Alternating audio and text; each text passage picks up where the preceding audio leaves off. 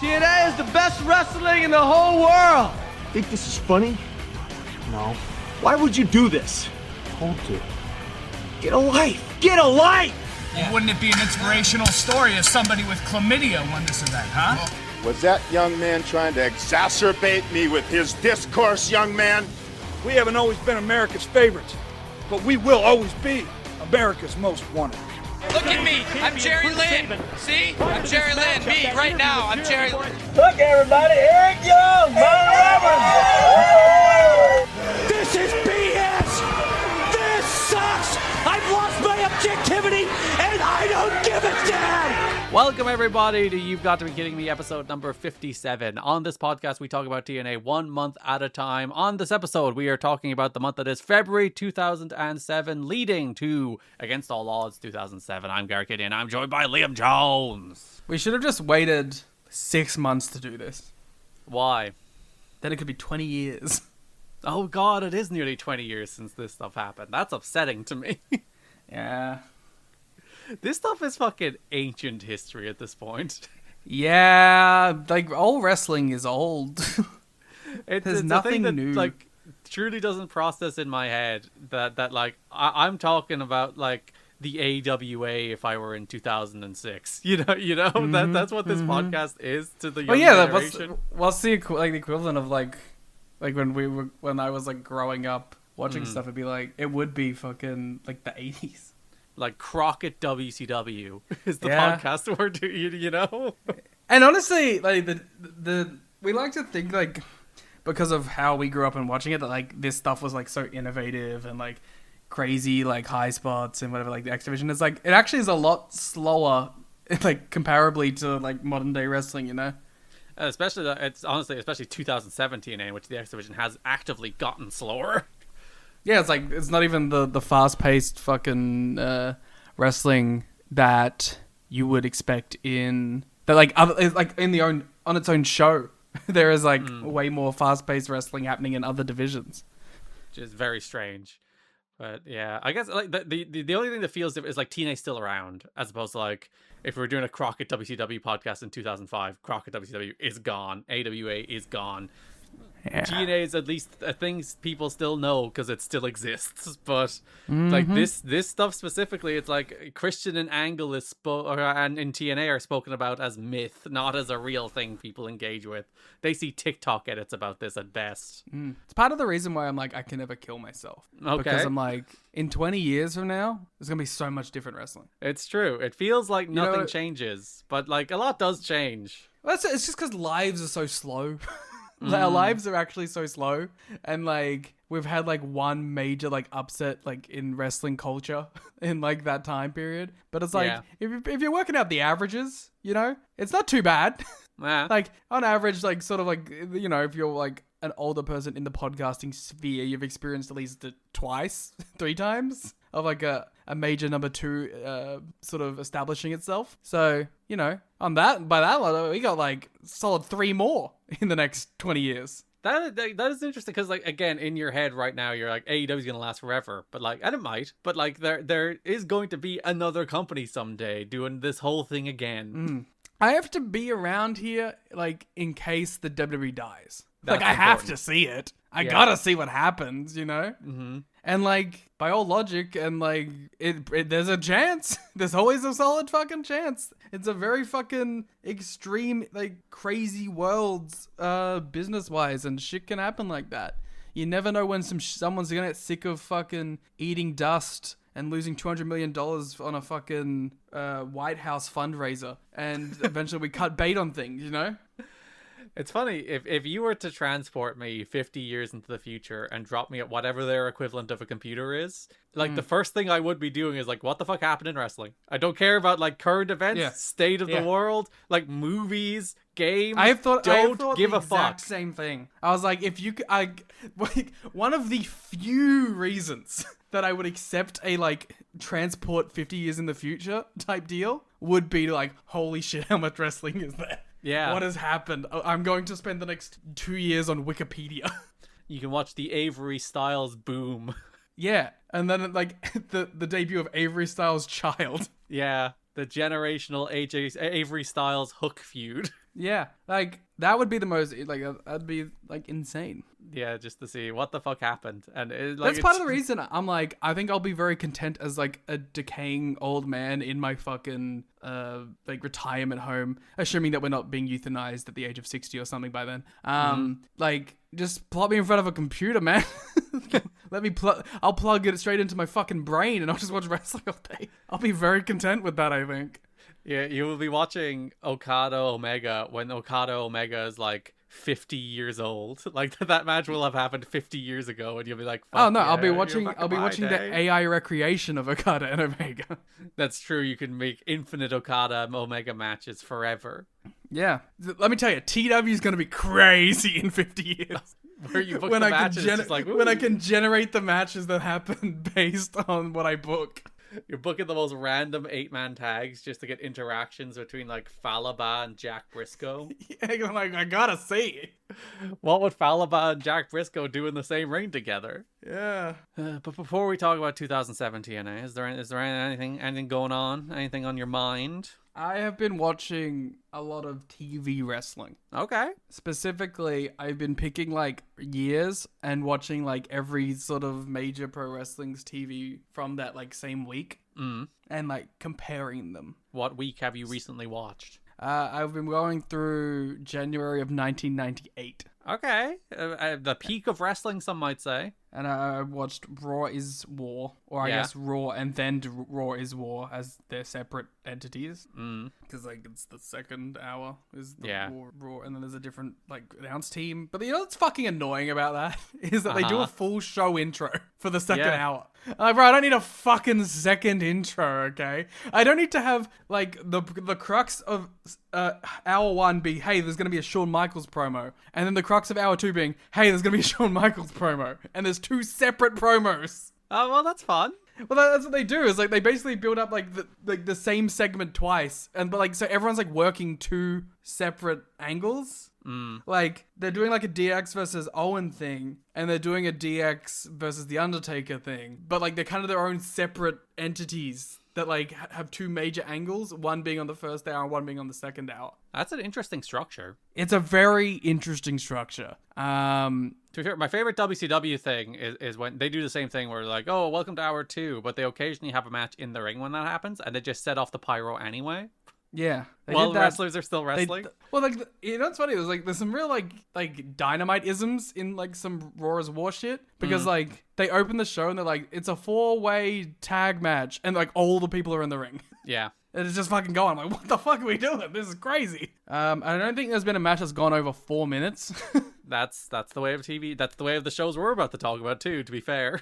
Yeah. But, so I like basically with the 1998, I've been watching like one Raw is War, I've been watching the Nitro, and then I've been watching hardcore TV. So which show is better? It honestly, it's a week to week thing because like the first week, hardcore TV was the best, but Raw was better than Nitro because Nitro was just kind of boring. Yeah.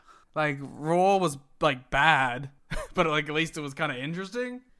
Also, crazy first fucking episode to jump into, by the way. Because the first episode had fucking Dustin Rhodes blackface. And and then the second episode had like straight up like Jerry Lawler being like, yeah, I'm a pedophile. Yep, that feels about right.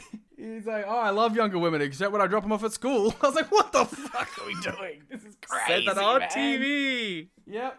And then Jim Ross is like, well, I'm not going to touch that one. Fair. I wouldn't either. But like the good thing about Raw as War is that Jerry Lawler is only on the second hour. Yeah, who's so on hour you do one? avoid Kevin Kelly and Michael Cole and Jim Ross. All right, it was going bad there for a minute, but JR there will guide the ship. It's also very funny that like both Nitro and Raw have like uniforms for their announcers, which is cool. But they're both like the same uniform. They're both button ups with like the logo on the pocket. Yeah. So they do look like they're just kind of copying each other. Who did it first? That was the question. Well, I don't know that. But what I can say too is, what I thought was interesting is that Nitro looks like a bigger production. Like, because you always sort of hear like the thing being like, well, like WWE was like, they had the entertainment value and they were like New York and you know what I mean? Like they had all this and blah, blah, blah. But it's like Nitro's set looks like a bigger production. Yeah. But it's like, it's not. It's weird. It's like a weird mix where it's like from like the ramp to the ring, Raw looks bigger. But from like the stage, Nitro looks like the bigger promotion. What's the Nitro stage at this point? It has like the WCW like in the letters, and they have the like commentary team in like their little section. Oh, yeah. One thing that is clearly evident is like how much a lot of the people here don't give a fuck. They're collecting gigantic paychecks to do very little work. And how much everyone hates Tony Schiavone. That is, if you watch any shoot interview, like, that is a reoccurring theme. Like, everyone hates this dude, man. People in WCW did not have a high opinion of Tony Schiavone. Which is crazy, because, like, he was the answer for, like, fucking 10 years. Like, yeah. If everyone hated him that much, fuck him off. Well, like the reason people didn't like him is because he was the office stooge. That was always the thing. He would always be the guy, like the office guy, which is the reason obviously he never lost his job because he was the office guy. But it meant all the talent hated, and like Mike and Bobby also did not have fond opinions of Schiavone all the time because apparently he'd like hoard information and not tell them finishes and stuff like that, so that he would be the guy. I was who listening knew to the shit. Heenan interview when he talked about that. So yeah, they Tony Schiavone. The opinion of him now is not what the opinion of him was 27 years ago. Jesus Christ. It is funny that when like you watch like his podcast and you see a little of it. You do see a little of like, oh, I get why people thought you were a fucking asshole. Like I can see it. You can see the stooge in him. Oh yeah, like there's you watch his podcast, you like there's little like it's like it's like venom, it like sneaks out, and it's like, and he says something like, oh, you're kind of a dickhead, aren't you? Yeah. Yeah, like it's still in there. It may be buried deep now, and it's probably not like there's not like a fight internally over it anymore, but there's definitely still some of it there. And obviously hardcore TV is like way better than all of them. Yeah. Mainly because it's like an hour. It helps. The one thing, like, you don't really get, like, it is kind of a clip show, but I don't know, man. Fucking Taz's music hits and the fucking crowd goes nuts. Like, what do you want from me, man? Like, as opposed to, like, watching Super Callow come out and have a really good match that no one gives a shit about. You're like, well. Yeah. Yeah, it's like the Taz, Al Snow, and who the fuck else was on the team? It was Taz, it was Al Snow, and it was someone else who I cannot remember off the top of my head right now. Like, there's a big, like, beatdown segment where, like, Sabu, RVD, and Doug Furness beating down the Team ECW. And, because, like, they're the WWF Stooges. That's, like, the whole gimmick at the point. Like, and they're beating down, and then, like, Taz, he's gonna beat down, and, like, Al Snow is the save, which is funny, because, like, he is one of the WWF Stooges, but sure. He's on Team ECW for this. And then, like, they're like, oh, it's Dreamer. Dreamer is the other guy. And they're like, you're gonna get 3v3 tonight, but, like, crowd's going fucking nuts. Taz takes the mic, and he's like, man, fuck you guys. I don't give a shit. I might come and help you out, or I might not. I'll decide when I want to. And it's like, yeah, just so fucking cool. He's like, I don't give a fuck about either of you. Your dickheads for saving me and your dickheads for beating me up. Hell yeah. And it's fucking awesome. It's just fucking awesome. And he's treated like a god. Which really helps when you're watching a wrestling show when the wrestlers are treated like gods. Yeah, well, it's just like, you know what, it's like, I turned it on. And, like, the second match on the show is Tiger Mask versus Great Sasuke. Sure, of course. Yeah. And you just like, fuck. And they're building to Just Incredible versus Great Sasuke. Which Tiger Mask is that? It's 4. Oh, was he in ECW? I assume he just did, like, these one-off shots when they had, like, the Michinoku Pro relationship. It's funny how random stuff you get when you throw on shows, isn't it? Yeah. But to be fair, you would also throw on WCW and you might get, like, Manabu Nakanishi in a match. And fair enough, it would be bad and he would do nothing, but... Yeah, like, there's the NWO Civil War happening, and although he has really nothing to do with it, there's just, like, Tenzan in the background. He's just hanging around. Yeah, he's just in one of the limos with some of the guys. He's not even on the show. They do love limos. They fucking love limos.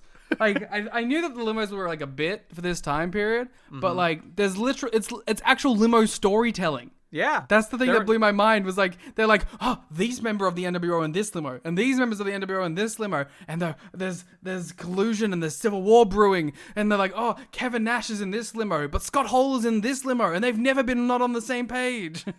The limos are characters in the show. Yeah. And they've also just fucked up the Sting thing at this point, I think. Oh. Where they stripped him of the belt. Well, yeah, he won at Starrcade, and then they fucking were like, what if he did the chase again? Yeah, and then he broke the silence. Honestly, he broke the silence in kind of a beast way where he just says, JJ Dillon, you're a coward-ass bitch. Hell yeah. But I also wanted him to be like, and Hogan, you're a coward-ass bitch. But he kind of fumbled his line. He's like, you're a dead man, but it didn't come across with a lot of conviction.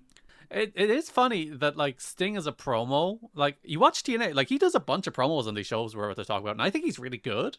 Yeah. But you watch him in WCW, it's like, ooh, he hadn't worked that out yet.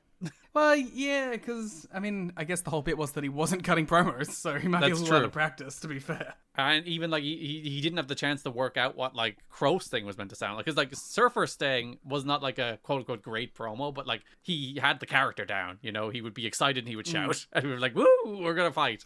And you're like, yeah, Sting, you go. You know what's another interesting comparison? Is, like, on these shows, on both Raw and on Nitro, they have both mentioned the other promotion. Yeah. Because on Nitro, they're like, we have a former WWF Tag Team Champion debuting tonight. Mm-hmm. Who was it? Rick Martel. Oh, okay. But who they're like is a former WWF who's never competed in WCW. It was Rick Martel. Whatever, it was chill. But like they said that, and then on Raw, like they're like, ring the Raw hotline, and we get the scoop that Hulk Hogan's apparently going to be in the Royal Rumble. Oh, really? Yeah, they said you gotta ring him up, you gotta find out the scoop that Hulk Hogan might be in the Rumble, and which is like a crazy fucking thing to say, right? Yeah. And what's crazy about it is like Jim Ross says it, and they clearly didn't like clue Jerry Lawler into this being like the selling point, because Lawler's like, what? He's like, what do you mean? And then like they come back from break, and Lawler's like, he's still on it. He's like, Jim, what were you talking about? And everyone's like, you gotta ring the phone line to find out. It is very funny that we're, again, to tie it to this month of TNA we're about to talk about, they did that same shit with Goldberg and Brock Lesnar.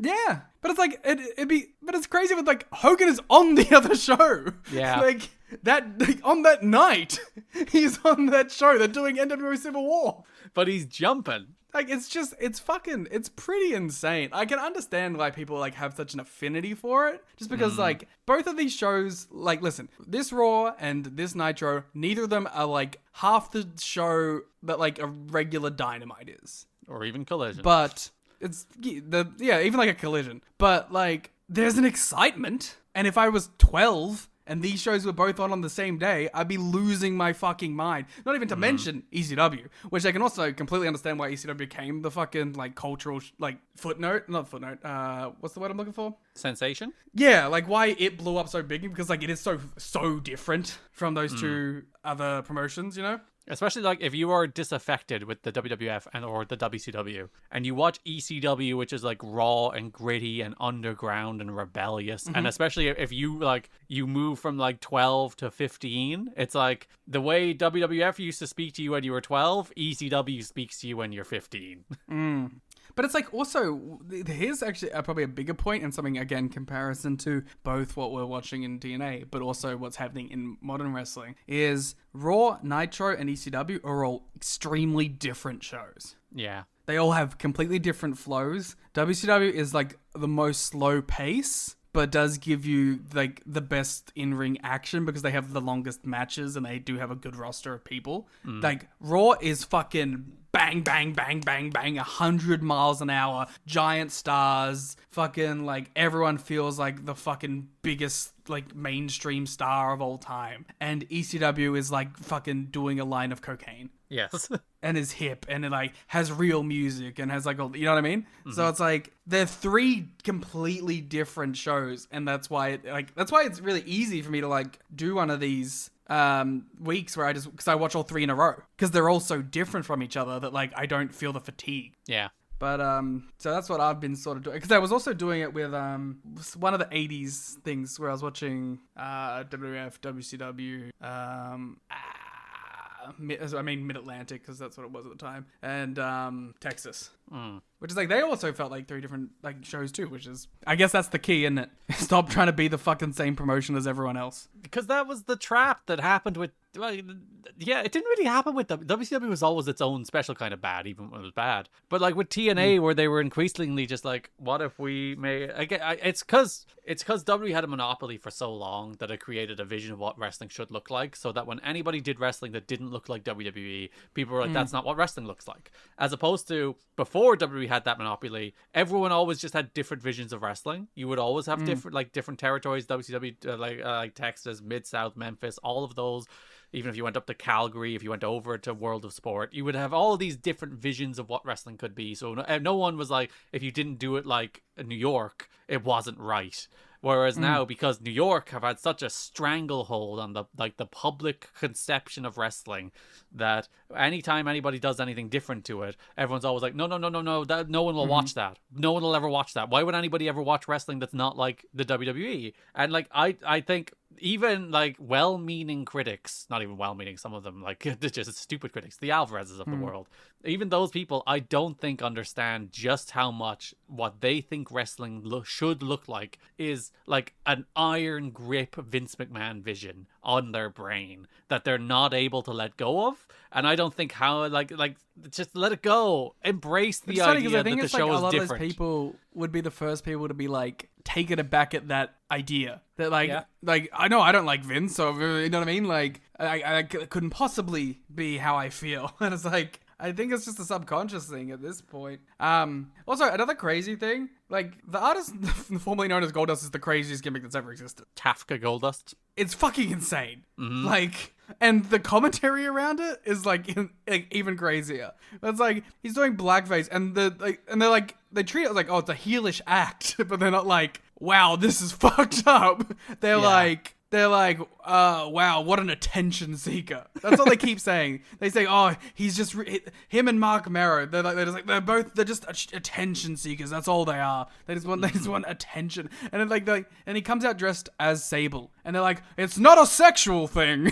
It's an attention thing. It's never a sexual thing with Vince McMahon's television. It was crazy. I get it. It's fucking 1998. I'm looking at it with someone who was fucking 1 at the time. But it's like, you can't believe, like fucking, like straight up dropping slurs on commentary. Yeah. Like that's the 1998. Like that's where we were at. That's where the cultural moment was at in the 90s, especially in the 90s. It's insane. Like, because I think like, at least I knew, like, growing up, like, this was a part of it. You'd see, like, those specific promos and whatever that you'd be like, whatever. But, like, I didn't know it was, like, the whole show. Yeah, like, that's what the culture that those right-wing freaks want to go back to. They're like, I want women to be sex objects, and I want to get to say slurs. That's like, their entire worldview, their entire vision of the world is that they had for, like, 3 years at the end of the 90s. An interesting comparison point too is like WCW isn't doing any of that at the time. No. Like they have the Nitro girls, but like they're like cheerleaders more than anything. You know what I mean? Yes. Yeah, it is. Like yeah, but like compared to what's happening on the other show. Yeah. But it's like they're not cursing, or they're not like dropping slurs. Like it is just a wrestling show. Yeah, well, Turner wouldn't let them. That was part of it. And part of what drove Vince Russo absolutely dogshit crazy is that he wanted to do all that, and they would just say, "Stop it, no." But even ECW though, it's like it doesn't feel as exploitative either. Well, that's because Vince showed who he was by the wrestling he wrote. Yeah. Which, like, shouldn't be possible. It's wrestling. You shouldn't be able to show your bigotry and, like, weird sex freak shit through wrestling, but Vince did, and he did it every week for his entire life. It's a weird sort of... I can't even say culture shock, because I'm not shocked by it, but, like, it's very interesting to sort of... Like, the only thing I would take from that era to now is I wish stars felt like the stars like that. Yeah. Like... Shawn Michaels makes his entrance and people die. People have a heart attack and die in the stage. Like, I wish we had more of that and less, like, sort of apathetic, woo, guy I like. I wish there was more rabid fandom, but that's about the only thing I'd take, I think. Before we get into the month that was February 2007, you should head to patreon.com/kiddingme or tnhr.com, where you can get many shows. Patreon's popping off this month, Liam, in the time since our last episode. We're doing Patreons. We've done the 2006 TNA draft, which you won by a single vote. by a landslide. I claim because the Twitter vote didn't work, so I would have won if we didn't have to switch to the Twitter vote. Okay. Well, that's definitely the impression I was doing.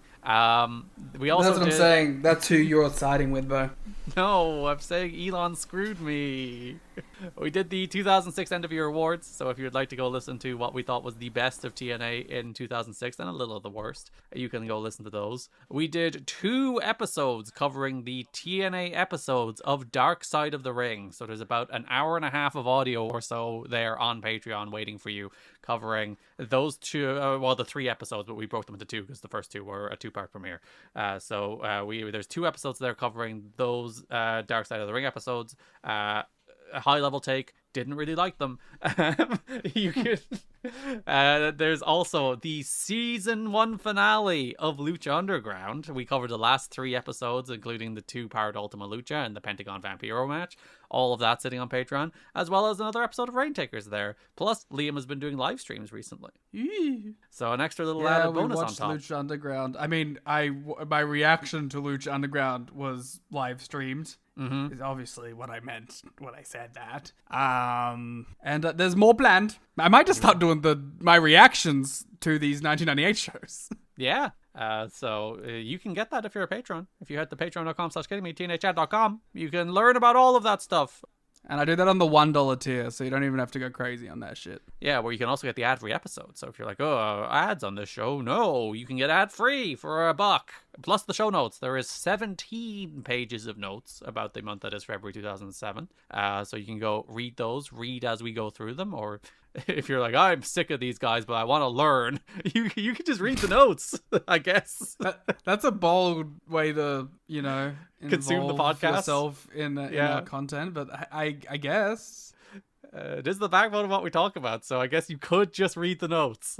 And you can get your discount. Oh, yes, you can get 10% off merch if you check out the pinned post on Patreon. And you should go to the link in our description and go buy some merch, in which we have the poster for this month is one of my favorite posters. It's the Abyss Family Values ones, which is so good. So check that out. And also t-shirts, lots of t-shirts. Go buy it.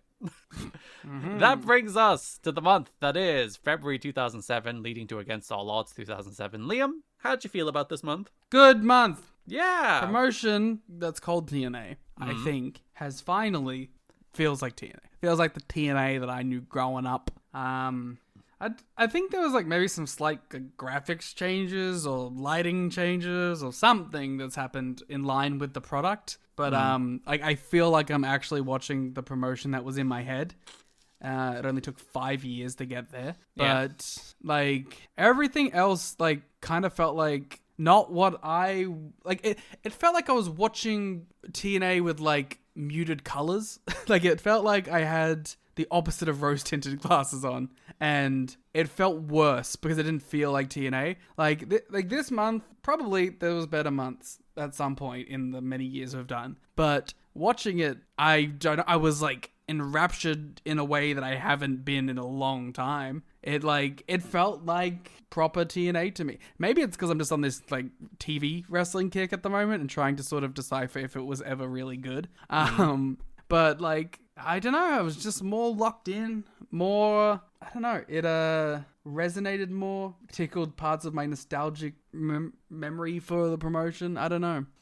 Characters felt more like flushed out into what they were, had the sort of better hybrid of the angles that felt funny and charming and modern. I don't know. Like, is there even like the stuff that I think is like worse, like I think all the Sting Abyss stuff, which is still like pretty like was like better this month than it has been before. Is it just the case that TNA is a Vince Russo company in your head? Could be. And like watching the weird kind of Vince Russo show and then not Vince Russo show until you get to this where like this is a Vince Russo ass television show, there is no mistaking it, and you finally get to that, you're like, oh, TNA. I do tend to like TNA more when Vince Russo was in charge. Is this a Vince Russo redemption podcast at this point? Well, I mean, I don't think it's still like great. You know what I mean? But like, I don't know. I'm like entertained by it. I think car crash wrestling, Vince Russo-ism, is not better than good pro wrestling TV, but it is Yeah. better than bad pro wrestling TV. For sure. I think that maybe that is just where I'm at, where it's like, if there's a choice between dull, bad pro wrestling or Vince Russo TV, I'm going to pick Vince Russo TV. And I don't think TNA has been able to be good pro wrestling TV for at least an extended period of time. Because like TNA's greatest sin in the last couple of years, even while there's good wrestling and good programs and occasionally some good angles, it's a little bit dry. Like, Yeah. That's the thing. It's just, it was a little bit dry. Like, you'd watch the show and it wouldn't be bad. You wouldn't be like, fuck, that's a terrible segment. That's a bad promo. That's a bad match. But you wouldn't come out of the match being like, oh, fucking awesome match. I'm amped. Oh, fucking awesome segment. And whereas you watch Vince Russo TV and there is something new every 90 seconds. There's something happens every 35 seconds. He does not let your attention span slip for a moment. So even if, as you said, the stuff is bad, and I don't think this month the stuff is bad. I think the stuff is at least okay. So even if the stuff is bad, it's at least funny and like entertaining in a way that's not boring. Yeah, I listen, this is if every month was this, Yeah. I would be pretty content with what I was watching. We will start with the news. TNA announced this week that the Lockdown pay-per-view on April 15th will take place in St. Louis, Missouri. Dixie Carter made the announcement on the St. Louis-based Stranglehold radio show. There will be a fan access meet and greet. Tickets will go on sale February 16th, and several TNA stars will be on hand. The announcement comes on the heels of St. Louis Cardinals shortstop and World Series MVP David Eckstein announcing that Team Eckstein would battle Team Przynski, led by Chicago White Sox catcher AJ Przynski at against all odds. I presume they couldn't get that done on lockdown because it was probably too close to baseball season, but it's very funny that, like, we have the St. Louis Cardinals guy here 2 months before we're in St. Louis. I mean, they're probably just like taking swings. Pun intended. It's baseball. Basebrawl. Of course. I mean, I don't give a fuck about any of this. I don't know who any of these people are. It means nothing to me. But one of them is pretty good. I like AJ Przynski. He's a dick. Yeah, he's a really good, like, not animated dick. Which means he's probably a dick in real life. That's what Don West told me on commentary. Because it is just like a natural level of being a prick. Like, it isn't performative. You can tell he's just like being an asshole comes naturally to him. I mean, it's like Kevin Nash. Right. You know, when you see Kevin Nash, you're like, this dude, he's probably an asshole, you know? Like, it just comes so naturally to him that it doesn't feel like he's playing a character. Yeah. Or like Sean, right? Like, even like Sean when he's not doing the Heartbreak Kid shtick. Like, you hear in that like shoot interview, right? You're like, oh, this guy is just an asshole. Or Tony Schiavone on his fucking podcast. It's like, you just eases through. This is the second TNA pay-per-view on the road after Bound for Glory last year. Apparently, despite selling 4,000 tickets last year for Bound for Glory, they still lost their ass on that one. So they're doing this because they know it's better for the pay-per-view, but maybe not better for the bottom line. It's so crazy that it's like, what a different television age when it's like these numbers right now, you'd be getting billions, you know? But yeah. And it's like, but just in this time, it's like, you know, we're still eating our ass, sure, losing our ass on like doing anything that isn't like in our one spot, and we're like cutting as much fucking like funding as we can in places and trying to save money. But it's like, you know, if AEW had these exact ratings every week, it'd be like, all right, we're gonna triple what we just gave you, and that was like $800 million. Yeah, because the tricky spot TNA are in at the moment is they're doing very good numbers for Spike, as we'll talk about in a moment. But they have not yet gotten like a renewal with Spike, so they're still on like original terms with Spike, whatever those were. They're not on, we're doing 1.5 million people every week money. So they're in a tricky spot while they're still negotiating with Spike and trying to get the 2-hour deal, which again doesn't happen for another 7 or 8 months. So you probably, but their mentality is probably just like, we gotta keep these ratings for the next 6 months. Then we can drop off. Once we get the deal signed, pressure's off a little bit. Like, they're spending all this money on Christian and Sting and Angle, who don't come cheap. And also, they haven't gotten a Spike renewal yet to the money that would actually make them somewhat sustainable. So they're in this tough spot financially where they have to spend this money to get these ratings to get that deal. But that's tough on them at the moment. They should have sold it to Spike. Listen, if they sold it to Paramount, well, like Bellator went away as well, I guess, but I don't know. But like Bellator was around a lot longer than it should have been. But yeah, they did hang on. TNA Impact in a special Wednesday night time slot on January 24th drew a respectable 0.8 rating, 941,000 viewers, which it was preempted. I actually don't know what it was preempted for now that I think about it, but it was preempted on the 24th instead of on the 25th, and it did more or less its usual audience. So everyone's like, oh yeah, that's good. It's nice to have that consistent. And the February 8th episode this month did a 1.12 with 1.6 million viewers, which is, I only mentioned the ratings this time because it's the most watched episode of Impact to date. What was on that shit? What was the draw? That was the Go Home show, so... Okay, well, it's a good month of TV. That was the show that was main event by Angle and Joe versus Styles and Christian. Yeah, but like, I mean, it's hard to tell with this kind of stuff because you're like, we don't know what was announced in advance, how it was announced in advance. We don't know how like these weekly TV were promoted. And it was I have a very hard time analyzing ratings anyway. I think there's so much randomness in, like, it might have just been 4 more people with a Nielsen box watch that week, you know? It's yeah. But also it's like, you know, did the 5,000 people that were on TNA.com and saw that this tag match was announced really mean anything, you know? Mm-hmm. And, like, people dig into quarter hours and all that, and, like, people are like, oh, this did a great rating, but then it dropped off immediately after. And, like, most people read that as, like, the segment that did the great rating is the segment people wanted to watch. Whereas you could easily argue, was that segment so bad that a lot of people tuned out? Like, you don't segment know. Before that segment that, like, bumped it. The reason, like, people were like, holy shit. Yeah, was there something about the segment that did less, that like, got a bunch of word of mouth that caused people to tune in? Like, you don't know. We're just guessing. So when you make, like, declarative statements about ratings, it is very silly. But 1.6 million people watched the February 8th episode of Impact, which is more than anybody watches any TV show now. So even SmackDown would kill for 1.6 million at this point. Never mind AEW. Although nobody has confirmed it, several sources close to the situation indicate that Samoa Joe announcing his departure from Ring of Honor in 2 months was forced on him by TNA. TNA management is said to be getting more possessive of the wrestlers it has under 6-figure contracts for a variety of reasons, including limiting a full-time company such as Ring of Honor from utilizing Joe's name value from his Spike TV exposure to sell DVDs nationally of his top matches. DVDs that compete with TNA DVD sales. 6 figures? Yeah, Joe would be on 6 figures at this point. You know what? Is this going to be...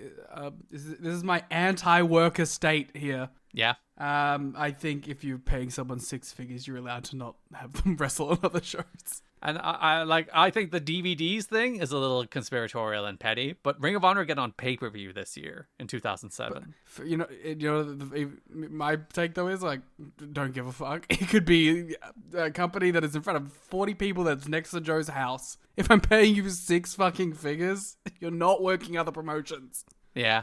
I don't need to make it a reason. Like fuck the DVD thing.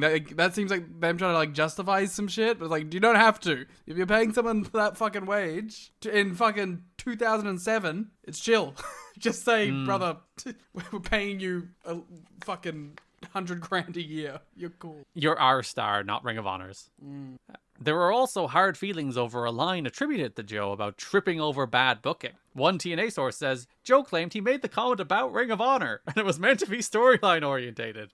But in any case, the widespread belief is TNA believed it was a dig at Jeff Jarrett, Vince Russo, and Dutch Mantell for how he has been booked. Maybe you should stop being, like, petty, you know? That will never happen in wrestling, I'm sorry.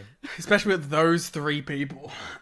It's always the case that it's the petty small-mindedness that wins. Everyone's just scared and petty. But there is some media comments this month that are worth being petty about, I think. But, Joe remains a big part of TNA's future plans, but it's clear he is seen as someone who got rotated in and out of pay-per-view main events rather than be the key centerpiece for any stretch of time, which I think ultimately ends up being true. Yeah. I mean, I think arguably we're in the middle of his best book period. Yeah. As like a top guy in this promotion before he becomes sort of a mid-card, upper mid-card guy. Yeah, he's a top guy until he loses the belt, and then he is very much cycled down. Which it's crazy to think Samoa Joe is only a one-time TNA World Champion. He's had more AEW world titles. It's wild, isn't it? Yeah. Joe would continue to work for Ring of Honor until March 2007, and then he would only do one more Ring of Honor date against Tyler Black in November 2008 until he returned full-time in 2015. It's crazy that they wrote that in 2007. Yeah, they added that. They really saw that in VW Torch. How did they know? What LLC did they use? Yeah, actually, Wade Keller is one of those people who jumped 50 years into the future and saw everything that happened. Shit, it does exist. Kurt Angle has been booked for a February 18 event for New Japan Pro Wrestling at Tokyo Sumo Hall. It was booked through TNA. I like that. I like the idea of calling companies and being like, I would like to book this guy, please. Yeah, there's a note about like AAA booking TNA wrestlers and also being like, we would also like Kurt Angle. Everyone just really would like Kurt Angle. Kurt ended up teaming with Yuji Nagata to beat Giant Bernard and Tomko in the semi-main event of a show that was main evented by Hiroshi Tanahashi versus Koji Kanemoto for the IWGP title. How many people were there? A reported 11,500. But that was still in the era when you maybe shouldn't trust those kind of numbers. It's a cool-ass match. We should watch that instead.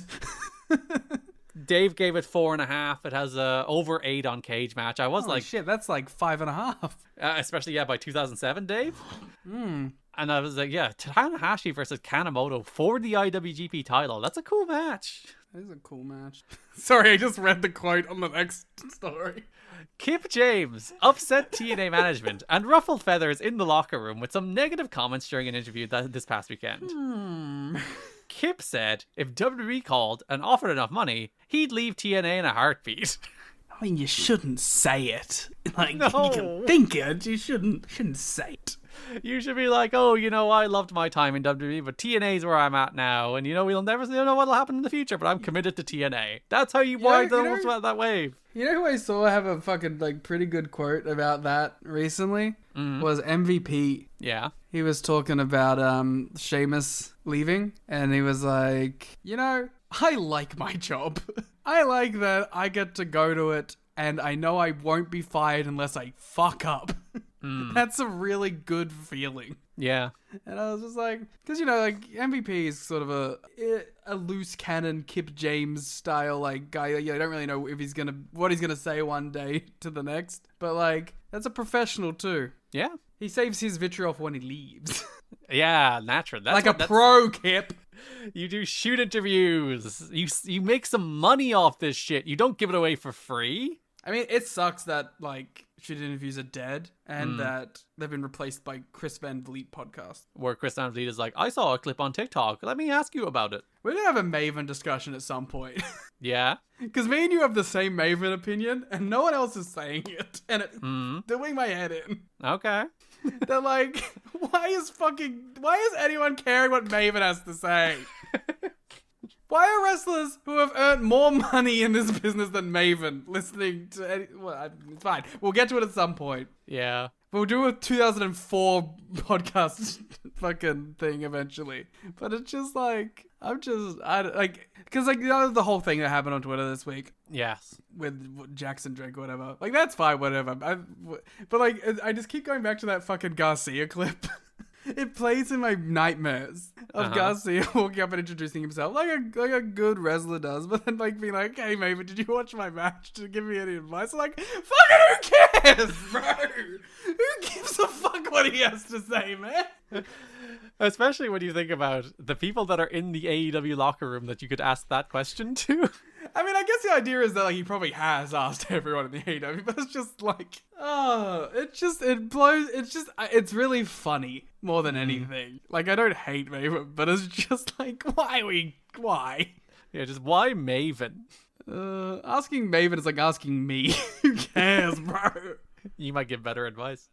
It's just, it's very funny. I mean, one thing I will say, one positive I'll give Maven is shout outs to him for turning his run into something now. Because not a lot of people can do that. And something that's broken through in a way that a lot of wrestlers' podcasts and YouTube hasn't. He's the one successful guy who has managed to sort of bleed through. Because Maven, I think the thing he has that AJ Styles doesn't. A great theme. Well, AJ has a great theme, to be fair. No, I just meant like that's the one thing he had.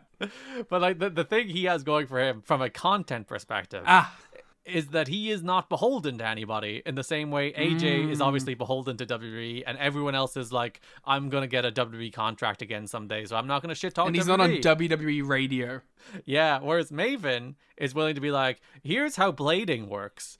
Triple H is a piece of shit. You know, Maven's like, Maven is so untethered from the business now that he can do the stuff that people aren't willing to do. I think he has some like interesting insights, especially when it comes to comparing to like working standards on a business aspect from when he was in the industry to now. But like when it comes to like work, you know, it's like, okay, man. Like, it's not even his fault. Like, if he was wrestling in, like, 2015, you know, he would, like, have a catalog of, like, all right, cool. But he's in an era, it's like, you worked 6 minutes, man. Like, Garcia has worked more in a Dynamite and Collision fucking week than you did in, like, 2 months. And I believe we've now done Maven. It's okay. I don't hate him or anything. I just think it's really funny that, like, that's the guy. Yeah, that's the guy. Spiritually a TNA guy. Should have come in. He's not the only one to try either, you know? Not to come into TNA, I'm sure he did. But, like, Stevie Richards tried. Val Venus let me tried. tell you first. He fucking dog walks Stevie Richards. Yeah. On the content aspect. Like, he does that way better. There's a lot of these guys who've tried to turn their mid-carders into that same thing. And, well, Maven succeeded. Yeah. Again, he's got a good content brain. And I guess it has helped his legacy. Oh, listen, it's given him a legacy. His legacy was like, as you said, good theme song, eliminated Undertaker from the Royal Rumble. And now he's like maybe a top 10 person in the wrestling media space, probably a top 5 person in the wrestling media space. Yeah, if Garcia had walked up to him and said, hey man, what do you think of my media presence? All for it. Back to Kip James. He claimed he left WWE on good terms, and WWE let him go because they wanted to refresh the locker room. Terry Taylor confronted Kip James about his comments. Kip told people backstage that Taylor told him not to say negative things about the company in interviews. Kip asked what they were going to do about it, because if they fire him, he'd jump to WWE in 5 minutes instead of 10 or something along those lines. Kip also said, when you've seen one X Division match, you've seen them all, unlike Kip James matches. Did he actually say unlike Kip James matches? No, he didn't. But that is my editorial. But he added that the ugly ass girls of TNA are a big waste of TNA's already limited TV time, and women have no place in the wrestling ring. Okay, this is character shit. That was the character stuff. He said most of the VKM material was from him and BG James, not Vince Russo or others, so they are off the hook. You can't say a bad word about Russo about this shit. It's all Kip and BG's idea. So I guess we're continuing to vindicate Vince Russo. Cool. Yeah. He said WWE has gotten away from the cliffhangers that makes fans watch week to week. He guessed that Vince McMahon loved the VKM angle because it's something he did and it was just reversed back on him. That's why he sent all the legal letters, because he loved it so much. So if he loves it, that's a bad sign. He put over LAX and Bobby Roode. He said Roode is going to be a huge star, but it won't be in TNA because they don't know how to take advantage of him. Like, is this whole thing in character? If it is, he's certainly skirting a line. Yeah, because like I just can't imagine. I mean, listen, it is Kip James, and he is a man who will shoot from the hip, brother. So if there's one person I could believe who would just be that blatant, it's Kip James. But it does feel so egregiously worked. But also, you're just burying the company even if it is worked. Yeah, but that's what they think it is. That's what they think being a work, like a heel is. Is just saying your company you work for is shit and I'd go back to WWE at any minute now. Sorry, I just read the BG James quote. We have some more quotes, yes. In an interview with Pro Wrestling Radio, BG James echoed what partner Kip James said about interest in returning to WWE. If I were to go back up there, now would be a really good time to do it, he said. But he added he doesn't see that happening as he's locked into his contract for another 2 years or so. I'm sorry, if this isn't character work, they should both be fired. That's the thing. Like, they're clearly reprimanded, and TNA implement a policy based on this that we'll talk about in a second. So TNA clearly felt whatever they did here crossed the line. Yeah, they may have been going in with the idea to be a character, but they felt that they had crossed it at a certain point and said shit that was just actually damaging to the company. Yeah, you should just fire them. Both to make a statement and also because of what they said. And also because they're bad and I don't want them on the show. That is an important factor. The stuff they do on TV is bad, and now they're burying your company. Like, the only reason you hire them is because they might have name value, and that name value is translating to them using that name value to fucking bury you in the media. Mm-hmm. You should just fire them. You shouldn't have hired them in the first place, frankly. The host mentions that you can get out of contracts, and James agreed, oh yeah, a wrestling contract is barely worth the paper it's written on. It's very one-sided. It's very pro-promoter, anti-talent, which is true, but that is also the opposite of not being worth the paper it's written on. It's actually overly worth the paper it's written on. Worth the paper it's written on. It's almost exclusively that's where the worth is, not on the body of the person signing. He said he recently asked for a raise and was told no. He said he threatened... Good fucking... Come on, man! He said they threatened to quit, and TNA management responded by asking, if he quit, Kip would also lose his job. To which Beach, he said, I wear my emotions on my sleeve, and usually they all come out negotiating a business deal, so I may have shot myself in the foot and shot Kip in the foot in the meantime. That's like, so funny. The reality here is, as much as they want to go back to WWE don't want them. Yeah. So they have to sit in TNA, doing their bullshit, being pissy, and they're not happy. Because they would rather be somewhere else, because everyone wants to be in WWE, don't they? Yeah. TNA sent a memo to wrestlers this week telling them that they can no longer do interviews with any media entity without prior approval from management, and that they are not to say disparaging things about the company. I mean, why wasn't that... I mean, I guess they thought, why would we have to imply that? Yeah, it's the kind of thing they're like, the wrestlers won't do dumb shit, right? It'll be fun. Oh. Send a memo. Yeah. Like, we didn't think we had to say this, but... We thought common sense would suggest don't bury your employer while attempting to promote them. Any violation of that policy will result in the wrestler losing the equivalent of their next pay-per-view payoff. This was prompted by Kip James' negative comments about TNA. Now to a much more fun media interview. I thought it was going to be more of the same for a second there, to be honest. No, it's Kurt Angle, so Kurt's just being crazy. Yeah. Kurt was listening, he was on Bubba the Love Sponge, which apparently he's on all the time, because he was on like 2 days in a row. Everyone fucking loves this. Think of a word that can be said. Yeah.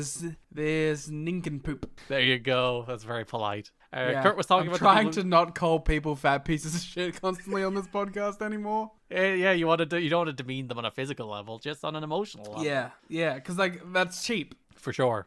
Yeah, like I should be trying to tear people apart intellectually.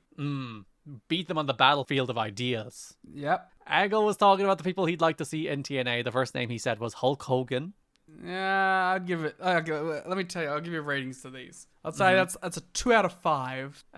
Paul White. 4 out of 5. Ooh, we want some Big Show in TNA. I don't mind for some fucking no more BS Paul White showing up in TNA. Also mentioned Chris Jericho. Yeah, 5 out of 5. Oh. Not happy about it, but he should be there. They were talking about Dixie. Kurt said Dixie and her financial backers could buy Vince McMahon 10 times over. I mean, listen, the WWF isn't exactly in a fantastic state at this point. I'm not sure how much money Bob had, but he could probably at least buy him once. Yeah. I mean, like, how much money would you have needed to have bought the WWF in 2007? Assuming, all right, Vince is, like, dead or in a sex scandal, because that's the only way he gets rid of it. Well, I think he wasn't a billionaire at that point, right? Because he was a billionaire when it went public, and then the value went down, and he wasn't a billionaire anymore.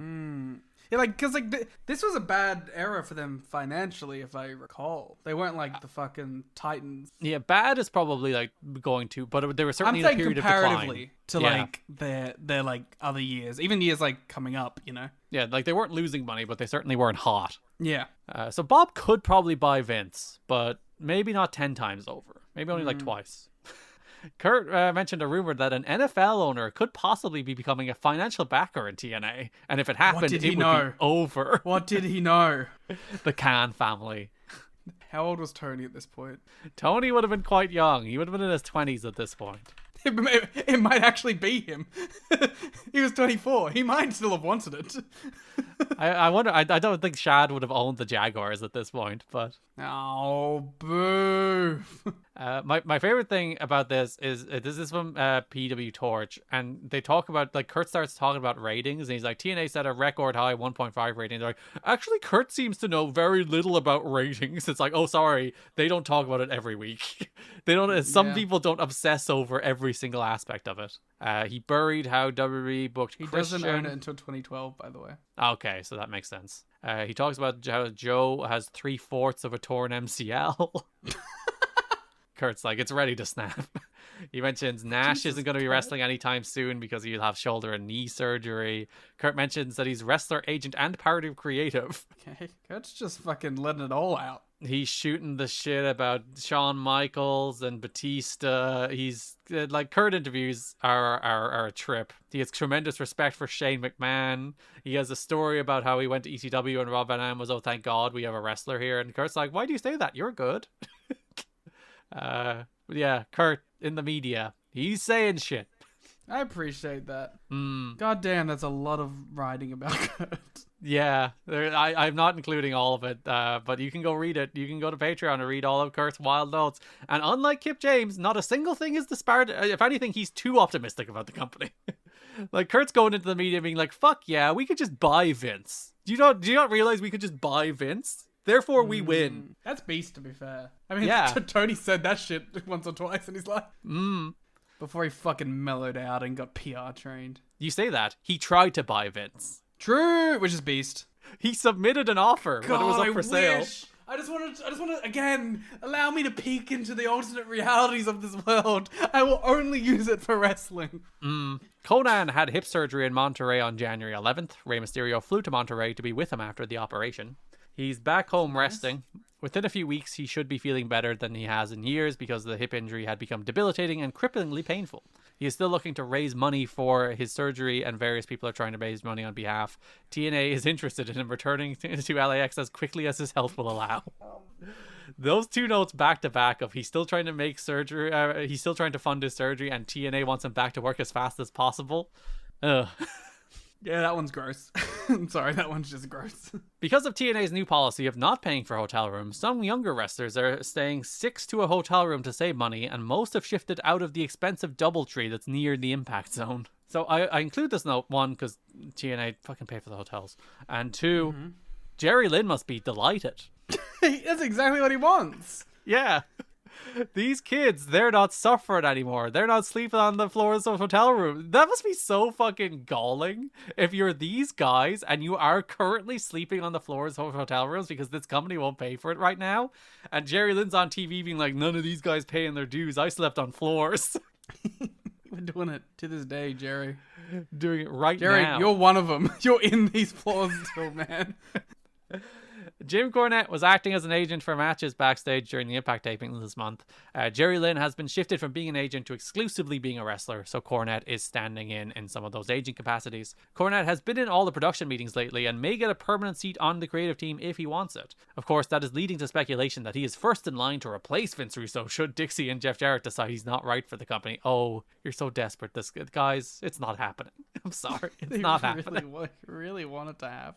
Like, 1, as we talked about in 2006, you did this. You were the ones that hand-wrung about TNA's success and ratings until Dixie felt she needed somebody to do the job. And now you got him, and they're doing 1.6 million viewers on Spike. He's not going anywhere. Like, there's a bunch of editorials in the media this month, in both the Torch and the Observer, about how TNA TV's so bad and TNA TV's going off the rails. And it's like, you did this. I'm sorry. You did this. Take accountability. Yeah. Cornette, though, has been getting along very well with Russo. Russo has been in good spirits by all observations and seems to be really enjoying his job right now. I'm glad that everything seems to be working out for these two quirky kids. Yeah, because by all accounts, like they're like, Cornette is in the production meetings, and he is just like, that makes no sense. Why would we do that? There's no continuity there. What the hell's the deal with this? And apparently they are just listening to him. They're like, oh yeah, Jim, good point. We'll fix it. He hasn't decided that he's gonna piss on Vince Russo's grave yet. It is one of the best parts of the dark side. It's like, did you make a threat he said that line many times before. Yeah, well, what would you describe as a threat to his life? Yeah, no, a terroristic threat. A terroristic threat, yes, to be precise. A terroristic threat. Like, how much of that is like the Cornette character? It's tough to say at this point. It's one of those things where he's done this bit so much that like the line has blurred probably for himself. Yeah. My take is that I think Russo dislikes Cornette more than Cornette likes Russo. Yeah. I think Russo legitimately does not like that man. I think Cornette has the bit that he's made for himself where he has to not like Vince. As we talked about in the last episode, they're very much two men cut from the same cloth. If they didn't grow up watching different wrestling, they would be best friends. I mean, yeah, they're two sides of the same coin. It's honestly like a nice poetic thing that these two exist.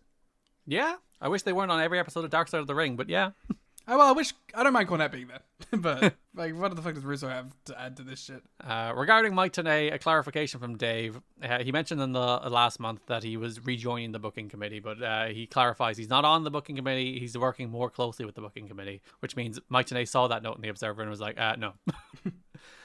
Jarrett, Dutch Mantel, and Vince Russo are working several days per week writing scripts. Jim Cornette has been asked to join, but as of note last week, he hasn't agreed to terms. TNA will be working with them maybe one day every week or every other week in the office, consulting with them in between, which you should probably always do with your play-by-play announcer anyway. Yeah. I think part of it is like you don't always want the play-by-play announcer getting ahead of the story too much, but you should have them know what's going on. There's a level. There's a level like sort of there's a balancing act there. Chris Jericho's band Fozzy will be making another music video appearance on TNA television, this time for the Monday night special on February 12th, which is the This Is TNA special, which is airing where Raw is preempted, which we'll talk about more on the next episode, because it's technically right after Against All Odds. In an interview with TNAWrestling.com, Jericho said that he never retired from wrestling, but rather just needed a break.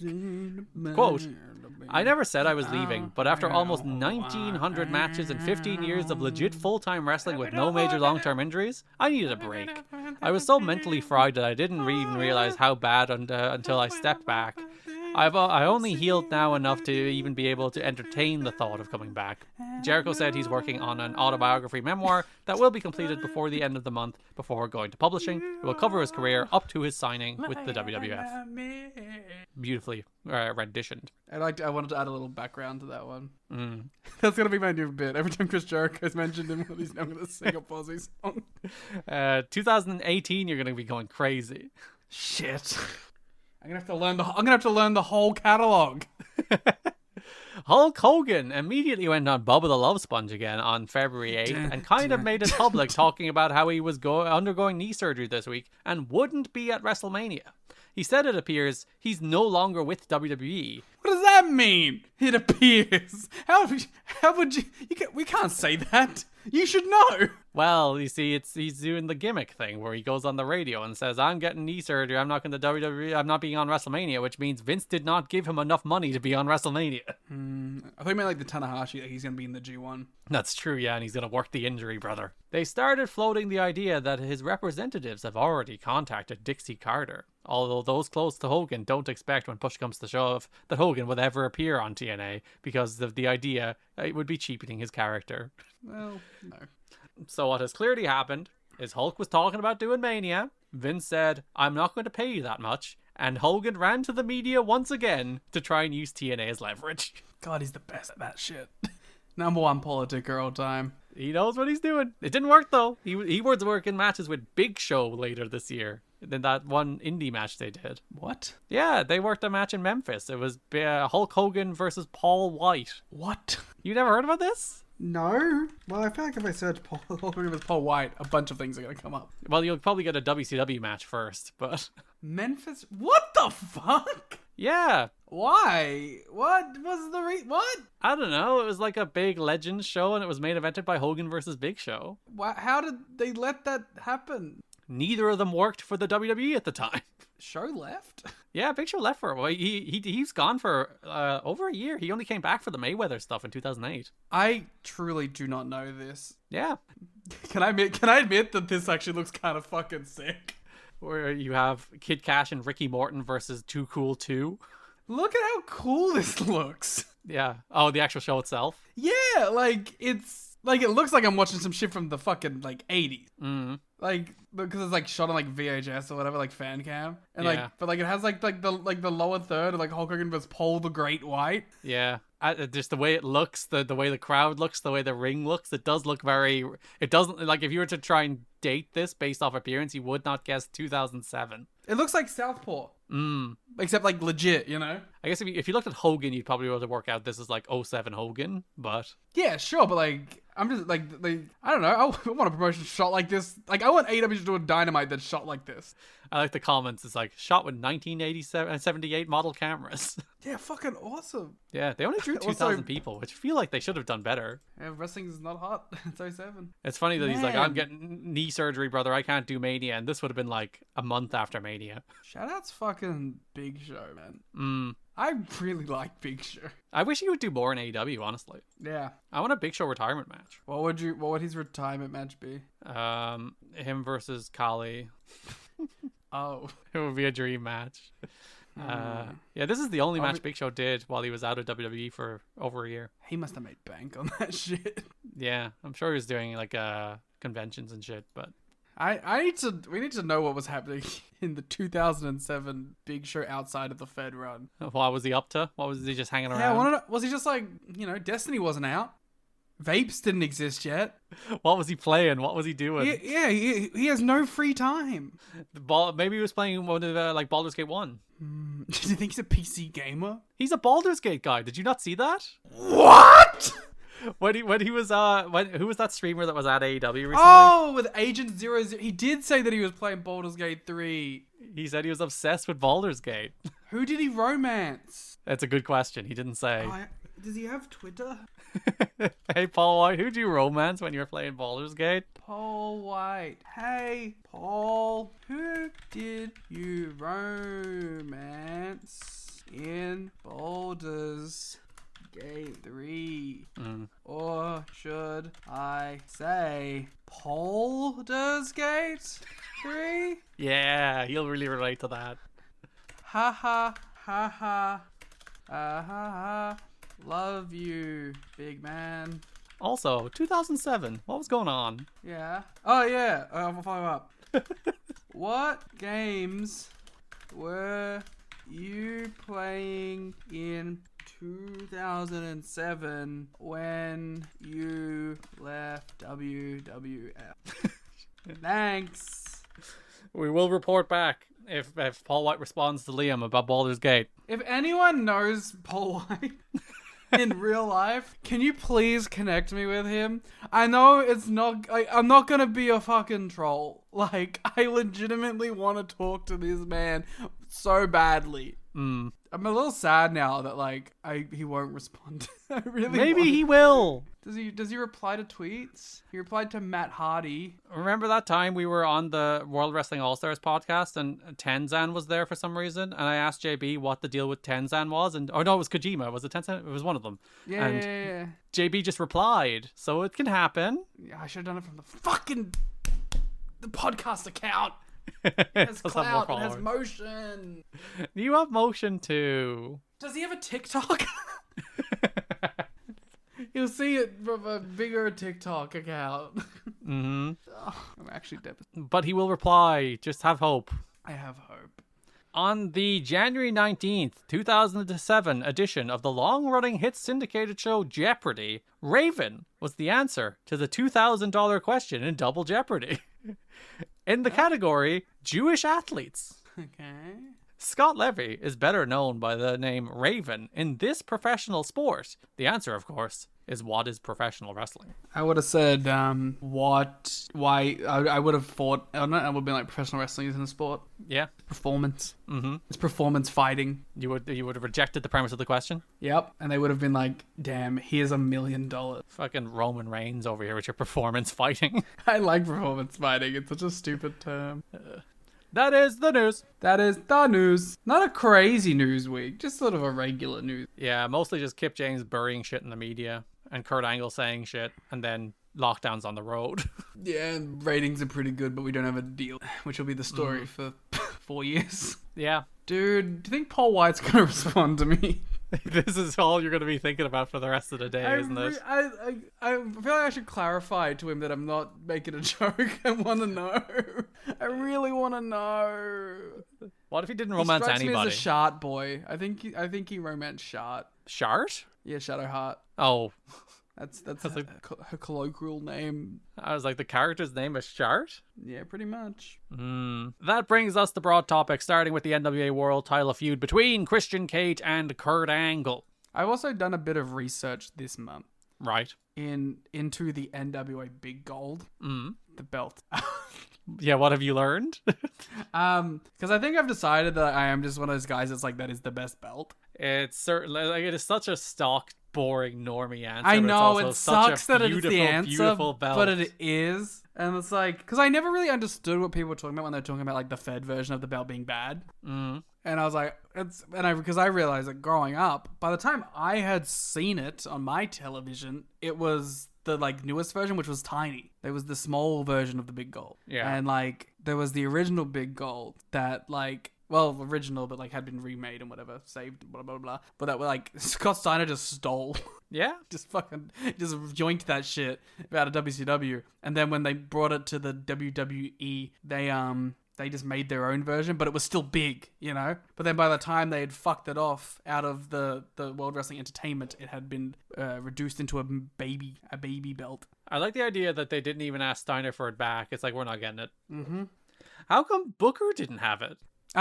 They gave Booker a different one. They made him a new one, which was the one that WWE used. Oh, okay. Yeah. So Steiner like took it home with him, and then he was like, I forgot to bring it when he went and dropped it to Booker or whatever, or vacated it, whatever happened. He's like, oh man, I accidentally left that shit at home. Yeah, he lost it to Booker on the final Nitro. Yeah. But so they gave him another one, and that one was the one that eventually made it to the WWE before it was redone. To include like the WWE logo and whatever. And then Steiner sold that shit, and now Conrad Thompson has it. Aww. I mean, listen, at least there's someone who like Appreciates it. Yeah. At least we know where it is. Yeah, it's not just lost to time. And it's a guy that like has put a shit ton of money into like restoring it too. That's good at least. Yeah. Listen, I was looking at these like there's like this one place that does like they make it like they make it and it looks like fucking 1-to-1, and I was like, oh. How much is it? It's like $3,000. Patreon.com/ I was like, listen, if we ever, like I said, if we ever start making enough money that we go video, I might get the fucking Big Gold. I might just get it. It would be the 4 belts behind me, the 4 Big Golds: TNA, the Big Gold, the IWGP, and the Wrestle One. The 4 belts that define wrestling. Yep, they would all be behind me. Because I was thinking about belts the other day too. This is all relevant because it started with the NWA title program. I was thinking about belts the other day, and the AEW World title, which is like objectively a really good title. Yeah. But like, I was like, man, do they ever redo it? Or do they just keep it forever? You know? That's true. Because like it's so good. It's such a great belt, but like it's a great belt that isn't talked about in the like history of great belts. It's just because it's so new, even now. It's like it's sure, but it's like, do they ever do they change it? You know, we lost it for a year. We didn't see it for a while, yeah. But if I were a company, I would be like, every 10 years, I think I would refresh my world title design. Because we've only had 1 belt change. Yeah. I guess we've had 2, but one was just the name change that they had to change the plates for. Yeah, I think every 10 years I would be like, we need a refresh. Like TNA do it way more often. TNA since 2017 have had 1, 2, 3 major sets of belts. Fair enough, one was because they rebranded to TNA, so like obviously it makes sense to do a new slate of belts for that. But TNA probably has the most of like any major because they've promotion. rebranded so many times, yeah. But also like, you know, the Jeff Hardy and all the Impacts and the TNAs. Did you see the Jeff Hardy one was on TV recently? Yeah, he had 2. I thought that he had 2 as well. Yeah. He's coming out to another me right now because he was thrown into the lake of reincarnation and reincarnated as the Antichrist again. I don't know. I'm fascinated by belts because I guess I'm just fascinated by like aesthetic in pro wrestling because it's like it's not a thing that I feel like they actually think about, but it's so important. It's what made DP Dub so much fun because it was clearly something they cared a lot about. Yeah, and their belts were awesome. Yeah, they were. They probably had one of the best. The only problem with their belts is I think their world title was their worst belt. Which is always a risk when you have good belts. Yeah. Who has the best world title right now? Well, New Japan, but that's not Yeah. fair. They brought back a classic. Yeah. The best current belt, let's call it. Are they the only major pro wrestling promotion that brought back a title design? TNA technically did, but it was in a bullshit way. Yeah, that was like as a bit though. But they did bring back the 2011 design. I guess WCW did, because they went Yeah. from big gold to the WCW one to the big gold again. Or is that just some shit that was made up? Maybe it was.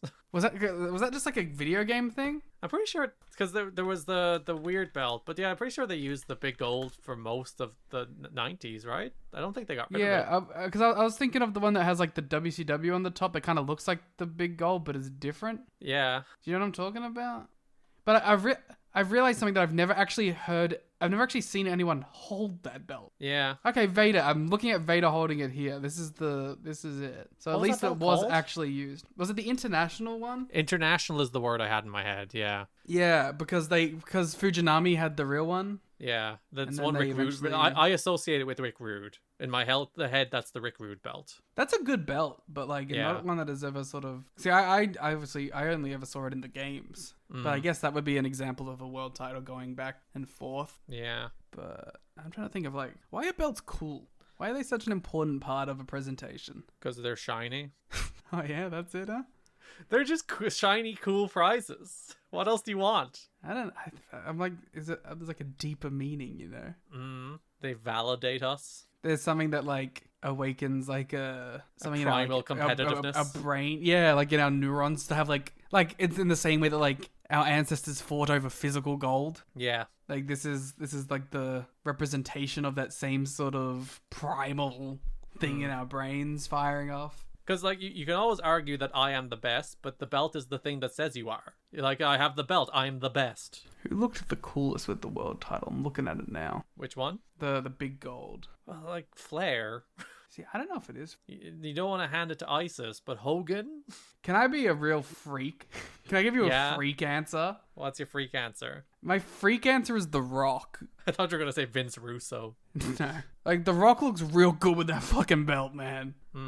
The Rock always looked good with belts, though. Yeah. Also, Sid. Yeah, I see that. Sid looks fucking crazy with that belt. Mm. That's a good fucking belt. I'm looking at goddamn Jeff Jarrett hold it, and I'm like, wow, what a world champion. You know, like, damn, that belt did a fucking. That's part of it too, I guess. It does the heavy lifting and makes someone look like a big deal. You know who has weirdly never been a guy who like looks good with belts? Sting. Yeah. Well, I'm looking at him here, right? Yeah. And he has the other one, the international title. And I think that looks better on him. Actually, no, it doesn't. I'm sorry, that belt's just too good. I take it back. I was going to say, like, because it looks a little cartoony, so it kind of suits him. But, like, fuck, the big gold is just the best belt. It is. Yeah. Like, it's such a fucking boring-ass answer. But, like, goddamn. Because I'm looking at him with it, like, when he wins it the second time. And it's like, fuck, that belt is just... it's just amazing, you know? Like it says something that WWE kept it. Yeah. You know, part of it is probably like Triple H's like I want to be that's an exactly NWA what I was champion gonna say. brain thing. But equally it's like of all the things like they hate WCW, they want to kill it, they want to burn it to the ground, but they're like, we will keep their belt because it is objectively the best belt. Yeah. On TNA, Sting looks good with the TNA belt. Yeah, that's the one. The 2007 belt I think he looks good with. Yeah, that's the best TNA belt. Of course. People like the 2011 belt and I think they're crazy. I think it's okay. But it's nowhere near as good as the 2007 Because belt. you know, this might be offensive to you, but like that TNA belt, it's like the sort of badge looking one. Like, Yeah. I like that belt, but in the same way that I like the current World Heavyweight title. Like, it is just a big gold belt, so it looks pretty good, you know? Yeah. And I think they look very similar. TNA has a nice world title right now too. Yeah, I like the current TNA title. What, do they own, like, does WWE own the big gold belt, like, copyright? I would presume so. They would own the belt design, yeah. But would they own their version of it? Would they own like the original version of it? I would imagine they would own the design. I would imagine Turner or WCW owned that, and then WWE would have bought it as an IP would be my guess. Though it's not I always the wonder if case. There are some companies that 'cause don't I own was- their belt designs. I was wondering if it was like slipping through the cracks somewhere because like it was originally like a fucking NWA thing. Yeah. I was like, could Tony bring out the big gold belt at some point? And what are they going to do? They stole it one time. When CM Punk was doing the real world champion shtick, that's the belt he should have had. Well, that lasted 2 weeks. So That it's is a kinda problem. it's kind of hard to fucking to tell, isn't it? I'm just looking at pictures of people with this belt. I'm just looking at Rick Rude with this belt. Wrestling maybe did peak. In the 90s. I try to defend it a lot, but like, damn, maybe it did. Like, listen, you spent 20 minutes at the start of the show talking about WCW and WWF, and now you're like, oh, they're fucking belts, bro, they're belts. And, well, it's like their belts and their stars. They just fucking, they are just different, man. Like, how many wrestlers in this day and age right now are like more popular than Lex, you know? Like 4. Which is crazy because Lex wasn't even like the top guy. No. But also, it was a different, like, there more wrestlers now would get better reactions back then. Yes. But like, I'm sorry though, but like, I can't compare it to that because that doesn't exist. You might think about why that is, and that's a probably a much longer question that we don't have time to answer. But Yeah. yes, Christian Angle is your NWA World Title program for Against Imagine All if they were 2007. fighting over the big gold. Yeah, Christian had the big gold, didn't he? He had the mini one. He did have the mini one. But he did hold that belt design. Yeah, on a technicality. January 18th, Impact. Christian Cage comes out. He's the new NWA World Champion. He just beat Sting. Not in my this. He won the belt. NWA champion, damn it. His next opponent has already been announced. He's wrestling Kurt Angle at Against All Odds. The crowd respond to this by chanting Joe. I like that Christian sort of like when he comes out here for this though, he makes it seem like he's picking Joe. He's like, sorry, he's picking Angle. Yeah. He to make him look like this, like, oh, I'll take on it. Like, you know, make him like looks like this big deal. But he's like, bro, you didn't get a choice in the matter. Yeah, like a gracious champion who will take on all comers. I will fight Kurt Angle. It's like, no, he's already a number one contender. You don't have a choice. But he makes it seem like it was his choice and he's so like tough and picking the toughest man in the locker room, which is good stuff. He starts insulting Kurt, so Kurt comes out. Kurt says Christian better watch what he says when his bodyguard and life partner isn't here. Gay. Him and Tomko are gay. They're gay. He's going to beat Christian at the pay-per-view. Kurt spits at him. Kurt is like, classic Kurt Angle, losing his temper all the time, unlike me, Christian Cage. Christian is like, I have hired the services of a consultant to get in Kurt's head. They think and wrestle just like him, and this person also hates Kurt Angle. Kurt's like, who the fuck is it? I need to know who it is. Yeah, he goes fucking like manic. This is my favorite thing about this story. It's the reason this story really works for me, because I find it very funny. That Christian Cage is like, hello Kurt, I am playing mind games. And then Kurt is like, yes, they are working. Christian's like, I have plans and foils, and Kurt's like, fuck! Fuck! How will I overcome this? He gets so gotten to by Christian's obvious mind games. It's such a good bit. Which I guess you could argue, like, as a character thing, is like coming off of the Joe thing where he was broken. Like, his mind was shattered. And he is just insane. He maybe like that is just the Kurt character, is that he's the most susceptible man to being worked. Christian says, if Angle pays close attention, he'll drop him a hint or two. Angle's like, is it Goldberg? Is it Brock Lesnar? And the crowd's like, RVD. Yeah, that's who the crowd chant for. Was RVD canned? Was he let go recently? I thought he just won the belt. Like, he would have lost it by now, but I don't think he had left by now. Maybe he had. that seems kind of crazy, right? I do know this is the month Wrestling Society X started. Wow, that's Vampiro. Woo! 2007. No, he was wrestling. He was still on WWE, ECW, and Raw. Yeah, which is maybe why they wanted him free. But he was wrestling Umaga on April the 30th. When did he leave? Like early 08? Late 07? He left in 07, apparently. Let me have a look. Blah, blah, blah, blah, blah. Give me a date. Sportster.com. Not Wikipedia. They were the one that came up. He didn't. They just didn't. They don't say the time. Chose not to renew his contract in June. Yeah. I remember that broke my little kid heart back in then. When your boy RVD left? That was my guy, man. Apparently this crowd's guy too. Apparently, I'm surprised he didn't do TNA. Yeah, it took him ages. It took him like 2.5 years to go to TNA. Close to 3. Let me tell you, that's what got me back into TNA after a little like dip. Like RVD could have done anything and I would have been there. Let me tell you. Yeah. Angle says if he tried to press his buttons, it worked, and then he beats up Christian a little bit. Yeah, I mean, we get that. We can see that from everything you're doing.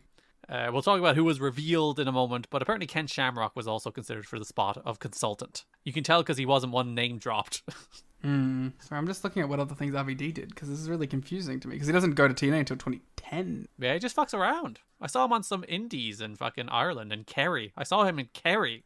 Well, let me tell you, he did all the stuff he seemed to have done was not big enough for cage match. He worked in PWG. He did Portugal and Spain in 2008 and the Inoki Genome Federation. Hell yeah. He wrestled Kendo Kashin and the Necro Butcher. He was putting his time to good use. Well, we've got to find that match. I wish it was just RVD and Necro. He did a couple WWE one-offs as well, didn't he? He did a Rumble. Yeah. Which, by the way, again, Kid Liam. Mind. Later in the show, Kurt Angle is backstage with Jim Cornette, and he wants Jim Cornette to tell him who Christian's consultant is. Jim's like, how would I know, man? Jim is like, he is just getting in your head, but you are wrestling AJ Styles tonight on Impact in the main event, so you got to worry about that. JB interviews AJ later in the show. AJ says Kurt has been babied and pampered. What did he really do? AJ points out that he was all county in the triple jump, but he doesn't go bragging about that like Kurt does his gold medal. I hate that he's fucking great now. It took so little time as well for him to get this heel character. He's really good this month. He's just better as a heel. He might because he's a better wrestler as a babyface, but he's a better character as a heel. Yeah, but again, the Bullet Club stuff was heel, and he was wrestling his fucking ass off there too. But even when he came in, it was a little rough. He had to work himself out. But you know what's interesting, right? Yeah. I feel sorry to take us on all these tangents, but it's an AJ specific tangent. That's almost like his comfortable place. Yeah, because he came into the WWE, kind of stumbled on that first few months. So what did they do? Heel turned him. It's interesting in that 03 he was obviously a heel when he first won the NWA title, and he was all right. He was pretty good. He's a heel here for about a year, in which he's a great character. He doesn't have some great matches, but he's also a great stooge worker already. Even at this point, he's doing the stooge heel shit really well at this point. He's a really bad babyface promo, but he's a great heel stooge dork. Yeah. 2010 is I think maybe his least interesting heel work, honestly, because he's doing it at a main event level, and I don't think he worked out how to do that yet. He's really good here because he's a mid-card heel, so he can be a mid-card stooge and a giant dork. Whereas in 2010, he has to try and adapt that to a main event run, and I don't think he quite works that out. He gets flair at least. And I don't think it's until a few months into the New Japan run that it really starts clicking how to work as a main event heel for him. Then of course he brings that back to America and it kind of just works. And it just becomes the AJ people know. Hey, I guess it's funny because I think of AJ as a predominant baby face. Yes. But I'd argue that he's probably spent 80% of his career as a heel. Maybe not 80%, but certain the post TNA run, he has been mostly a heel. Yeah, but even it's not he's had 1 year of being a heel already in the 5 years, and he's starting his second sort of heel run now. So it's that's 30% of his TNA run so far has been a heel. Yeah, because he was in TNA for 11 years, and he was a heel for 3 or 4 of it. So it's 30% is about right. Yeah, so 30% of TNA, but then if you'd argue that it's a much higher percentage after the TNA, and that was just as long as a run now, it's it's probably at 60% heel total. Yeah. For someone who in my head is fucking generico, a baby face. Quintessential babyface, yeah. Yeah, but it's sort of an interesting retrospect on AJ's career. Kurt Angle, AJ Styles is our main event in their first singles match. Just thrown out here on TV. So you know what's fun about these matches? Yeah. Is they're really short, but they don't throw a headlock on. They just fucking go. They just have little TV sprints. Yeah. Which is why I kind of guess where your love of that style came from now. I love a TV sprint. I love it, especially because like again, you get better match quality on wrestling television now, particularly AEW television. But they're, again, I say it all the time, they're doing pay-per-view matches on TV. They're not doing TV matches. I wonder what AEW's like average in-ring time last like just on Dynamite. Like average match length. Yeah. It probably averages out to like 12 minutes, but it's the style of match they're working for me. I am becoming a bit of a grump. I am kind of like, slow it down. Grab a fucking hold, you know? But I'm the opposite. I'm like speed it up. Got 14 minutes on the 3-way, 14 minutes on the 6-man, 10 minutes, 12 minutes, and 10 minutes in the main. So that probably does average to about 12. You know what's funny though? That 10-minute main event was my favorite match of that night. Yeah, again, I hate conversations about length in wrestling because I think it's talking about the wrong thing. Like, I don't care how long a match is. I care about how it's paced. I care about the use of that time. So when you tell me a match is long and you're like, it was 45 minutes, that means nothing to me. Does it keep you gripped for 45 minutes? Yeah, it's like there are 45-minute matches that are amazing and there are 10-minute matches that feel agonizing. Like, it's not a length thing. It's a style and it's a pacing. It's the same thing when I'm so sick of people talking about long shows. It's like, don't tell me the show was 5 hours. Tell me what about the show felt long. What about the work and the stories and the crowd and all of that came together to make the show feel long? Because again, I watched 2 nights of SummerSlam, and they felt longer than any pay-per-view I've ever watched from AEW. And they were 3 hours. Like, those shows were agonizingly paced. And that's what, like, I hate that conversation, because it's a surface-level conversation that avoids actually engaging with the art. Yeah, I think that's a way better take on it than just long, bad, show was short, long. good, middle, different, you know, like, it is more nuanced. Angle Styles in their first ever a one-on-one encounter. As you said, it was about 4 minutes, but as you said, it's weird that like you watch the X Division matches this month and they're all grabbing headlocks, and you watch the heavyweight matches and they're going a million miles an hour. It's like, what is happening? I don't know if there was like an edict passed down to the X Division guys of like, piece shit, but like, I don't like it. I will say that the multi-man stuff was good though. One of them was, I thought the other was a little slow, but one of them was like proper X Division action. But I think they're not producing Kurt and AJ because they trust Kurt and AJ, whereas I think they are overproducing the X Division guys because they don't think they can work, even though you're ruining. They have a producer in those matches. It's all Jerry's fault, is what we're learning. Like why? Like we gotta produce the match with someone that we trust to produce the matches. That's the problem. Jim is producing them now instead of Jerry. So. Oh no, that's what it is. AJ dodges a takedown attempt and celebrates like he won the Olympics, which is great. That's my favorite bit, maybe of all 4 episodes. Yeah, he's so happy. Then Kurt dodges the takedown attempt and paintbrushes AJ. Tomko strolls out. Kurt throws AJ with an overhead German and gets distracted by Tomko, allowing AJ to low blow him. Tomko distracts the ref and AJ tries to use the chair. Angle avoids it and hits an Angle slam on the chair for the win. Angle brawls with Tomko, but Christian jumps him from behind. Styles, Tomko, and Christian form some kind of coalition. Sorry, I stepped on it. I stepped all over it because I was also so excited about it. They form some kind of coalition to attack Kurt Angle, but Rhino comes out the brawl with AJ, and Joe makes the ultimate save. Christian said he was going to give Angle a clue about his consultant, as Angle is standing shoulder to shoulder with Joe in the ring. Does he have a clue now? Joe's like, no. Which again, is my favorite thing about this story through the month. Joe's like, no, he's not. I'm not consulting. I hate this guy. And then Christian is like, yeah, he's right. He's not consulting. Or is he? It's such a stupid story, we're but not it's so on the good. same page, are we? Oh, yeah, Joe, we're not working together at all. Wink. The next episode, Samoa Joe comes to the ring. Says he wouldn't help Kurt Angle if he was about to get hit by a train. I think he says Christian there instead of Kurt. Did I just write that down wrong? Maybe maybe we are working together. Maybe we're not. Talks about how he ran out of time at Final Resolution. It's his mission to give Kurt a fair title match, so he dubs himself the unofficial ringside enforcer, even though he's in the match graphic, for the world title match at Against All Odds. Well, they're like, we can promote it, but we don't have to make it, like, we don't have to sign off on it, because then we would be liable. So he wants Kurt to win the belt so he can beat Kurt for the belt in their next match. Kurt Angle comes out. He says, I thought we were done at Final Resolution. Talks about how Joe may be Christian's consultant and now Joe has involved himself in the world title match. What are you doing here, Joe? Why are you getting involved? What's going on, man? No one trusts anyone anymore. Yeah, not even Tomko. We'll get to that as well. Joe says that he'll be Angle's best friend at Against All Odds, and next time they fight, he'll be taking the title from Angle. Christian comes out. He says Joe is not his consultant. He's not good enough to consult him on anything. Or is he? But also, he may be a liar. It's so good. So fucking stupid. Christian's fucking asshole, man. Christian says he will give Angle a second hint. This person is maybe will closer he? than he thinks. And then Angle and Joe brawl.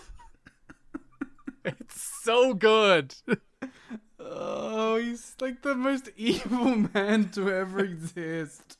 He's like fucking a trickster guy. He's like Loki. Yeah, you can't trust him. Or can you? That's the genius. I'm a liar. Or am I? Mike and Don run down the lineup for tonight's show as Tomko is just standing over them. Tomko then gets a mic and says Christian sent him down here because there's going to be some wholesale changes in TNA and it might start with the announcers. Fucked up. They were met in the middle of a show. I also don't know why it's in this show. Like, this goes nowhere. I guess he's saying because Christian is champion and he has clout now, he can make changes. But he doesn't. Well, yeah, but like he's threatening it, right? That's fair. Because he's a heel. Or is he? Oh, I don't know.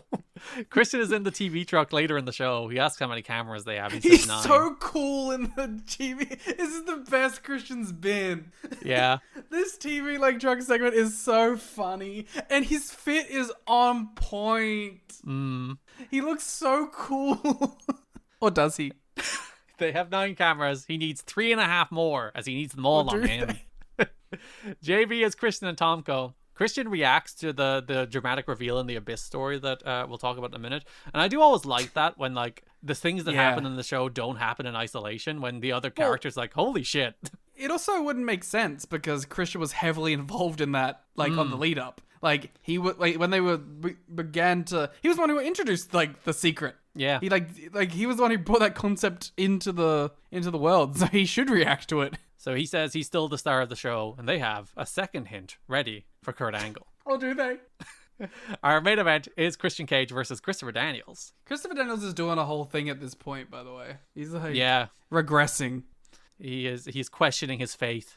We got to an interview with Daniels from after Final Resolution where he questions whose interests he should be serving. The fans or Jesus? Mike Tenay is like, we learned about Abyss's backstory and then Sting got fireballed, so it's kind of tough to focus on this match.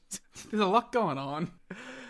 Was this the show that had like all the giant brawls? Maybe this is the show that had the big reveal. Yeah, but like there was a shit ton of stuff going on like on this one, if I remember correctly. Yeah, it has the AJ trap, which we'll talk about. It has Eric Young and condoms. This is a big show. Yeah, this may be the TNA show.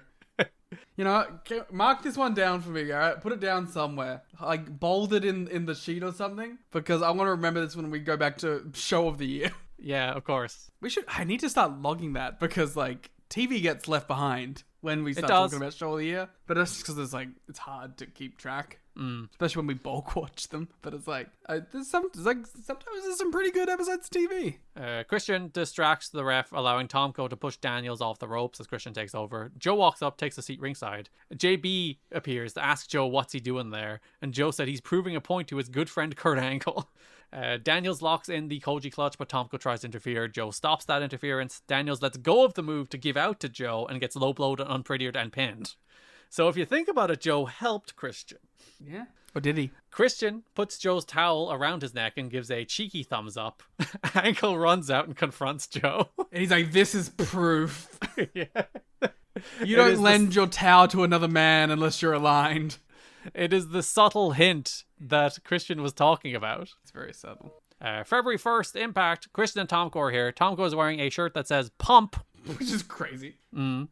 Christian says he wants Tomko to cater to him as he's still on the fence. He's got to take one for the team. Which, okay, there's a lot going on there. Especially with the Pump shirt. But, like, the implication, I guess it is a good sell of, like, it still being Joe. Yeah. to be like, he's on the fence. But like in my head, I'm like, well, Steiner ain't consulting shit if he's still fucking on the fence. Like, what do you mean? That's true. What does consultant even mean in this context? Is it like, in reality, it's just, I'm going to come out and beat up the guy. That's not really consulting.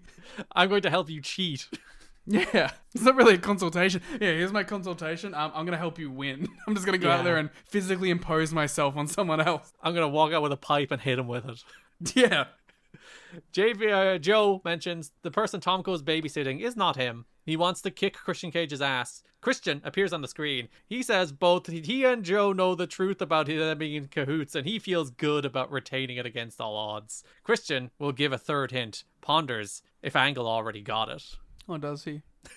JB is outside of Jim Cornette's office. Bob Backlund is there. Bob Backlund is hanging around in the background of many segments this week, this month. Yeah, I was trying to think of like, what is the comparison point of like what Bob Backlund is in a TV show, and the closest thing I could think of is Matt Mercer cameos in all of the Critical Role stuff. Yeah, he's just the guy who appears. I believe he's reading the dictionary because he's saying a lot of big words this month. He's learning all of his big words to say. I think that's what he was reading. Which is obviously a commentary on the American education system. Yes.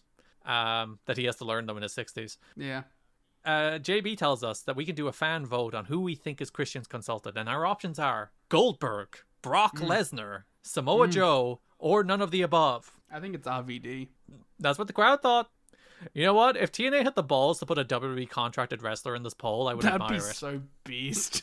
You know the thing, like, that still confuses me why people were just, like, while there was, like, a significant number of the audience that were, like, RVD. Yeah. Like, that has not been mentioned at any point, like, in any newspaper, like, in any Observer, like, has not mentioned, like, RVD's contract or, like, it's just interesting. They just want him to jump. They want him out. Yeah, which I agree.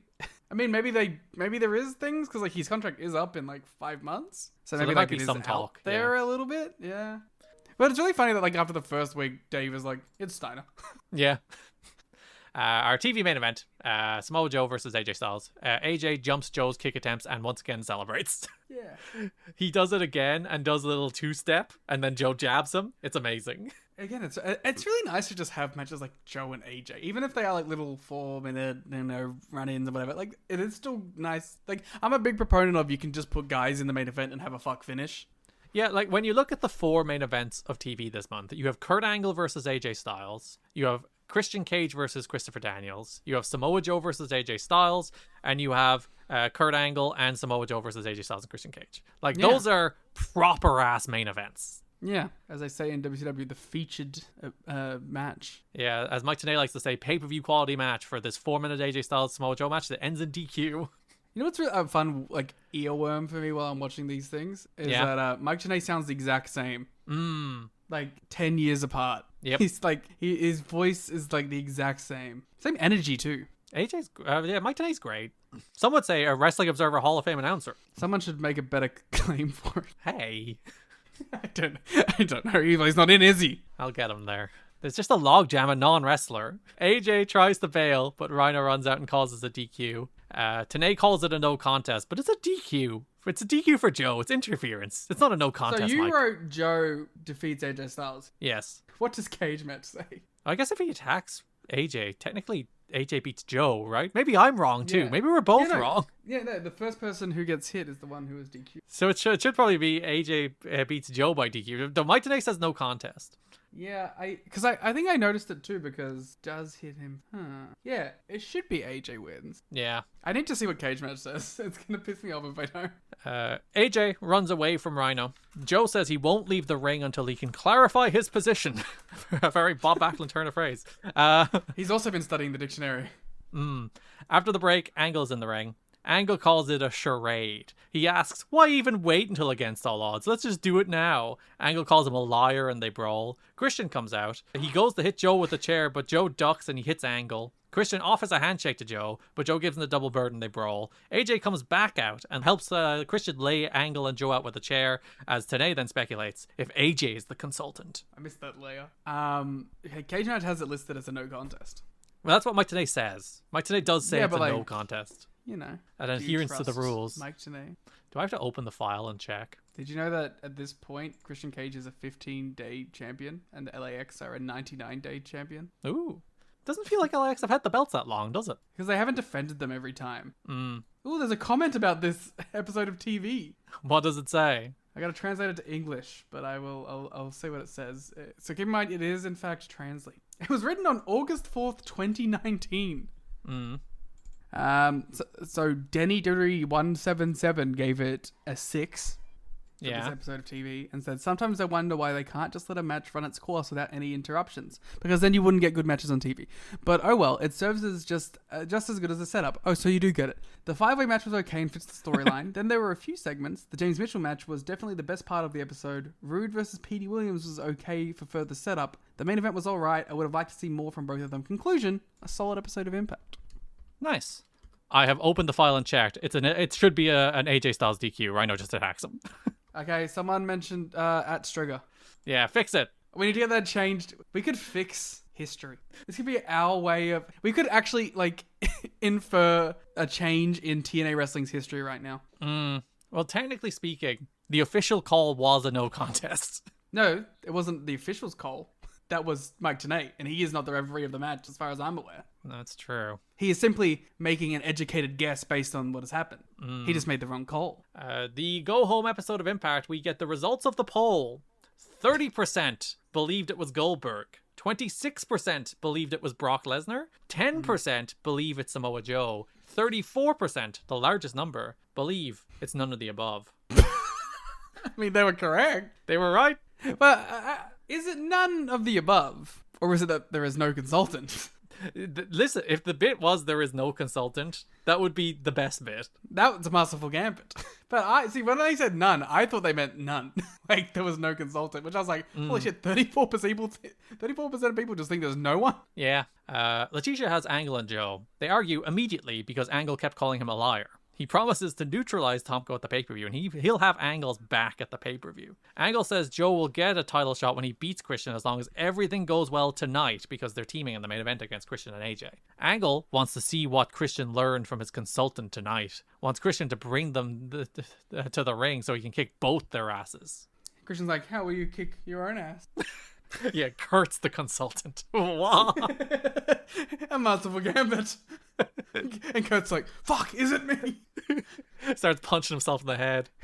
He goes to Jim Cornette. Is it me, Jim? Did I do it? I don't know anymore. Please. Tomko is mad. Tomko's like, I have to deal with Kurt. Yeah. He's sick of dealing with this person. Once they retain it against all odds, Christian reassures him everything will be fine. JB has AJ. He thinks Joe and Angle need to get on his level. He says he was a 2-time Triple Crown champion by 26, and all Angle had at that point was 1 medal. He tells us about bumblebees. They're fat and they shouldn't be able to fly like Joe, I guess. But he also is like, he's referring to himself with that. I'm like, what do you mean? I guess because he's fat. I guess he's saying he can defy science. He can do things that defy science. But AJ Styles wants to defy science quite a lot. He does. It's not his favorite thing. Just let him talk about it, okay? Christian walks in, says to give Rhino a couple shots for him because they hate each other. There's 4 big stars in the main event, but only 1 champion. Thinks Angle's mouth guard is cutting off circulation to his brain. This is his show. How that would work. Yeah.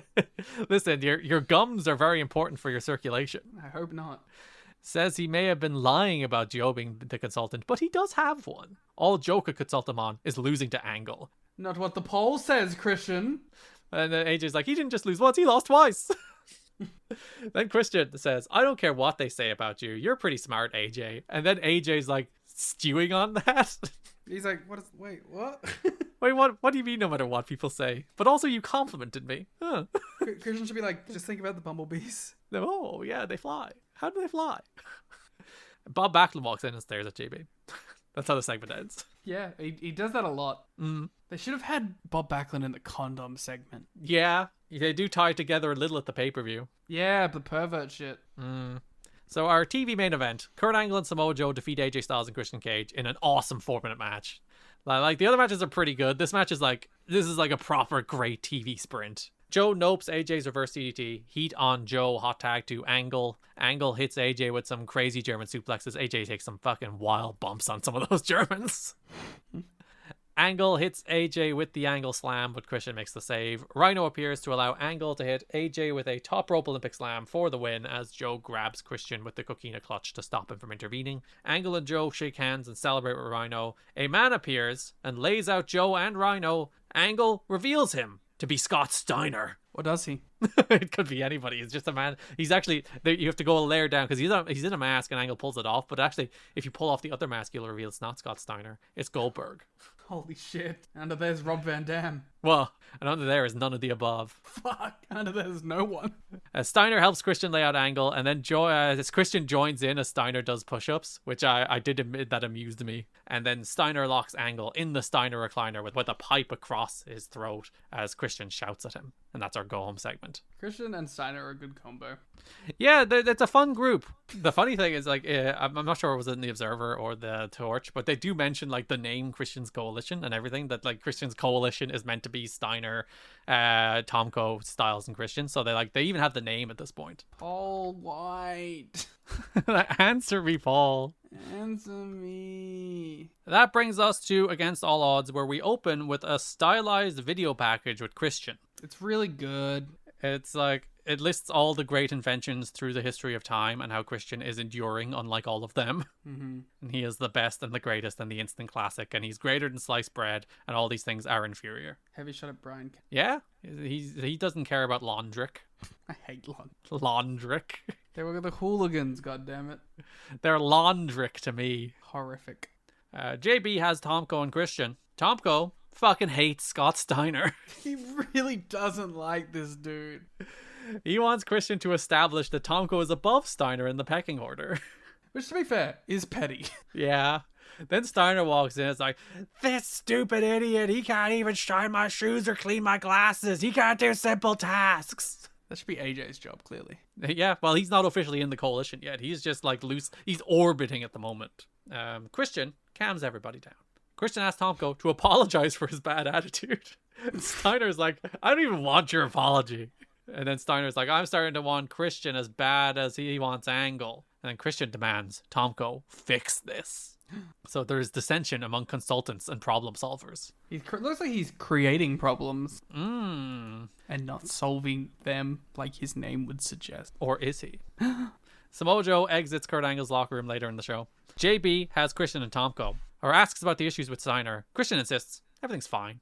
Christian is sick of everybody. Stop asking me these questions, man. That's what he is. He's like, everybody around here is stirring the shit, talking about all the problems between Tomko and Steiner and Christian. You don't have to worry. You don't have to drum up problems to sell tickets. As long as the champ is here, the champ will sell tickets. Sell. Well, as long as the champ is here, 900 people will show up to the Impact Zone for free. Which is fair enough.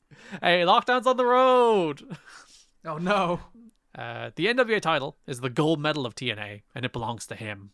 Cornette walks in and is just like, hey, Christian, pleasant reminder. If Tomko or Steiner get involved and you get DQ'd, you lose the belt. Okay, champ, see ya. Which is like, you know what? Fair enough, because now we can only consult. Yeah. And Christian looks at this like he's shocked. He's like, what the hell, man? It's like, no, he just told you the existing rules. Yeah, rules that have been long established. Literally, the champion before last won the title based on this rule. JB has Kurt Angle, talks about how he and Joe beat the hell out of each other, and that tonight he's going to seize the opportunity. He tried to link those two things, and it didn't really make much sense. He's like, me and Joe, we went to war, and I visualized my victory, and tonight I'm going to seize the opportunity to win the title. I'm like, those two thoughts didn't seem entirely connected, but I'll allow it. He guarantees victory tonight against Christian Cage. And then our main event of Against All Odds. Christian Cage defeats Kurt Angle to retain the NWA World title with Samoa Joe as unofficial enforcer. I was thoroughly shocked.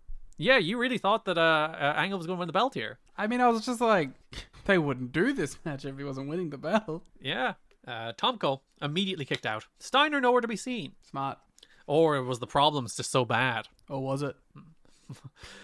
Samoa Joe makes his entrance after they wrestle for a minute or two. Somebody should take the counter gimmick to Andrade, where he says, how you know, and then they say, or is it? And they just go back and forth in a loop. How you know? Or is it? How you know? Yeah. Or is it? Yeah. How and then you have like, oh, that's the know tag team when they come together. How is it you know it? Yeah. When Matt Cardona Oh, jumps radio. to the AEW, it's how is it you know it? Woo, woo, woo. How is it you know it? Yeah, what a tag team. I hate it. Joe sits ringside in a chair. Angle slams Christian into the post. Looks like it sucked. Christian, like, this match is not great. It's barely even good. But Christian takes a lot of bumps and works hard. Christian hits a low blow and an unprettier, but Angle kicks out. Angle hits 7 rolling German suplexes before AJ Styles runs out. He wasn't even in any of the backstage segments. He wasn't even an option to vote for. Yeah, he wasn't in the poll. I guess neither was Steiner, but I guess AJ's technically none of the above. That is true. Samoa Joe chases him off. Christian hits Angle with a chair, which we don't see, but we do hear. Christian hits a frog splash, but Angle kicks out. Christian hits another unprettier, but Angle kicks out again. Joe comes back as the ref gets bumped. Angle hits an Angle slam, but the ref revives too late and Christian kicks out after a long count. The ref gets bumped again. Tomko comes out and Angle suplexes him. Steiner comes out with a pipe. Angle gets rid of him too. Joe takes Tomko out of the ring. Angle and Joe shout at each other, but then Joe decides to wipe out Steiner with a dive. Joe brawls to the back with Tomko and Steiner. Angle gets the ankle lock on Christian, but Christian hits him with the pipe that Steiner left behind and follows with the unprettier for the win. Christian celebrates with Steiner and Tomko. Steiner bleeding from the back of the head. I don't know how, as him and Tomko seem like pals now. So it's pretty crazy how he didn't get DQ'd during any of that. Yeah, well, the ref was bumped twice, didn't you see? I know, but it's like, I don't know, I feel like if I was Cornette, I might just walk out and be like, hey, you lose the belt. Why is there 5 men at ringside that aren't involved in the match? Yeah. Yeah, this is what will become a recurring trend of a very overbooked main event. Yeah, I didn't mind it though. I don't mind an overbooked main event. Yet. My favorite part was them doing the ref bump. The first ref bump. So they do a ref bump so Angle can get a visual pin, and then they bump the ref again. I'm like, guys. So that the actual ending can happen. like Angle is already being screwed. You don't need to bump the ref, have the ref revive so Angle can get one of those long counts that should have been a 3, then bump the ref again so Angle can be screwed. Like, you don't need that many layers. Yeah, this is what they do. This is what they do. Steiner and Tomko are pals, so it does seem like it was a ruse all along. Or was it? How you know? The next program in the heavyweight division is the continuation of Sting and Abyss. There's a man called Sting. And a man called Abyss. And he is trying to And a man redeem called his Chris. soul. Chris Abyss? A man called freaking Chris. Have you seen his brother? I have not. He's not involved in And I any of never this. will. It is an open question about what Joseph Park is doing during all of this. It makes you wonder Yeah. what he was up to, you know? When, spoilers, Abyss puts 3 bullets in the back of his father. Mm-hmm. What was Joseph Park doing at the time? I know what happened after. Yeah. He saw the legal system fail. Yes. And he decided, I'm going to be the fix that it needs. He is like redeeming the American justice system. Justice... well, fuck, there's a thing here, because his old name was something Justice, wasn't it? Oh, it was just Justice. Yeah. Yeah. Do you think that's where the lawyer shtick comes from? Maybe. Is that crazy? Is that a crazy reach? That, yeah, he was called Justice, and then he was called a lawyer. Yeah. Yeah. I mean, like, if it is a reach, what are the odds, you know? Yeah. Listen, it's a long-term character lore for the monster Abyss. Mm-hmm. The first Impact of the month, we kick off the show as Sting is beating the hell out of James Mitchell backstage, shoving him in the boot of a car and kidnapping him. And in that moment, I knew that we were ready for something different. Something was happening. This is gonna be a different month of TV. That is how we start the month of this TV. Mike Tenay promises we'll follow the activities of Steve Borden. For some reason, while kidnapping him, he calls him Steve Borden a lot. Yeah, because that's a different man. Well, I think because he didn't have the paint on. Didn't he? I think he might have, because he's taking him to the prison, And right? I thought the whole bit was that Tenay was like, oh, he doesn't have the paint on. This is Steve. So when we filed the police report for this kidnapping, you do have his legal name. Like, maybe he didn't have it then, and then he put it on later. Maybe. Later in the show, Abyss is walking around screaming backstage because James Mitchell has been kidnapped by Steve Borden. Which makes me wonder. Yes. Do they arrive at the same time? I guess not. Do they come separately? Then I made me start thinking about, like, does Abyss get a hotel? Like, does the character of Abyss stay in a hotel? Is there like some kind of boiler room in the impact zone too that he can hang out in while Mitchell's not? Like, my guess. Oh, does he just wander around the fucking building, the theme park? Yeah, that's my guess. My guess is Abyss does he live doesn't in leave. the theme park at night? He's going to the rock and roller coaster and the mummy ride. Okay, Slop Roblox horror game. It's you running around Universal Studios, and there's an Abyss chasing you. Yeah, Five Nights at Abyss. Yeah, it'll be 5 Nights at Universal. We wouldn't get the license.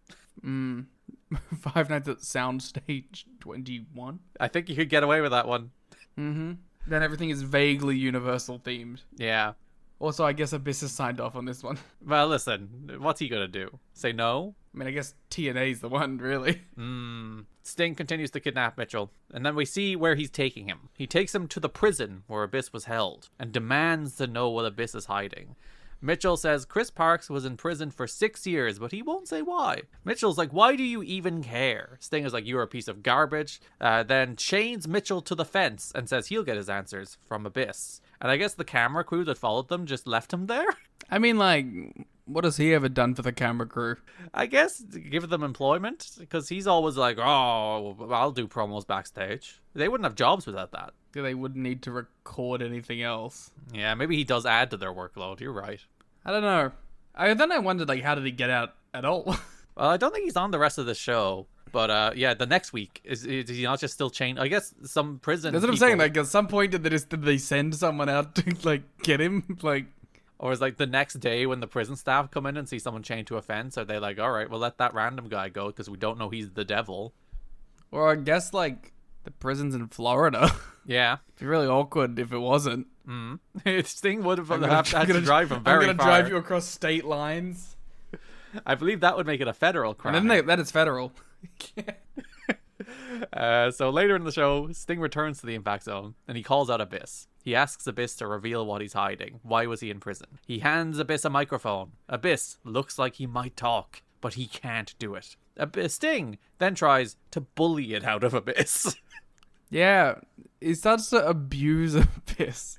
He like backs him into the corner and prods him with his bat, and he's like, tell me Abyss, tell me what the secret is. I don't get how any of this is meant to make Sting look good. I do think this one is a deliberate choice where he's like, he almost becomes more like Mitchell trying to get it out of him. But like the whole time, he's just kind of an asshole.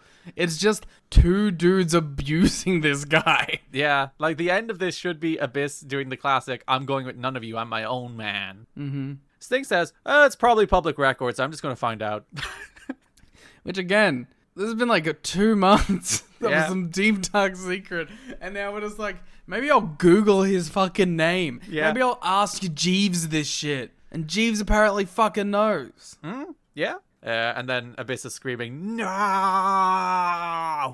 But he's really fucking... this is stupid. Like, let's not pretend for any moment that this is, like, good. Yeah. I think the segments are entertaining, but, like, the whole through line of this storyline is utter shit. Yeah. Yeah, it is. It's like, what does any of this have to do with the pro wrestling show? Because he wants to redeem his soul, Liam. Does that not make you invested in the pro wrestling character? It's so funny because it's like some stupid like WWE. Like this is true sports entertainment. But it's just like they have like no budget, so they can't do like crazy shit. So it's just, I guess, the worst version of sports entertainment, which is we're just gonna exposition it. Like there's an obvious inspiration. It's like Russo came back and he's doing Kane and Undertaker shit with Abyss. Like that is what he's doing. He's doing like that. Well, he's doing Katie Vick, I guess. But like the idea, like the Kane and Undertaker stuff, it's like, oh, our family burned in the house and you burned that, whatever that story actually was. Like it's the same thing here, really. Well, like that's the whole Katie Vick thing was what, like, I know a deep dark secret about Kane. It's the worst thing he's ever did. Like it's the exact story. Yeah, so Vinny Ruin. So you know when you have the opportunity to rip off the most like hated storyline in pro wrestling, especially in that era, you gotta do it. That is a fun look into the Vince Russo psyche of that, like, he thought that shit was awesome. Yeah. That he's like, we gotta do that shit again. You know what would have made this deep dark secret in his past better? If Abyss like started cutting a promo and it was an awesome story about how he got awesome roadhead and crashed his car and killed the girl instead. Yeah, sure. If it was like a really awesome segment and it just sounded like, and he was like the cool guy because he got awesome roadhead about it. Yeah, but then he crashed the car and then he became Abyss. Yeah, that would be a better story. Instead of Sting being like, you shot a man 3 times in the you were getting roadhead, Abyss, and you crashed your car and you pulled that woman into the front seat. It would be funny that Sting would have to be the person to deliver that information. And Sting's like cool with it because he's like cool about Abyss shooting this dude. He's like, you must have had your reason. I do enjoy as Abyss screaming no here. They flash up like the end show logo stuff with the copyright, and you can still hear Abyss going no over the end logo. I did appreciate that. That's cinema. The next week, Sting has visited City Hall and found Abyss's secret, and he will reveal it tonight. See, this is where you know they're not like locked in money wise. Yeah. Because why is this not a paparazzi production segment? But Alex Shelley was very busy this month. Sting in the full makeup going to City Hall. Yeah, Alex Shelley shot an attempted murder in a restaurant and an attempted buying of condoms and an attempted honeypot. So he was very busy. And he can shoot some local politics. That's true. Though, oh no, Sting hates Alex Shelley. He doesn't wrestle. He can go fucking do these other shows. Yes, like Sting going up to Alex being like, Alex, I know you stalked me that time and I wasn't very pleased with it, but... So you gotta make it up to me. Yeah, you owe me one. JB has James Mitchell. He has presumably escaped the prison. He is back in the impact zone. Abyss is wailing in the background. Mitchell asks Sting to meet them in the prison yard at against all odds. Mitchell offers Sting some advice. It's one thing to piss him off. It's another to dig into Abyss's past. It should be left dead and buried. And also at this point, Mitchell's like disheveled. Yeah. He presumably only got just back from the prison just there. Yeah, he was there for a week. Yeah, he was stuck to that fence for a while. Surviving off the souls of rats. Yeah. Sting comes to the ring. Sting found out what happened in the public record. Sting says if he reveals this, he'll incur Abyss's wrath, but he's willing to sacrifice his body to do so. Sting reveals the big secret. Abyss put 3 bullets in the back of a man and put him in a coma. But that man survived that coma. That man was Abyss's father. Wait a minute. Yeah. There's things that I'm questioning. But the question is, why? Why did Abyss do this? That's not my question. And he wants Abyss to explain. Now, there are things that are still to be revealed about this story that we'll get into in coming weeks and months. My question is, why wasn't that also in the public record? That he was alive? But, like, surely the name of the Abyss's father should be... Well, like, it might have been there for anonymity. It could have been sealed. So it was redacted? Maybe. And that would explain perhaps why his father fucking hates him. His father does seem to only treat him as a human meatball for suffering. That's a good bit, to be fair. He's like, okay, you shot me 3 times in the back. I'm going to abuse you for the rest of your fucking life, man. Yeah. You're going to be my human cockfighter. Just like Alex Shelley and Sting, he wants his retribution. I think he got it like 100 times over at this point. Abyss has been mutilated enough. Abyss runs out with his hands on his head. He brawls with Sting in Wales. In Wales? Yes, in Cardiff, actually. Wow.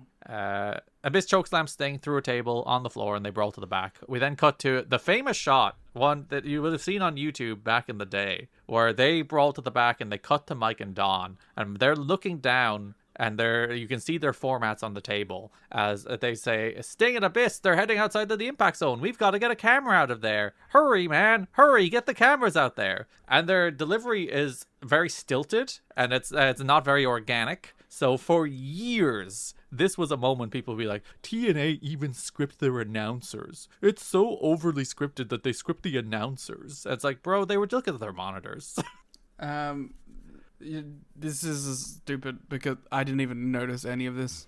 Yeah, well, like I was keenly attuned to it because I would have seen this over and over again. But I know, I'm saying like that you only know of it because it was an issue that someone made up at some point. Like I am a viewer watching it for the first time and did not notice a single second of it.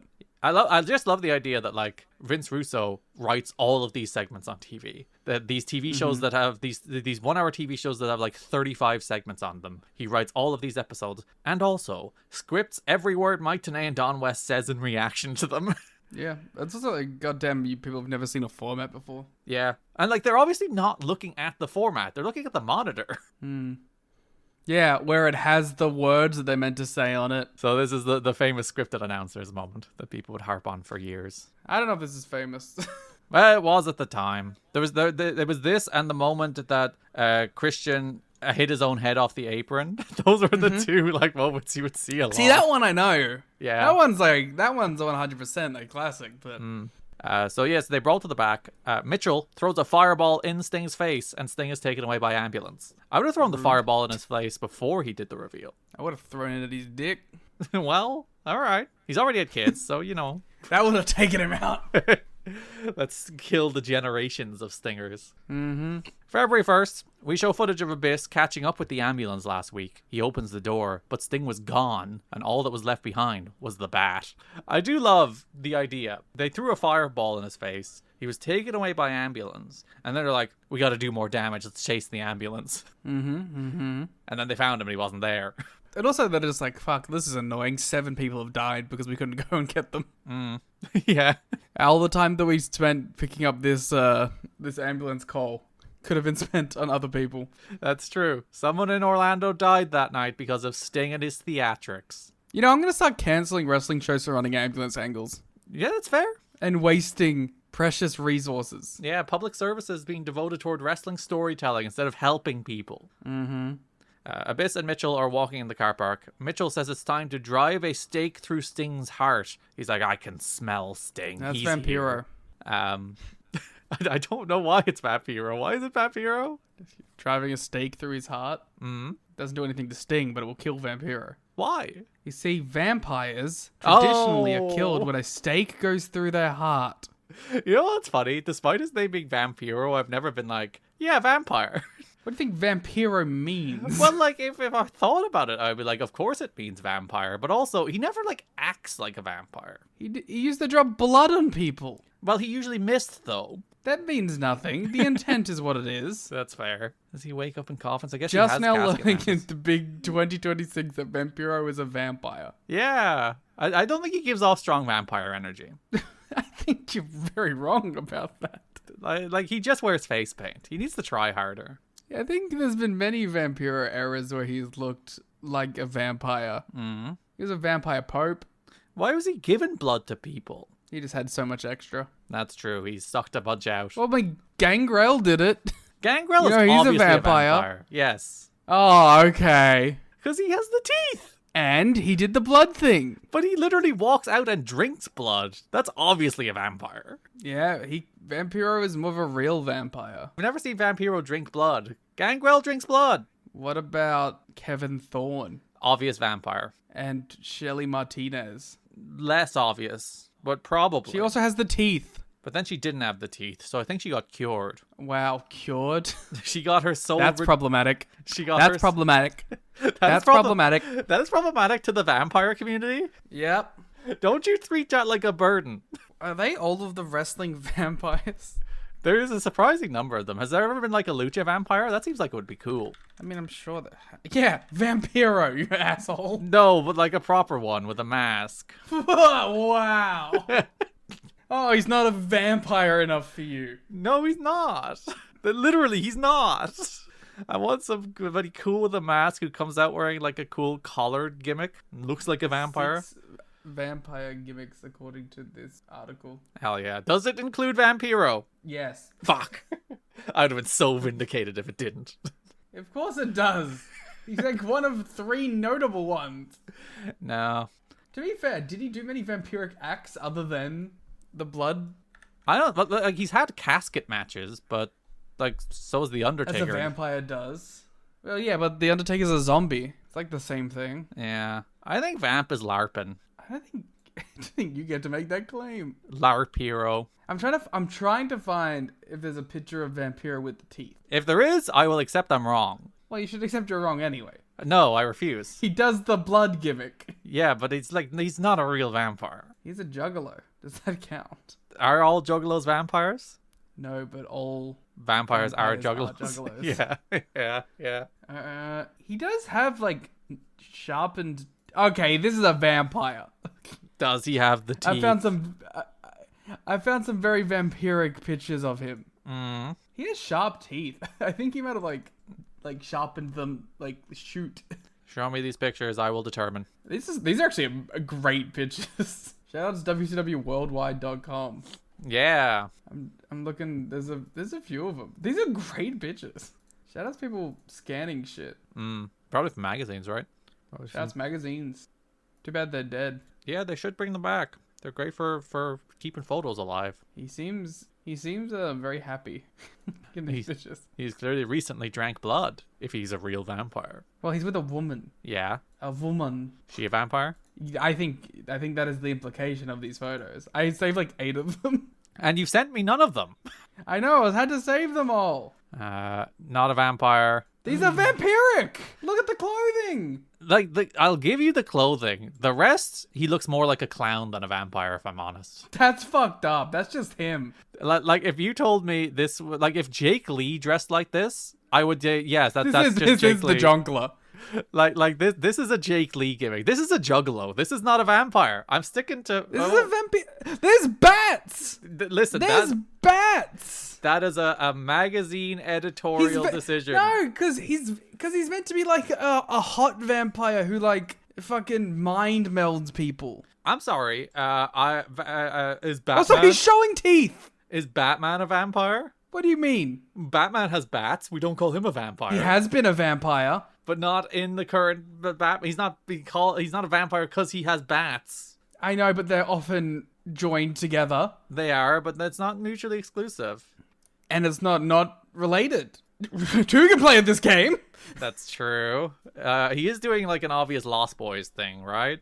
Yeah, that's what I was trying to think. It's more of like a Lost Boys like kind of vampire. Yeah, that is the obvious inspiration. I don't speak Spanish, so there might be more obvious. Sorry, can I read you the first line of this magazine interview? Are you gonna say "Este un vampiro moderno"? No, I'm going to read you the actual translation. Okay. He does not drink blood.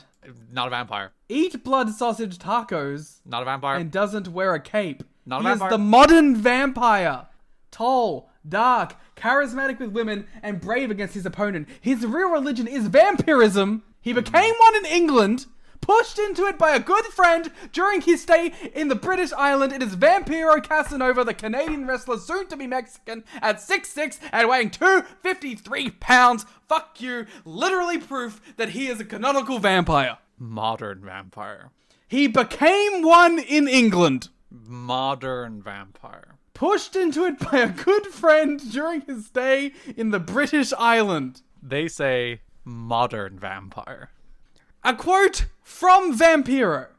When I'm in front of a fan, I get so nervous that I cannot speak. Many people hate me, but I don't feel guilty. That's a vampire's life. Modern vampire. And that means nothing. That's not a real I'm vampire, sorry that the vampires have to stick to your sensibilities. Yeah, for sure. I provided 100% proof. There is a quote later on in this interview. The question, are you a real vampire? To which he responds, yes, absolutely. I became one in England thanks to the advice of a dear friend. Since then, I began to even attend vampire conventions. And then, to which the interviewer responds, what is the difference between a vampire and an ordinary person? We are special, we look different, eat different, and believe in different things. You see, the thing that makes me extra not believe him is the whole England The vampire conventions? Yes, all of that. No, England is famous for their vampires. But like, he's like, yeah, bro, my vampire friend in England gave me the vampire bite in my just like my Canadian girlfriend, you know? Like, He's Canadian. Well, yes, but if you know what I mean. Yeah, but like, this unnamed person in England made me a vampire, bro. Believe me, bro. Bro, I just admit that you were wrong, that he's a shoot vampire. If he had named the person, I'd be more inclined to, because then I'd be like, I can track the He has lineage to of protect their vampire. anonymity. Then they will be hunted down. Oh, he doesn't have any problem with that. Yeah, because he's wants to be a famous wrestler. Who is she? Take it back. Take it back. No, he's Jake Lee.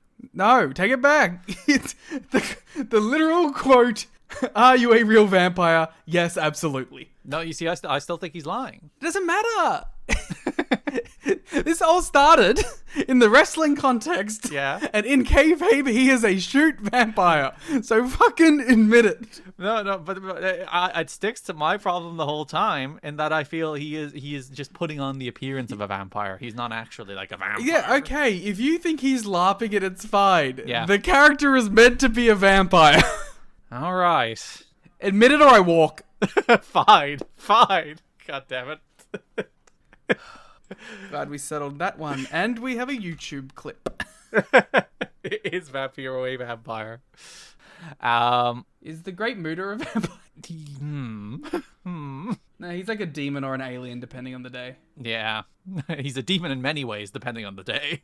Hey, yo. James Mitchell is like, I can smell Sting. He's here. Let's go find him. Weird. Weird guy. Well, yes, it's James Mitchell. James Mitchell, I'm going to say it, not a good bloke. Mitchell comes to the ring. There are some prop pillars with barbed wire and sirens around ringside. There are also siren lights on the posts. Mitchell says he made Abyss world champion, and then Sting meddled and Abyss lost the belt. And that's a real asshole thing to do. And also, that's accurate. Like, he's just right. And then he reveals Abyss's deepest, darkest secrets, and now Abyss is worse than ever. Why would he ever listen to Sting?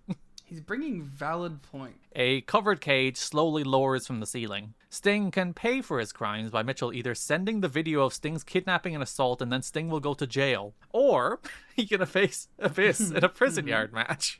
These are Sting's choices. Which one would you pick? Jail. Yeah. I would try the legal system. I know a good lawyer.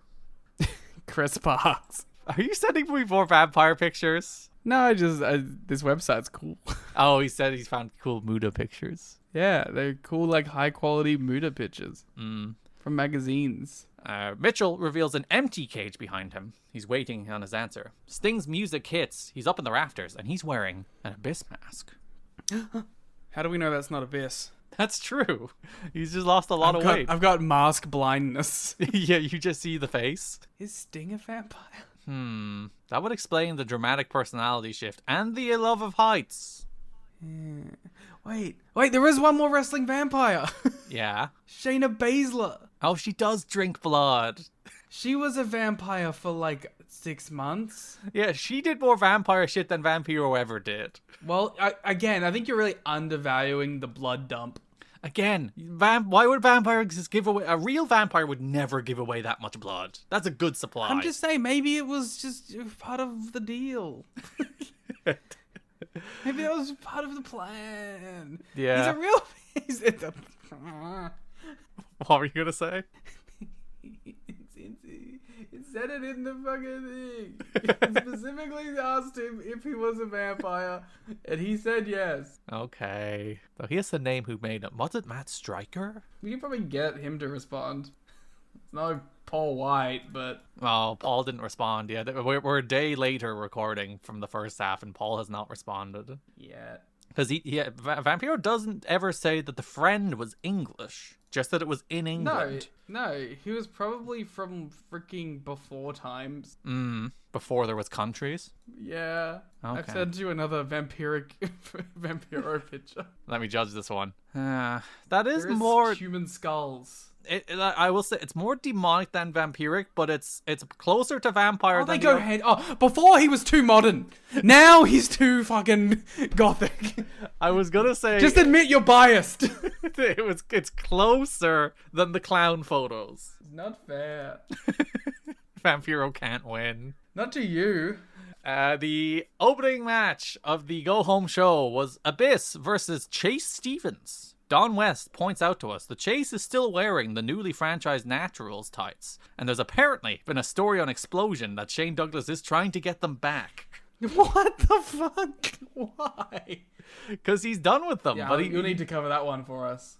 Yeah, eventually when we get those episodes up. Yeah, but apparently he's like, hey, I bought you those pants, give them back.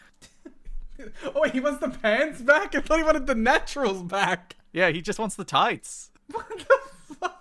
That's an explosion-ass storyline. He's just like, hey, listen, I'm done with you, but give me the pants. You're not allowed to wear the pants. You're not the newly franchised Naturals anymore. I really thought that was not what you meant. Yeah. Oh, God. Abyss debuts his new red mask here. I like the red mask. So do I. We were talking about this on the watch-along on TNAchat.com, but it annoys me that all of the Abyss video game stuff is like shitty Immortal 2011 Abyss instead of like cool early Abyss. Yeah, or the South Park Abyss. Sorry, which one's the South Park Abyss? The one where he's in like the uniform. Oh, like the prison uniform? Yeah. The big white Abyss? Yeah. Abyss. The Great White. Abyss wins with the Black Hole Slam and then shock treatments Andy Douglas. So we do see some Naturals. They don't wrestle. Shane Douglas comes out and he's stopped by security. Sting appears on screen in Abyss's mask. He accepts the prison yard match, says Abyss has been hiding through this mask too long, and warns James Mitchell that against all odds will be end times. Click, boom. Later in the show, you would think that's like the go-home segment, but no, we got another.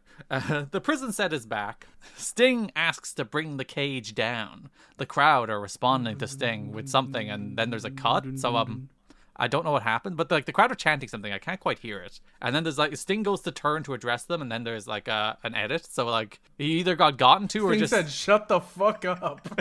I'm trying to do my dramatic cinema promo here. Come on. They were saying fire Russo. Well, fair. He reveals the cage. Mitchell is in it. He's kidnapped him again. You gotta stop doing that. Sting says Sunday Against All Odds will be the last time we ever see Mitchell because he is going to kill him. He's gonna murder him. He's gonna end his life. Mike Tenay responds to that by immediately saying, "Did you hear that? Sting said Sunday Against All Odds will be the last we see Mitchell." And yeah, I did. Which is, like, it's a new thing the announcers are doing, which is nearly certainly at, like, the direction of Russo, in that, like, every time there's, like, a gap in a promo, Mike and Don will pop in, which, like, they used to do sometimes, but they're doing it a lot more. They will pop in and, like, explain it. WWE isms. It is very, like, baby-brained, you can't understand what's happening in this story, which is, like, it's dense and it's bullshitty, but it's straightforward, you know? The Sting wants to save this man's soul. This man killed somebody, or tried to kill somebody. He survived. Abyss comes out and they brawl. Mitchell chokes Sting through the cage as Abyss kills him with a chair shot against the cage. And then we go to the pay-per-view. Honestly, the choke angle was pretty brutal. Yeah, and I was thinking, like, why did they do the Mitchell segment where he just revealed an empty cage? But of course, it's the setup to reveal where Sting does the same thing here, but reveals Mitchell's in the cage. So I was like, okay, that makes sense. Yeah. That is fundamental basic storytelling. Well done. I mean, come on. Yeah, like wrestling doesn't hit that bar very often where they establish the thing so they could do a twist on the thing. Usually they just jump straight to the twist on the thing. Yeah. Pay-per-view. JB has Sting. He's still wearing Abyss's mask. He says he's been wearing the mask for the last 10 days, and it's given him a new perspective on Abyss. That's fucked up. That's gross. You have a family. That is true. He's just been walking around the house with his kids in the Abyss mask, being like, hey kids, how you doing? Or at like 8 p.m., kids are in bed. He retires to his office. Yep. Sits in his chair and puts on the Abyss mask and just ponders. Starts answering some emails and thinking in the way of Abyss. Internalizes what it means to be Abyss. You know, the implication being, as a God-fearing man, that he wore the Abyss mask to church. Ooh, how do you think the minister there felt? Sinister. Yeah, do you think they were like attracted to it? It's like, ooh, I could mold that. Yeah, all ministers go after Abyss. Yeah, Sting is Sting an ordained minister? I know he's a man of God. He's done marriages, has he not? Maybe. Is he the true sinister minister? Yeah, that's what's happening here. He's transforming. The Stingister minister? Wordplay. The only way Abyss can move forward is by leaving his past behind, but he's got a devil on his shoulder. He's going to stop Mitchell tonight. He wanted end times. They're here. Click, boom. Sting defeats Abyss in a prison yard match. So the rules of a prison yard match, it will start outside the impact zone in the yard. They have to work their way into the building and then lock their opponent in the cage. The cage is, if you're wondering, it's like a King of the Mountain penalty box. It's that style of cage. It's not like a big proper cage. So they lock them in the King of the Mountain penalty box, which they have to have lowered from the ceiling. The ringside area has all the pillars with the barbed wire and the sirens. The posts have the siren things on them too. They brawl a bunch in the back for a while. Sting hits a big dive off of a dumpster onto Abyss on a table. This is a reverse lockdown. That's true. You have to enter the cage. Mm-hmm. Which is a stipulation TNA will actually have at lockdown. Or they will do like they'll do the guys. They'll do the reverse battle royal where you have to enter the cage and then exit the cage again. Listen, you gotta take L's to get W's. Mm-hmm. Sometimes you get Ultimate X, sometimes you get the reverse battle royal. So two good things. Yeah, of course, yeah. Also Sting unleashing his inner Darby Allin like 20 years before he met Darby Allin, jumping off shit. Yeah, he does go crazy on that one. It's a big dive too. Sting pulls a barbed wire bat from under the ring and hits Abyss with it. Sting has the solitary confinement cage, it's referred to, lowered from the ceiling as Abyss's arms are bleeding from the barbed wire bat. Sting grabs Mitchell's belt and punches him and whips him with it, which causes Mitchell to start bleeding. Abyss gets a table. Abyss smashes Sting with one of the siren lights and it looked like it hurt like shit. Abyss hits the black hole slam and removes his original mask from Sting. He doesn't claim it back though, he just removes it and throws it aside. So what does that say? That he's evolved in some way. There's something going on in his head. He's moved forward. He's come to terms with prison. Yeah, he's accepted his past, but now can he move past it? But can he accept his future? Whoa, that's what Sting wants. As a vampire. No! Is Abyss a vampire? No, he's a demonic entity. If anything, he's a ghoul. Lesser demon, maybe? Yeah. Mitchell stops Sting from putting Abyss in the cage, so Sting puts him in Scorpion. Abyss sets up Sting on a table and starts climbing up the penalty box. Sting gets up, hits Abyss with a barbed wire bat mid-climb, puts a barbed wire board on the table, and then powerbombs Abyss off the cage through both, and then Sting puts Abyss in the cage, locks the door to win. And then he tries to choke James Mitchell to death before security pull him off. He promised. He said he was going to kill him. And he did try. I respect it. He tried to kill the man. Yeah, as a babyface would. He went through with a promise. He wanted to save Abyss's soul, and the only way you can do that is by killing James Mitchell. You should put 3 more bullets in his back. That's true. Sting should get a gun. Sting should get a gun. Up next, the continuation of the AJ Styles and Rhino feud. That's my favorite feud. They're continuing. They are continuing. Like, all of these feuds continue another month, by the way. All of them. All these feuds that have already been going forever. At least they're doing shit with them. At least it's not like, oh, we're continuing it just to get another pay-per-view match out of them. They are also shooting... Well, you say that. And then we go to this one specifically. I think with any of the other ones, you could have gotten away with that. But this is the most like, I guess we'll just do this again because they're not doing anything. Yeah, we are continuing their feud. I guess they still hate each other. Like, I thought this one was done, you know? January 18th, Impact. AJ faces Kurt Angle in the main event. Rhino comes out to brawl with AJ during that match. We have actually almost covered nearly all of this because it's mostly that. It's just brawls that happen in other segments.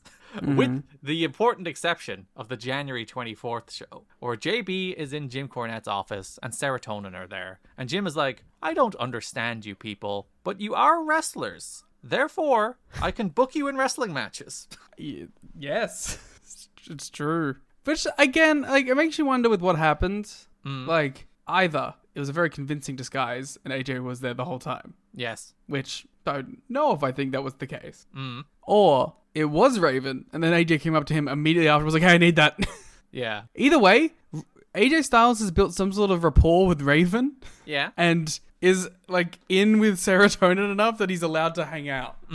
Without being, like, killed. So yeah, what happens is Jim is like, I'm going to book Raven versus Rhino tonight. And not only is it tonight, it's literally right after the break. It is immediately next. So Raven and Rhino never starts because Serotonin tried to jump Rhino and then Raven attacks him. But Liam, it's not Raven, as you said. It's AJ Styles. Which just makes me question the relationship and the nature of all these people. Yeah, so you raised two very important questions. Was it AJ all along in this elaborate costume to trick Rhino, knowing that Jim would book Rhino in a match with Raven so that he could use that disguise to attack Rhino? That seems like a lot of planning. That seems like a lot of predicting behavior. So the more likely option is this match was booked. Raven or AJ were like, fuck that. Maybe Raven was like, fuck that. Maybe Raven approached AJ and said, wear my sweaty clothing. Yeah, swap clothes with me right now. Does that imply that Raven is just walking around backstage wearing like AJ's tights? That's it.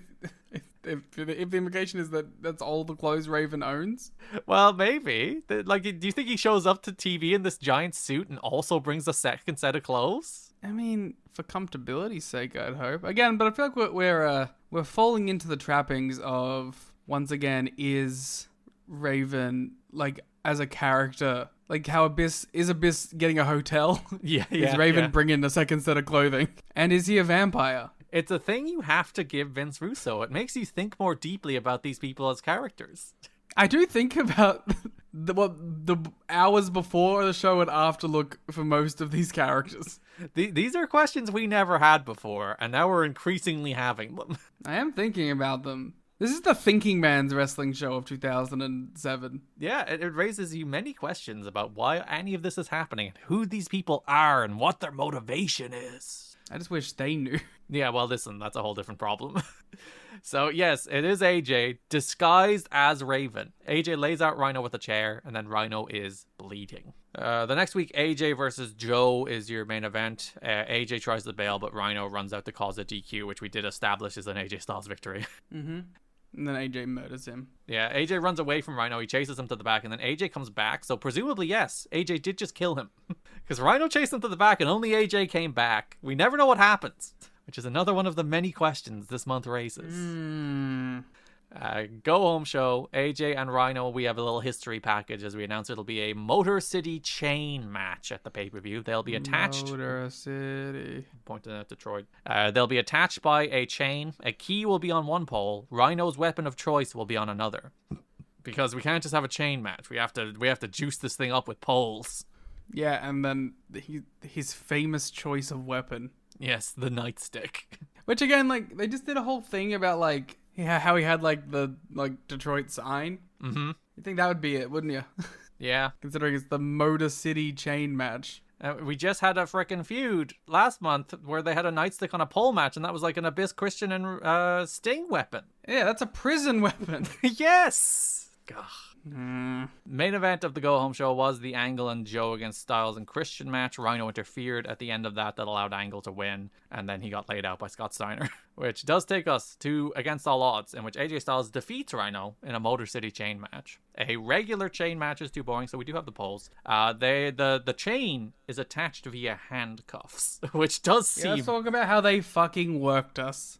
Yeah, listen, if you go and listen to the watch-along, you will hear us be very smug about the idea that AJ Styles' handcuff is too tight. Because he looks visibly pissed off. And there's little bits and pieces where you're like, I think this thing is really bothering AJ. Yeah, it looks really uncomfortable because it's a really uncomfortable way to do a chain match, where instead of having like a leather strap attached to the end that you attach to the wrist, they're attaching the handcuff to one hand and then chaining the handcuff to the chain. So it's constantly like rubbing against the wrist the whole time. If you watch when AJ's having that handcuff applied, he's literally like, please put it on gently to Earl Hebner.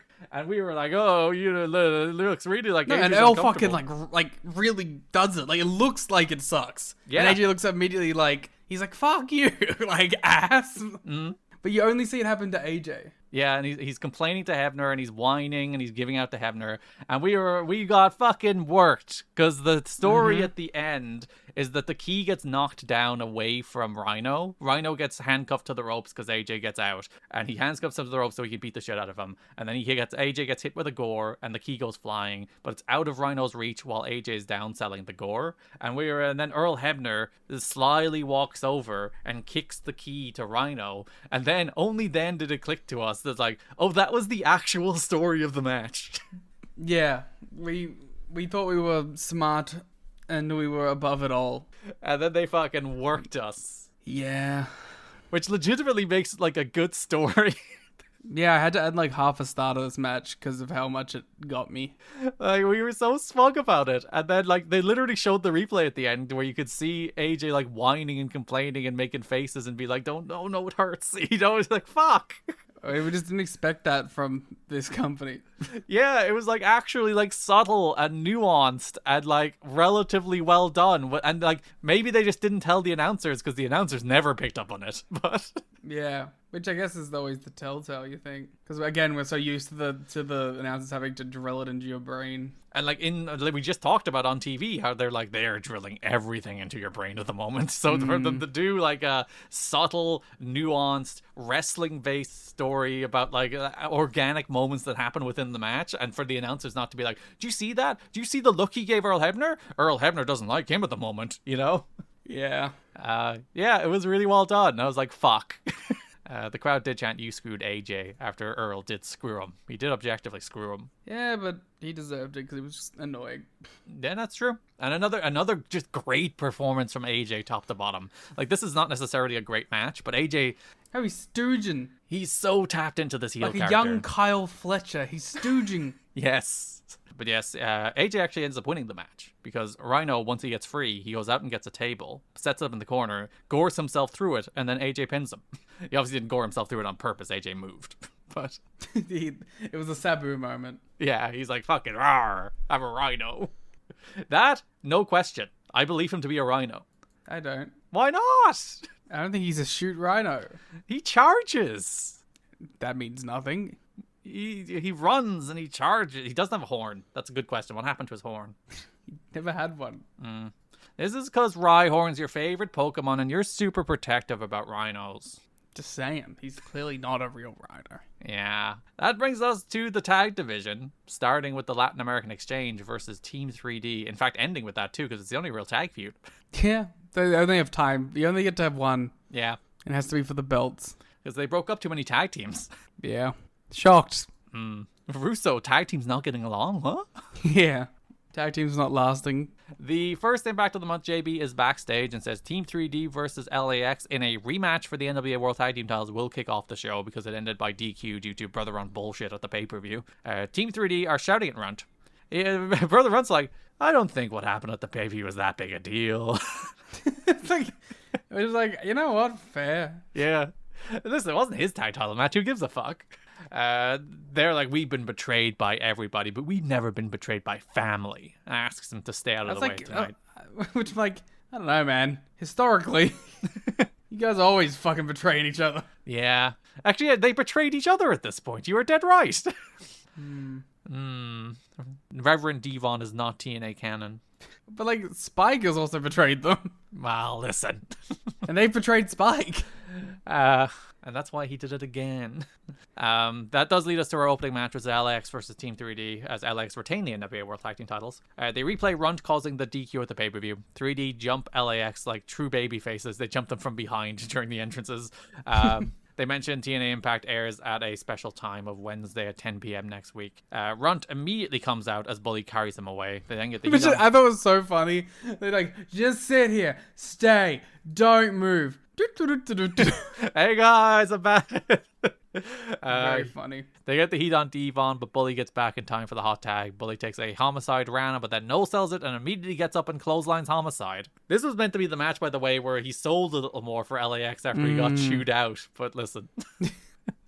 Well, you know, according to, by his standards. There's a funny Bully note this month as well, which we'll get to. Moody Jack Melendez distracts the referee, presumably because Conan's not there, allowing Hernandez to drop Bully with a slapjack for the win to retain the titles. I really like this match. Yeah?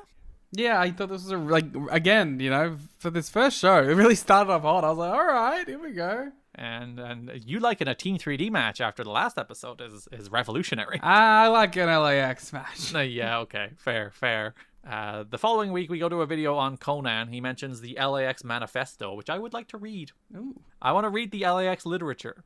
Be careful, reading manifestos can get you banned. Well, depends on the manifesto, I guess. An attack on the leader is an attack on the nation. We broke up Styles and Daniels. We broke up AMW. Forget about the tag titles. They should worry about their health. That's it? That's the promo. They're going to kill him. I thought there was more to the manifesto. Well, I guess. Yeah, the manifesto's like, broke up one team, broke up second team, we'll kill you. It's kind of a middling manifesto, to be honest. It is to the point, though. Yeah. So the following week, Paparazzi Productions is with LAX. Mm-hmm. Homicide walks into a restaurant called Via Monaco. He starts smashing plates. The chef, which I admire, grabs a knife and is like, I'll fucking cut you. And Homicide's like, bitch, I've been in this scenario before. Yeah, this does not shake Homicide whatsoever, but Hernandez does grab him from behind and disarms him. Homicide thinks about chopping his fingers off, but says he's not worth it. And then they beat him up some more instead and trash the restaurant. And then they're like, the cops are coming. Let's get out of here. Yeah. Which they'll never be able to prove it was you guys. How complicit does that make Alex Shelley? Well, did he know what was going to happen, you know? That's true. Did he just accept a filmography job and then suddenly he's been thrust into this scenario? But he has committed crimes before, so... Allegedly. Well, he stalked Sting. Well, again, it was paid for. Therefore, cannot be a crime. Same when he filmed Abyss trying to drown Christian. He might have been culpable for that one too.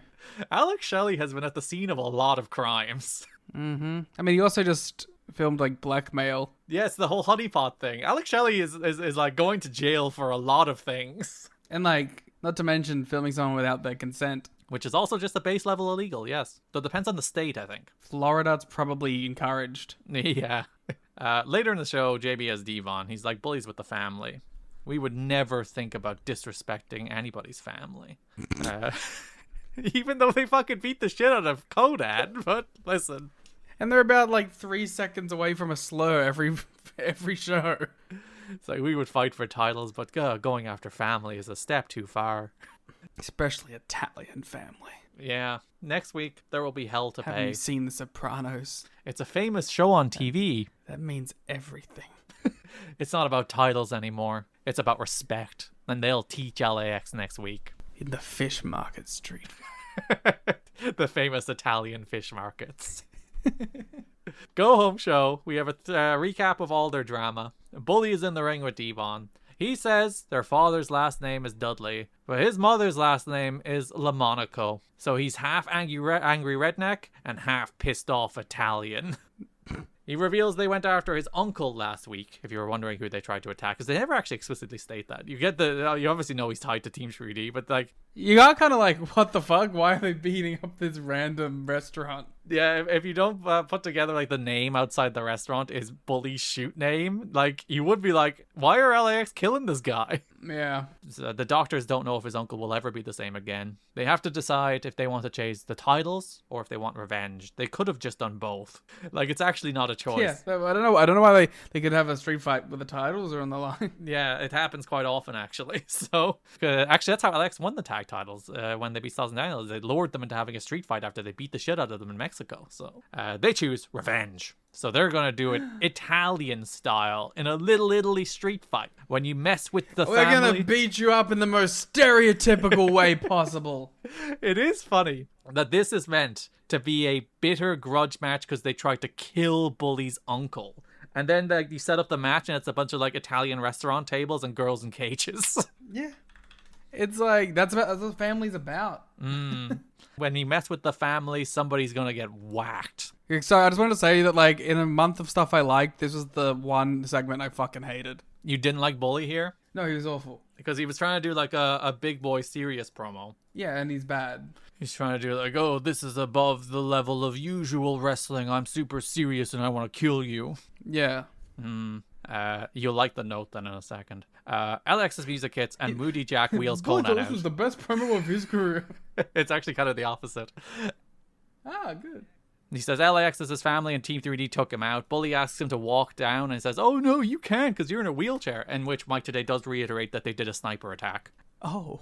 Yeah, he once again says the word sniper attack, which makes me think it might be an actual sniper attack. Why are there so many snipers in TNA specifically? Well, Eric Young's trying to duck the snipers all the time, so. Conan accepts the street fight because they run the streets. Brother Runt comes out, Bully says go back to the bar, and then Runt just turns around and leaves. LAX attack, Bully charges Hernandez, and Hernandez just kind of ducks, and Bully crashes over him, and it looked very funny. LAX beat them down. Homicide chokes Bully as Hernandez destroys his arm with a chair against the steps. So Brother Ray was sensitive to Conan's LAX promos, believing his promos were drawing sympathy from the fans when LAX are supposed to be heels and Team 3D are meant to be the baby faces. There was some snickering backstage at Ray for sweetening his promos with what was perceived as kiss-ass comments to be sure the fans didn't turn against them in the feud. So even like the people backstage are like, fucking Bully. They're like, wow, look at this fucking this nerd. Look at this hack who can't be a proper babyface because LAX are actually cool. Look at him cowering. Yeah, literally, like Conan is too charismatic for him. Like Conan is absolutely running circles around him. Yeah. Conan in a wheelchair, no less. Yeah, still working circles around him. 3D apparently want to turn heel as well, but obviously they're doing the program with LAX, so they're like, no. They could never make LAX cool faces. Yeah, they're have you seen them? They're Latino. That makes them evil. That's true. That takes us to the pay-per-view, in which we do have the Little Italy street fight. But Team 3D are real serious because they walk to the ring during the opening pyro. They don't even do an entrance. They say, what's the matter, you? Yes. Homicide. They have a set that has girls dancing in cages, harkening back to the old days. I know, it felt like original TNA. It's not a fucking little Nashville street fight, is it? And tables with the checkered cloths, like out of an Italian restaurant. Hernandez goes for his big dive, but Devon hits him with a chair in midair, and he eats shit, which does remind me of the Lucha Underground episode we just covered, in which he does that to Drago, and Drago missed him midair. So Hernandez always eating shit midair. Good on him. The crowd chants, use the stripper. Bully pays them to give him a dance, and then they spank each other, but this distracts Bully, allowing Homicide to take over. You know, when I'm fighting for my family, Yep. I will too get distracted by strippers. You see an attractive woman and you're like, fuck my uncle, dance. Yeah, like, who gives a shit? What are we doing here anymore? Devon bleeds after a pizza cutter. The Latino Nation emerges, which is just like 5 guys dressed in LAX attire, and they attack Team 3D. Homicide and Bully have a tremendously clumsy exchange where Bully seems to lose track of what's happening and then just like takes a snapmare bump. It's very awkward. Devon goes up for the waz up headbutt, but instead wipes out a bunch of Latino Nation on the floor, which is crazy. Yeah. Devon will give you one of those a match, you know. Yeah, Devon's cool. He should never have teamed with Bully. Hernandez slams Bully through a table, but he kicks out. Hernandez pins Devon after a border toss, because of course Devon has to take the pin. Conan appears in his wheelchair in the LAX section as they all celebrate. This match is funny. Yes. Because, like, time to fight for my family. And then, you know, like, Enzo Amore NXT theme starts playing. Yes. Because it's, like, so stereotypical and cartoonish. Uh-huh. And then they lose. Yep. So it's like, they just fucking suck, I guess. Because you would think the whole thing of doing a non-title match is that Team 3D can win, and then you can set up doing another match next month for the titles. Yeah. Nuh-uh. They just lose. Yeah. It's very silly. It's not even cheating. It's a Little Italy street fight. Why didn't they bring their, Sopranos back up? Yeah, where were the Italian nation? Yeah. The nation of Italy needed to show up for them and didn't, which says something, honestly. What were they doing? Too busy eating a pizza pie? Yeah. The girls distracted them, too. Too busy... what other Italian stereotypes? Too busy hanging out with the Pope. And too busy stopping Bowser from kidnapping a princess. Too busy losing the World Cup qualifiers. I was gonna go for World Cup qualifiers, too. Let's go! I'm sorry to all our Italian listeners. I love your country. It's beautiful. I'm not. It is legitimately like the prettiest place in the world. I've been to countries. I've been to countries, including yours, sir. You've never been to Little Italy. That's true. I haven't. That brings us to the X Division, in which the continuation of the Sabin Jerry Lynn feud. I had such high hopes for this match. Yeah, you like this feud. Like, I thought this was like a cool month, and like I thought like Jerry was getting really good reactions all month, and I was like, okay, I'm hyped for this match. Like, going into the pay-per-view was the match I was most excited for. And just to skip ahead, because it doesn't really matter, the match stunk. Like, the pay-per-view match was just really bad and boring and dull. And that sucks, because I was really, like, actually excited for it. Yeah, because in The Observer, Dave is like, oh, the crowd were dead and this match was good. And I'm like, I don't know what match you watched, bro. Yeah, you're just making shit up. The crowd was dead because this match was bad. It was bad. They did a bunch of like, there was meant to be a story running through it, or like Sabin was working over Lynn's back. But I was like so bored and zoned out during it that I didn't even notice. Yeah. It was only on second watch for the notes. I'm like, oh, they did a whole thing where he's doing backbreakers and then his back gives out. But like, I was too bored by it. It was too boring. Yeah. I mean, that's the problem, isn't it? They're doing that kind of story in the X Division match. Yeah, they're doing a work a body part match. A slow work a hold, grab a fucking waist lock match. Damn you, Jim Cornette. It's all his fault. He definitely agented it. The January 24th Impact, Jerry Lynn defeats Chris Sabin, Senshi, and Austin Starr. Senshi goes straight after Starr. Senshi and Lynn start calling back to O2. They work together. The announcers don't really acknowledge it, but I'm like, oh yeah, the original X Division guys. They work over Senshi before Lynn runs wild when he tags in. And as you said, Lynn getting very good reactions in these TV matches. People are into Lynn. They really resonate with his whiny bitch character as Americans. Yes, it is their default setting. What nationality isn't catching strays on this podcast? We're going after everybody. We're alienating our entire audience. Oh, I'm sorry. Listen, I've said bad things about pretty much every Western country. Lynn rolls up Sabin for the win here. The next week, there's a list of people are outside of Jim Cornette's office. Bob Backlund is one of them. BKM is one of them. Chris Sabin is one of them. As he walks up, he's wearing a gown. He's hobbling with a walker. And he's like, what's with you crazy kids and your Pac-Man video games and your stickers and balloons? Oh, Grandfather Sabin. We gotta get you back to the home. Yeah. He shouldn't be wandering out here. Young man Bob Backlund, take him away. Yeah. I do enjoy Chris Sabin's impression of an old man. Because it's not even like an actual, like, stickers and balloons? What does that even mean?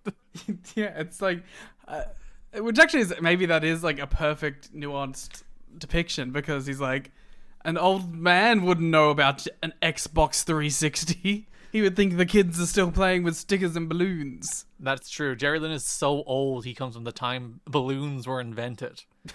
We then have another X Division multi-man. It's Austin Starr defeating Jay Lethal, Sanjay Dutt, Shelley, and Jerry Lynn. Sabin wobbles out on his walker and says, look at me, I'm Jerry Lynn. I'm Jerry Lynn. See? I'm Jerry Lynn right now. Which is like, it's just, we're lucky Sabin is funny as fuck, because it's all in that delivery that works. Like, it's a tremendously dumb line that in the wrong hands, you'd be like, this is the worst thing of all time. And it's really funny. It's really funny. Quick heat. Lynn runs wild. We get a dive sequence that involves Shelley stopping mid-dive and misting the pile instead. So he's the Great Muta. Sabin gets up on the apron to reveal he's wearing an adult nappy, or diaper if you're American. What do you call them in Australia? Nappies or diapers? Nappy. Nice. Yeah, American scum. We're with the British words. Da, da, da, da, da, da, da, da. This distraction works as Sabin trips Lynn while he's going for the cradle pile driver, allowing Starr to get the pin, as there's a beatdown after the match that we'll talk about when we're talking about the extensive Austin Starr-Senshi feud. It is extensive. Go home show. We have a classic lump a bunch of people in a multi-man tag. It's James Storm, Chris Sabin, and Austin Starr defeating Rhino, their Jerry Lynn, and Senshi. One thing I will say. Yes. I liked their entrances. Yeah? I just was like, these are cool themes. I like that is part of why I like the random throw everybody together tag, because you just get James Storm, Chris Sabin, and Austin Starr on a team, and Rhino, Jerry Lynn, and Loki on a team. I do feel the need to mention now on every episode, just in case people... Austin Starr is Austin Aries and Senshi is Loki. We will use their current TNA names, but I was thinking about that while writing this. It's like, do people remember that Austin Starr is Austin Aries and Senshi is Loki? I mean, we covered the Austin Aries name change. We did, but people might forget. I'm Vince Russo being like, bro, get Mike Tenay to tell him that the fans might not remember. Well, of course, with their famously poor American school systems, their ability to retain information is... We took a shot at the American school system in the first half of the episode too. Did we? Yes. I'm just continuing the bit at this point. Serotonin are in the crowd. Quick, some other nationality. Take a shot at Australia and then you're even. Okay, Australia. We like to think of ourselves as better than the Americans. Yes. But honestly, we're just as bad. Well, that's still kind of a shot at them. Yes. We Wow, it's a perfect country, which I agree with, by the way, so I can get a visa. We are not particularly well advanced and have no real industry. All right. Thus, we will suffer greatly with the eventual demise of capitalism. Nice. Okay. And we will become ever reliant on our friends in America. Damn, it's all come full circle. Or more likely China. But either. Ireland is a nation of begrudgers. We hate to see our fellow people succeed. There you go. And oh my god, the potatoes. Wait a minute, no. I get over it. Literally, we're the only country in the world that has a smaller population than we had 150 years ago. Yeah, all those swamps. What do you mean? That was like the thing they used to say. Did they? Yeah, they used to call like Irish people's like swamp people. Yeah, that's rude. Yeah, I learned about that. I learned about the horrific histories of countries so I can tear them down easier. Yeah, you could use it against us. Finally, someone taking the Irish down a peg. I know. But also, Sonny, you mentioned that as like as the negative for Ireland. Like we have the same thing so much that we have like our terminology for it. Yeah? We call it tall poppy syndrome. Where it's like, oh, God forbid somebody do well in their life. Yeah, because like when like a poppy grows taller than the others, the ones around the bottom of it will like kill it. Yeah. And take the nutrients from it so that they can grow. So that's like we developed that term for like because that is such a prevalent sort of cultural thing here. Damn, we're so culturally similar. Yeah. Serotonin are in the crowd during the 6-man tag team match. The match breaks down fast, like the Fast and Furious Tokyo Drift poster that was backstage during some of the pre-tapes this month. Wow, that's the best Fast and Furious movie. Is it actually? Yes. I don't think I've ever seen Tokyo Drift. Ah, it's so good. And I've seen all the bad ones. And he's walking out of like the school because he goes, okay, so it's the story of Tokyo Drift, right? Yeah. There's this character and he's in an American schooling system. I assume in LA based on like contextual clues, but he's basically like a car guy, right? And he eventually gets in it with this guy at school. And this guy at school like has this like hot girlfriend, and they're like, oh, he like embarrasses him, so they're like, oh, let's go race, and they race their cars, and they like race for slips or whatever, and they eventually, while they're racing, they make their way into sort of like a housing developmental area where like all these houses are being built, and they race through, and they're breaking through shit, but eventually he like sort of like slammed, he's winning, and like the woman's like really into him, but like he breaks a bunch of shit, and he gets arrested by the police, right? And the police are like, oh, you're doing too many illegal things, so we're gonna send you to Japan. And so Wait, we could do that? well, but yeah, this is basically it. So his mom's like, oh, you're ruining my fucking life. I'm gonna send you to Japan to live with like your dad, I think. So he goes and he moves to Japan. And when he goes to Japan, he starts to like go to school, and he's like in like the uniform or whatever. And this is where he meets like another American guy, and they're like hanging out. And they love cars. They love all the cars in Japan.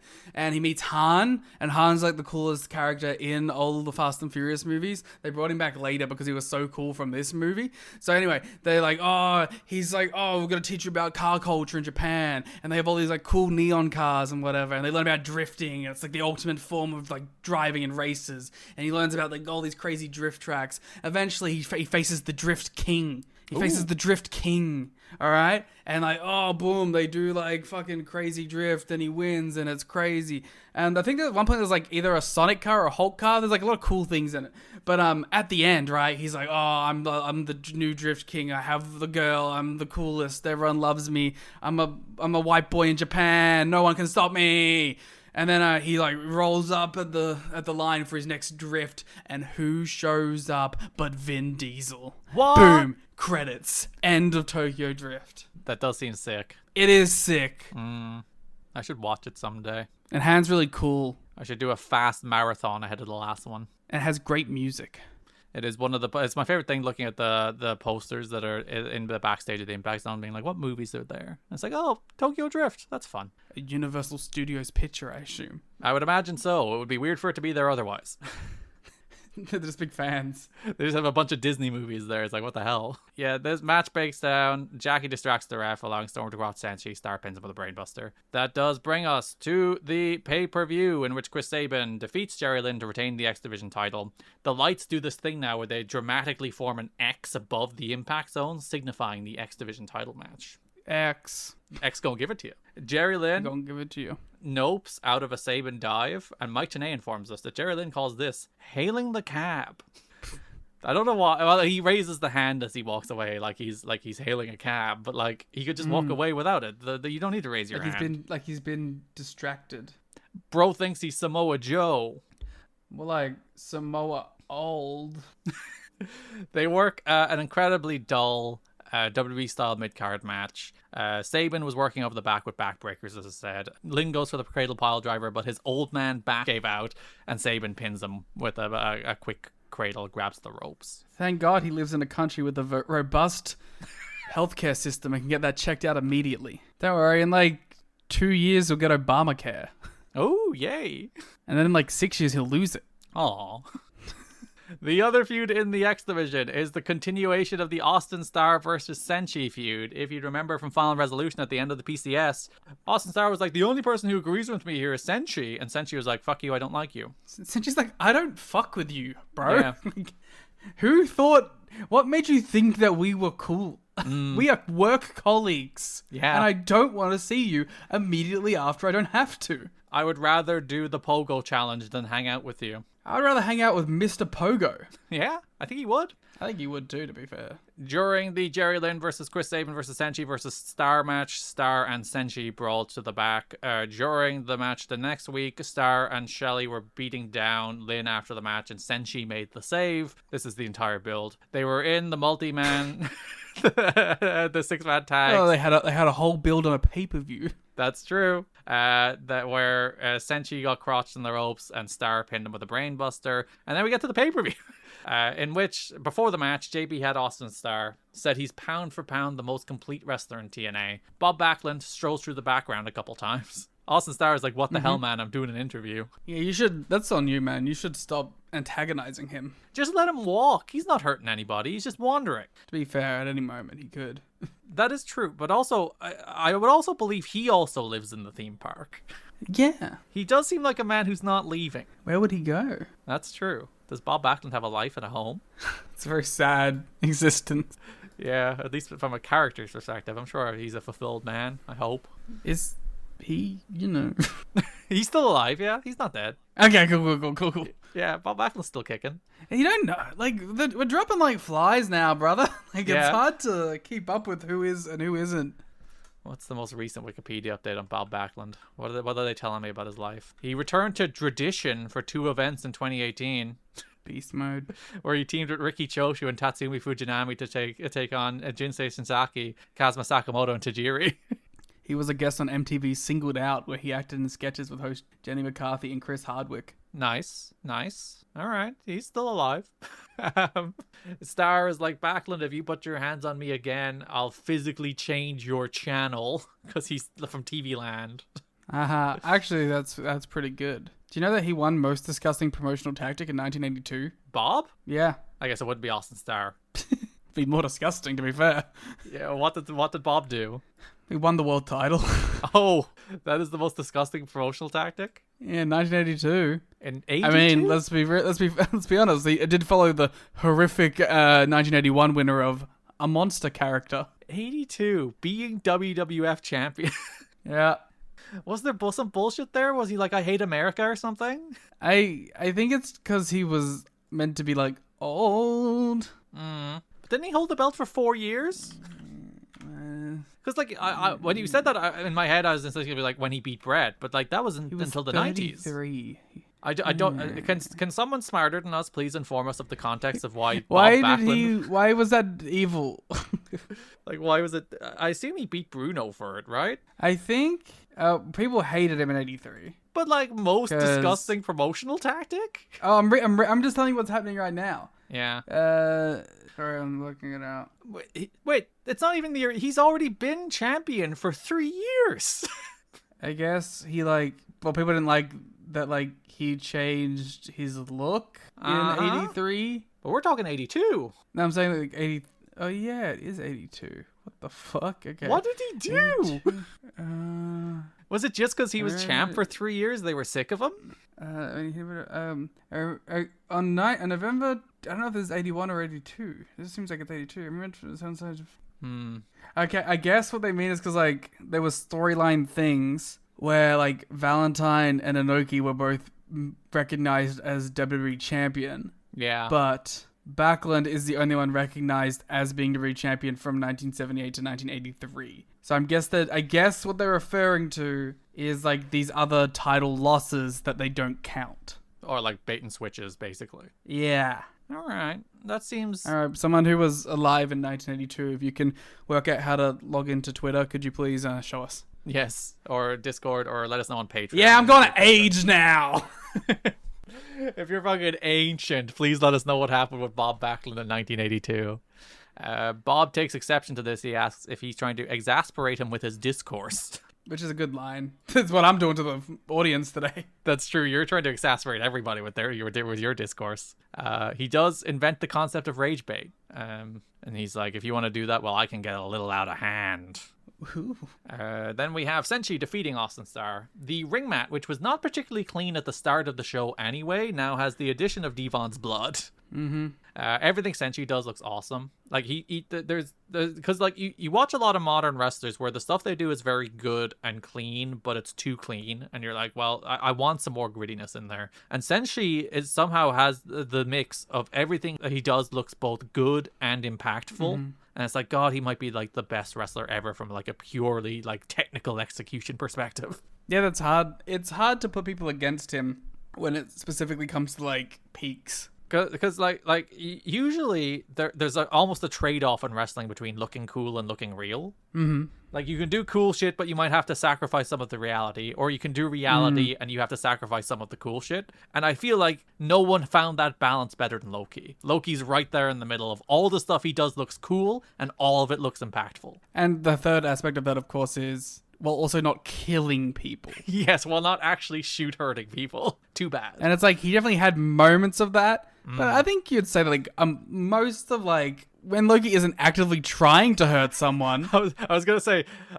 in his defense or not defense, I think the only times he hurt people was when he was trying to. So yeah, if he's in a mood to work, he can work better than anybody. Yeah. Senshi escapes a brainbuster attempt and nails Aries with the rolling Liger kick. I just wrote Aries, so look at me just writing Aries instead of Star. Wow. Aries tries to do the crossface undercutting yourself. I know. A Star and Senshi battle for positioning on a bridging pin, but Senshi gets his shoulder up and the ref awards it to Senshi. They do like a dramatic double pin thing, but the ref is like, no, Senshi wins. Star demands somebody restart the match. Bob Backlund comes out. He shouts at Star, so Star slaps him. Bob applies the crossface chicken wing and holds it as Star flees all the way to the back. Bob Backlund spent considerable time antagonizing fans in character as they were waiting outside of the Impact Zone before Sunday's pay-per-view. In fact, nobody ever sees Bob, quote-unquote, not in character. It's a bit like Andy Kaufman in that nobody's sure if there's a real person underneath the bizarre veneer people see in TNA, on and off TV. He's not considered a bad guy, just strange. Very strange. Sounds like Bob Backlund was writing his own story. Yeah, he's just like, they actually were like, he's actually just walking through the pre-tapes. So we just have to make it his character. That's good.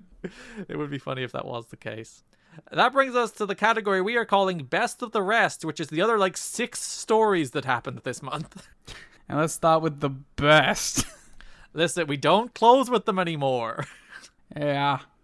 January 18th Impact, JB has Christy Hemme. Don West introduces this interview by mentioning that the pay-per-view featured more women than TNA has in ages, and Christy defended all women on the show. Christy says she wouldn't lay down to get ahead and compromise who she was in the other company. They then cut to Kip calling her a slut. Kip walks up with a salad. Kip says, before you go up, you gotta go down. He then throws the salad at her under the veneer of tripping and falling, but he just throws it at her. And BG breaks it up, and Kip says the words, "Give me a break. Women in this business?" I mean, he's a bad guy. Yes. He's a heel. I think the presentation of this story is at least clear until you get to the pay-per-view, in which then it becomes very muddy. Because at least in the TV, Christy is meant to be relatively sympathetic. BG is meant to be the guy who's like, Kip, you're going too far. And Kip is meant to be an unrepentant asshole, in which he plays very well. Some might say too well. Yeah. Nah. The next week, Letitia has VKM.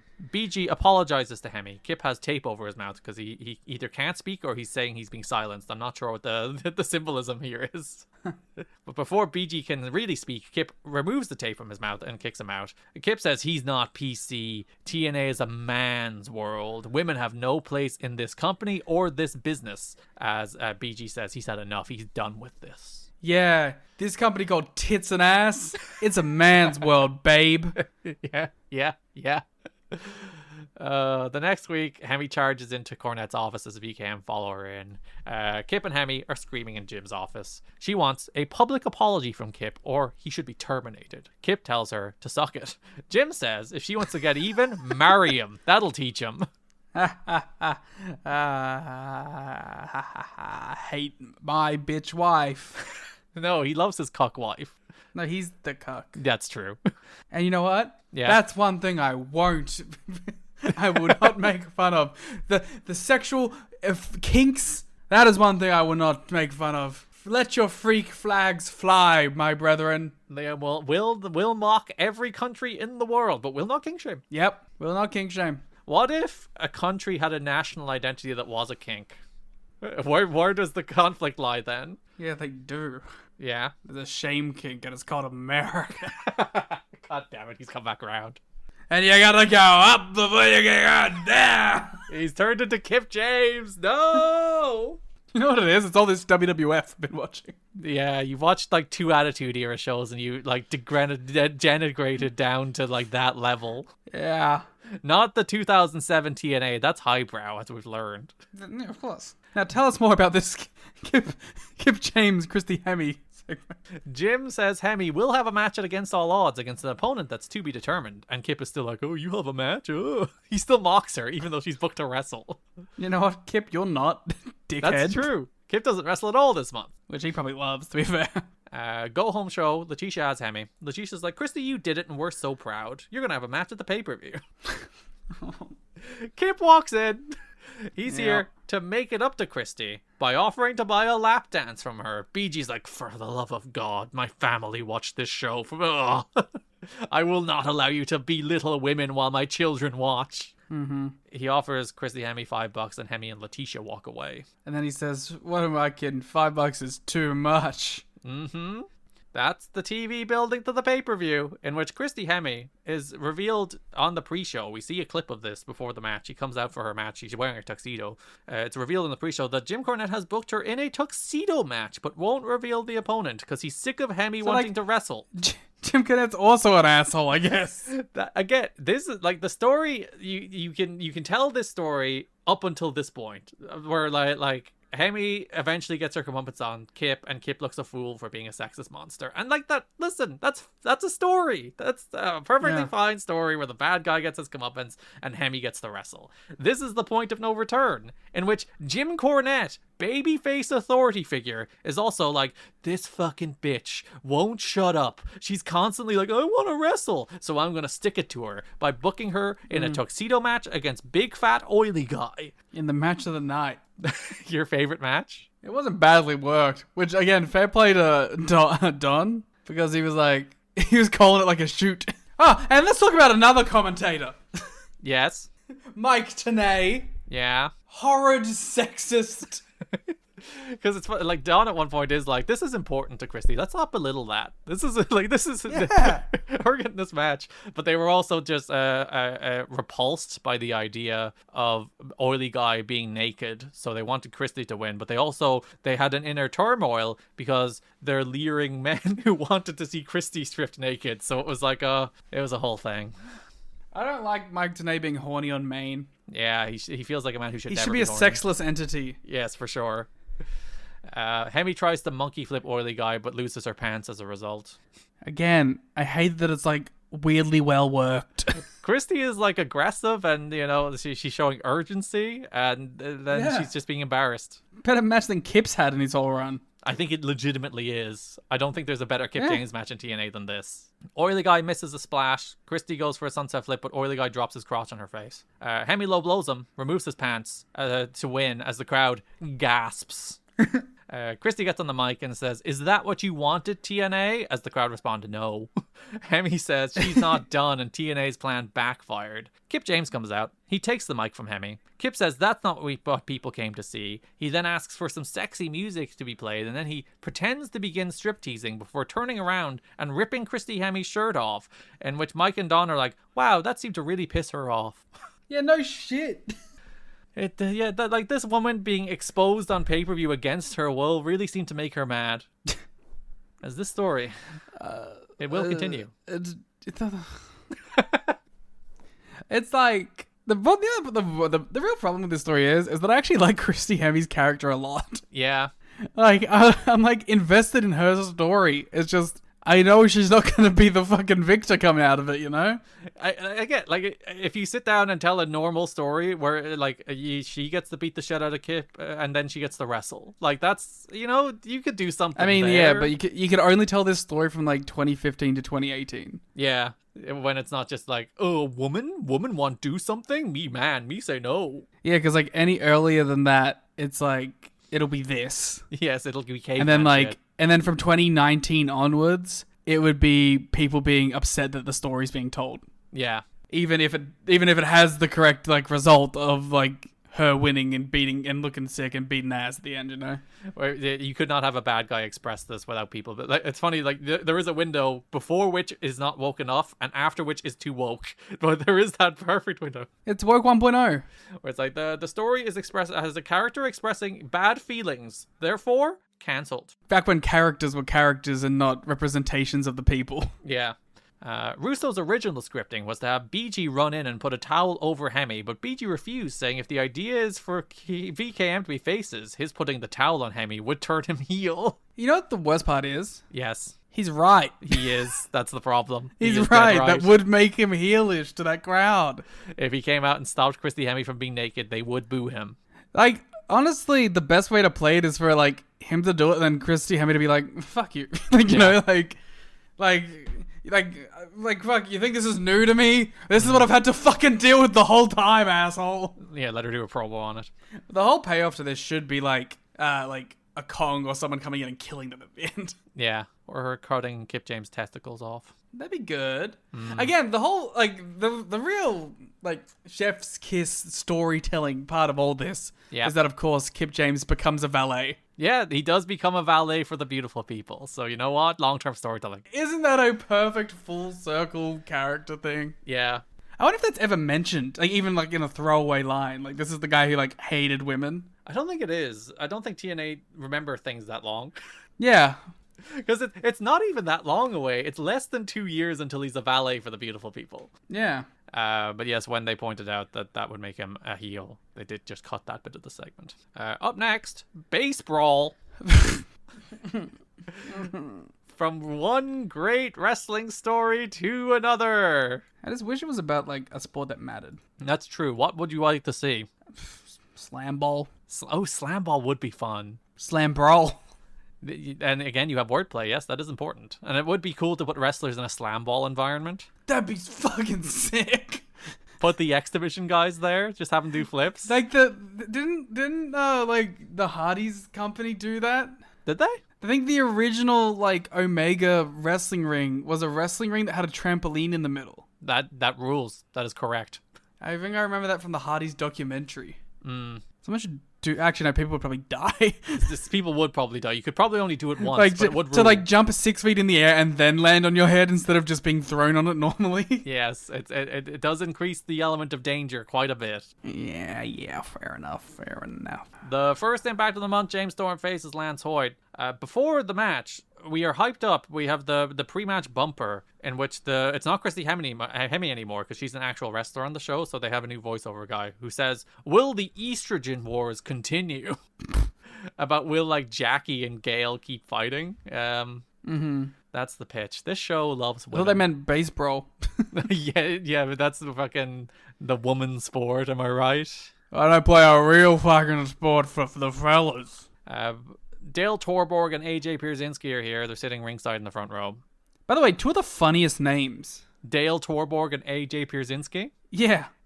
Just some that's just some classic bullshit. How do you feel about David Eckstein?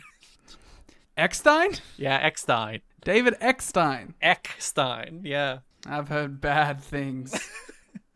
But as a name, do you approve? Yeah. I guess I technically have nothing against it. Yes, it's it's Eckstein. It's David Eckstein. How often do you think he gets that in his life at the moment? I think he's dead. I don't think David Eckstein is dead. David Eckstein is an American former. He's only 51. Do they have kids? Oh, yeah, if they're in school. Oh, no, if he has kids. What are their names? Hey, look, it's TNA in his Wikipedia. They do mention it. Yay. His brother is Rick Eckstein, who we know, of course. He's on the show. Doesn't even say his kids. Yeah, there's no personal life section. I want to know about Oh, there is. Wait a minute. It doesn't say anything about his kids, though. Yeah, it just says he's married in 2005. What about Rick? Rick, you got kids? He has a brother called Ken. Yeah, no mention of Eckstein children. Yeah, I heard it. But yes, if there is any child in the world whose name is Eckstein, those poor kids are honestly, if there is a child in the world whose name is Epstein, is also getting fucking shit forever. But why? What happened? I don't know. Google it. Eckstein. What? He's married to actress Ashley Eckstein. She was on That's So Raven. Sure. Which one was she on? That's So Raven. Was she a regular? She was a regular. I watched a lot of That's So Raven. I want to see if I recognize her. I think she was a mean girl type. Classic Muffy. Muffy's a funny name. A younger sister named Buffy. Hoyt runs wild. Jackie interferes as the crowd chant "We want Gail." As Hoyt is making his comeback, Dale and AJ come to ringside. AJ hits Hoyt with a chair and Storm drops him with a super kick for the win. Gail appears to brawl with Jackie as Dale and AJ beat down Hoyt. Storm drops Gail with the old 8-second ride. PD looks to save Gail, but Jackie low blows him, allowing Storm to hit him with a super kick too. So, yeah, I didn't give her credit for the actual bigger career choice, which is she's Asuka in the Clone Wars. Oh, that seems like a bigger role than That's So Raven. It's a much bigger role. That seems like a more important deal. Yep. She was also in the Brady Bunch in the White House. Which wouldn't be the first time there was an X-Teen in the White House. February 1st, Impact. We go to a feature on Basebrawl as Lance Hoyt invites AJ and Dale to cross the line and step in the ring. It'll be Hoyt with Eckstein versus Torborg with Brzezinski at the pay-per-view as they show Johnny Damon in the crowd. February 8th, Impact. Yeah. JV as Dale Torborg and AJ Brzezinski. They're going to bring it to Lance Hoyt and Team Eckstein at the pay-per-view. They point out Eckstein hasn't been seen. Hoyt walks up and Johnny Damon hits AJ with a chair. Oh, man! It's not fair! You can't put us in this position! What are we supposed to do? Just be normal. Just pretend there's no word association there at all. He seems like a nice guy. It's not his fault. It's not. It's really not. Or Ashley's fault. TNA Against All Odds 2007. Basebrawl's here as Lance Hoyt with David Eckstein defeats Dale Torborg with AJ Brzezinski. Torborg inexplicably comes out to Kevin Nash's music. Torborg breaks a Lance Hoyt action figure with a bat before the match. Fucked up. That's a collector's item. That's true. Does Lance have that many other action figures? I guess he probably has a WWE one. Was there a Vance Archer figure? I actually don't know if there was a WWE one. I know he has an AEW figure. Yeah. One or two. So there's probably not a ton of Lance figures out there. That was one of the ones I almost bought you. Oh. Yeah. That would have been fun. Hoyt, Oh, Hoyt, sorry. Hoyt, Hoyt. You only got Kojima and Abyss. Yeah, that's pretty cool. Abyss has a chain. And he has like a pump action thing, so you can do his arm pose. And he's dressed as like Goldilocks Abyss as well, which is awesome. TNA mentions Torborg was the Damon in WCW. The Diamond. The crowd chants baseball sucks. They agree with you. I mean, they're not wrong. Except for the collection of fans in the front row that are wearing Team Eckstein shirts. That's the Eckstein family. Giselle. Hillary. Don lets us know that AJ Brzezinski really is that big an asshole. It's not a work thing. He really is just a piece of shit. Which I believe. Yeah, he's like, you know, sometimes you think like he's playing an act, but no, he's just an asshole. He then low blows Hoyt and throws him into the rail. David Eckstein's brother Rick is at ringside. Lance went for a step up top rope move and nearly died at one point. He ate so much shit. Brzezinski hits Hoyt with a chair, allowing Torborg to win, but the Ecksteins get the match restarted. And then hit Torborg with a chair, allowing Hoyt to win. So some would say turnabout is fair play. Others would say you just did the thing you accused somebody of being cheating. Which one did you side with? Yeah, I think you lowered yourself to their level. I think you should have won fair and square. I would like to move on. I would like to request the ability to move on, if that's all right. James Storm continues his feud with Gail Kim and Petey Williams after they killed Chris Harris. Yeah, he's still pissed about... Well, he's not really pissed. He's actually having a great time. Yeah, Storm is funny in this feud in which, like, he's like, I beat Petey, I don't care. Storm has moved on. Yeah. He's like... He wants to just drink beer with his, like, copious friend group. Yes, which we will get to when we talk about Eric Young. And, like, just hang out, you know? He's not looking to do anything crazy. But then he's like, but Jackie really wants to beat the shit out of Gail, and listen, who am I to stand in her way? I respect women. Yeah? And I will let her get her wish. January 18th Impact, Gail Kim is brawling backstage with Jackie in the women's bathroom, as Mike Tenay informs us. Oh yeah, this one pissed me off. We've got cameras everywhere, including the women's room. Yeah, and then the next segment is them being the fucking Christy segment where Jamie's like, wow, we do so great with women now, Christy, what do you have to be mad about? Yes, they did cut from the women's bathroom to Christy Hemme. It's fucking insane. We're informed that Jackie should be referred to as the Pride of Tennessee. Apparently they wanted to call her Miss Tennessee, but like one of the pageants that owned Miss Tennessee was like, what the fuck, stop it. We own Miss Tennessee. Come get over it. Come on. Later in that show, Gail and Jackie and Storm all get involved in that James Storm Lance Hoyt match. On the February 1st Impact, Storm walks in with Jackie. Storm and Jackie will face Petey and Gail at the pay-per-view. As we said, Storm only agreed to the match so Jackie can beat up Gail. He's just like, she wants to beat her ass. I'm done with this. I respect it. I support women's rights and wrongs. Later in the show, Rude faces Petey. Team Canada explodes. Tenay says nobody has heard from Chris Harris. ever since he got destroyed, hit in the eye.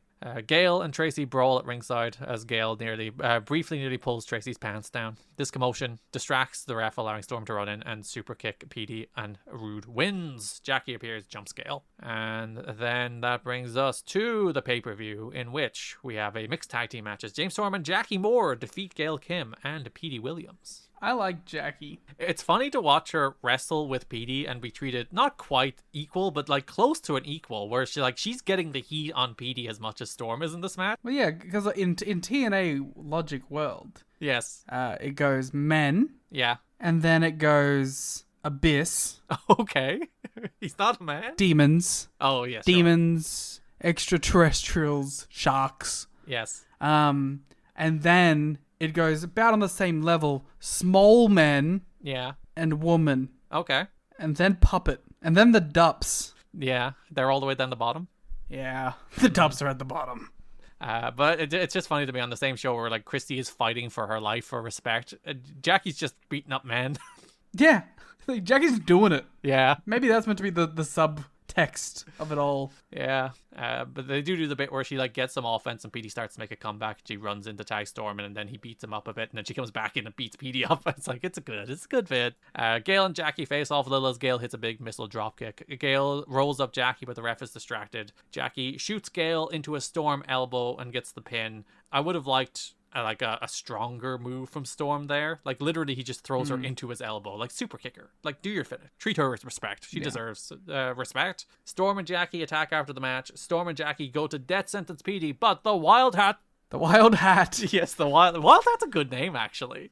Is it? Yeah, I think so. The Wildcat Chris Harris returns wearing an eye patch as he launches Jackie off the top rope before Storm bails, as we hear Harris's singles theme for the first time. It's a half a blindfold. That's true. Maybe that's foreshadowing. The Harris singles theme isn't very good. It's like a remix of the AMW theme, but it's not as good. Guilty. It literally just does say, "We find the defendants guilty. We find the defendants guilty."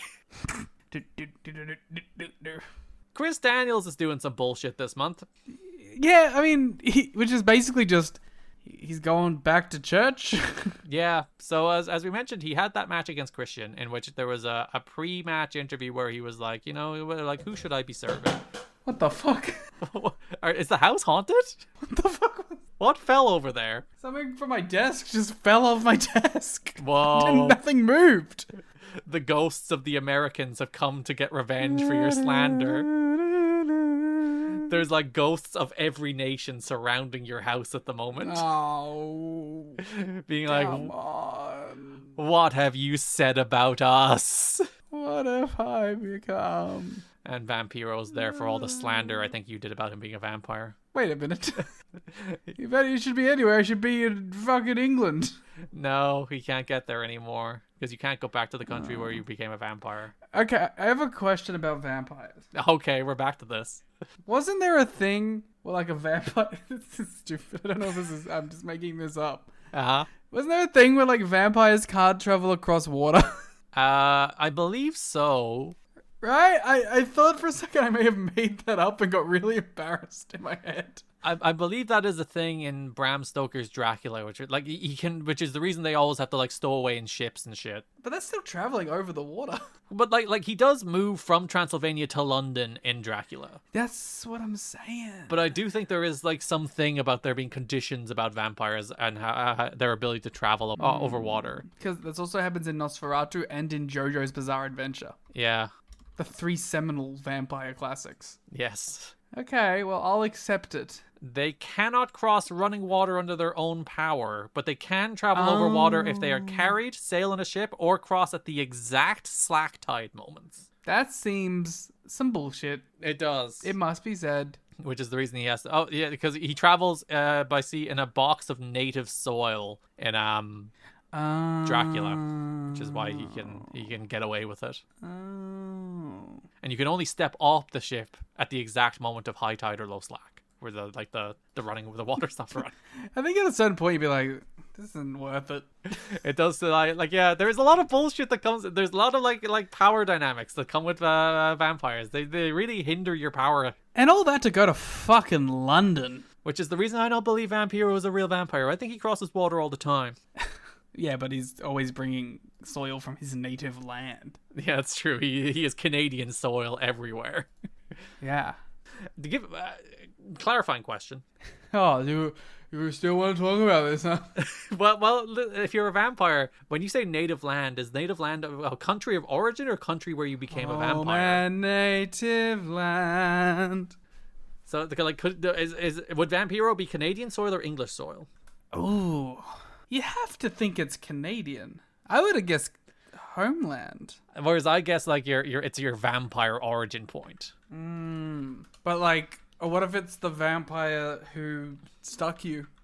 Yeah. Where he's from? Oh, okay. So you become like a descendant. Yeah. And what if it's like really annoying that you don't know where he's from and you're like keep trying? It's like, is it Lithuanian soil? No, fuck. Yeah. This is nuanced. There's a lot I of don't feel rules. equipped to be the one to answer it. I've read Dracula, but I don't purport to be an expert. And I've watched Nosferatu, both versions. I don't even remember what fucking story we're talking about at this point. Daniels, man of God. Daniels, is he a vampire? No, he would hunt them. I don't know if he would. I think he would see vampires as a besmirchment of his great leader. What? God. But he's a fallen angel. That's true. But maybe he's trying to find that faith again. I think he's doing the opposite. Oh, he's going devil? Well, like, he feels like he's not really finding faith this month. He's more like lamenting. So yes, he does lose the Christian. And then we get a vignette where he's going on about everything that's happened in the X Division. He won the X Division title and then he lost it. And then, like, what's the meaning of all that? There has to be some greater purpose in there. It can't just be events without purpose. Or maybe it's like, you suck and you lost the match. On the go home show as well, we have another one where he doubts his purpose and searches for truth, but now he sees the truth, but he doesn't tell us what it is. Ron Killings is also doing some bullshit this month.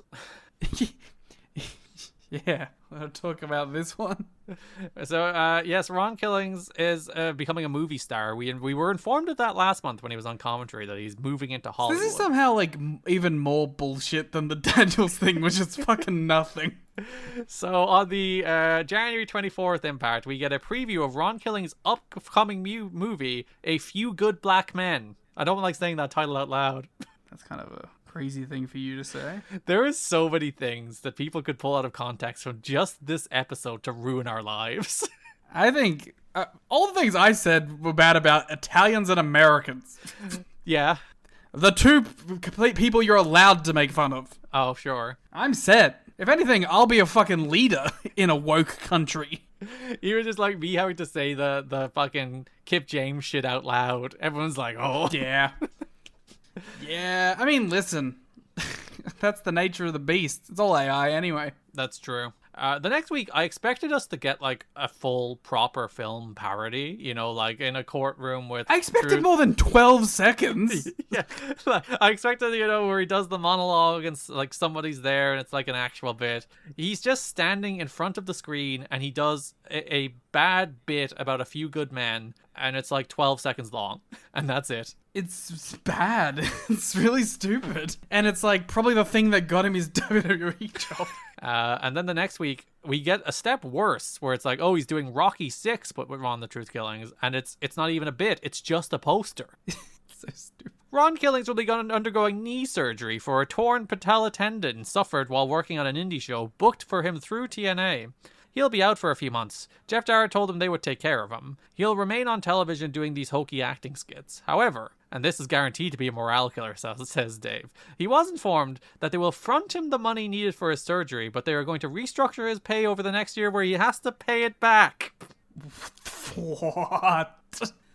What? Again, Dixie made all the bad decisions in TNA in fucking 2009. Everything was rosy until Dixie took control in 2009. If you watch Dark Side of the we Ring. weren't doing insane shit. Nobody was ever involved in a bad decision. As it was the Panda money that wasn't being spent, but listen. Panda fucking front up for your fucking talent, for the love of God. They do, but like it's one thing for Conan because he came into TNA with the problem, which they should still pay for. Fucking pay for your talent for the fuck's sake. But it's another for a guy who was injured on a booking that you sent him out on. Yeah. But I think both are bad, and you should pay for both. Maybe I'm too woke. Liberal. What did you say? I said liberal. Liberal. Just I said it with such vitriol. The final feud of the month is Eric Young and Bobby Roode. At least this was good. Yeah, that's why we're ending on it, because there was a bunch of bullshit. We saw a honey trapping. January 18th, Impact. Shelley asks Nash what's next for them after the PCS. JB walks up to Shelley and it's like, Shelley, I have a little work for you next week, huh? Damn, it's easy to get that fucking, like, that kind of videography work in TNA. Yeah, you just have to hang around and eventually someone will be like, I need to film something. It's a little ethically dicey, but you in? He's in. He's like, that's my one specialty. Nash says it's time for them to leave the nest. He's going to do an extreme makeover. There was a segment. Star jumped Senshi here, and Senshi punched a hole in the wall. I forgot about that one. Yeah, it was a good wall punch. It was. JB is outside of Styles' locker room. Eric Young sneaks up. He says he's off the pill. He wants to go shopping for condoms next week. Oh, sorry. He says he wants to go shopping for condos next week. And JB is like, you mean condoms, right? just it's such a good line. Yeah. Eric, I'm off the pill. Because it's like, why wouldn't you just stay on it?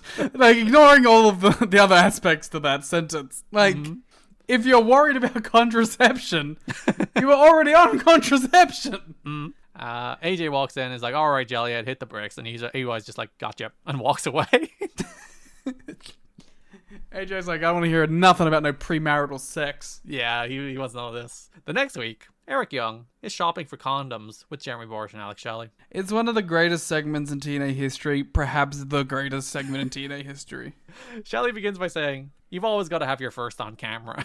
Which is just simply not true in any sentiment.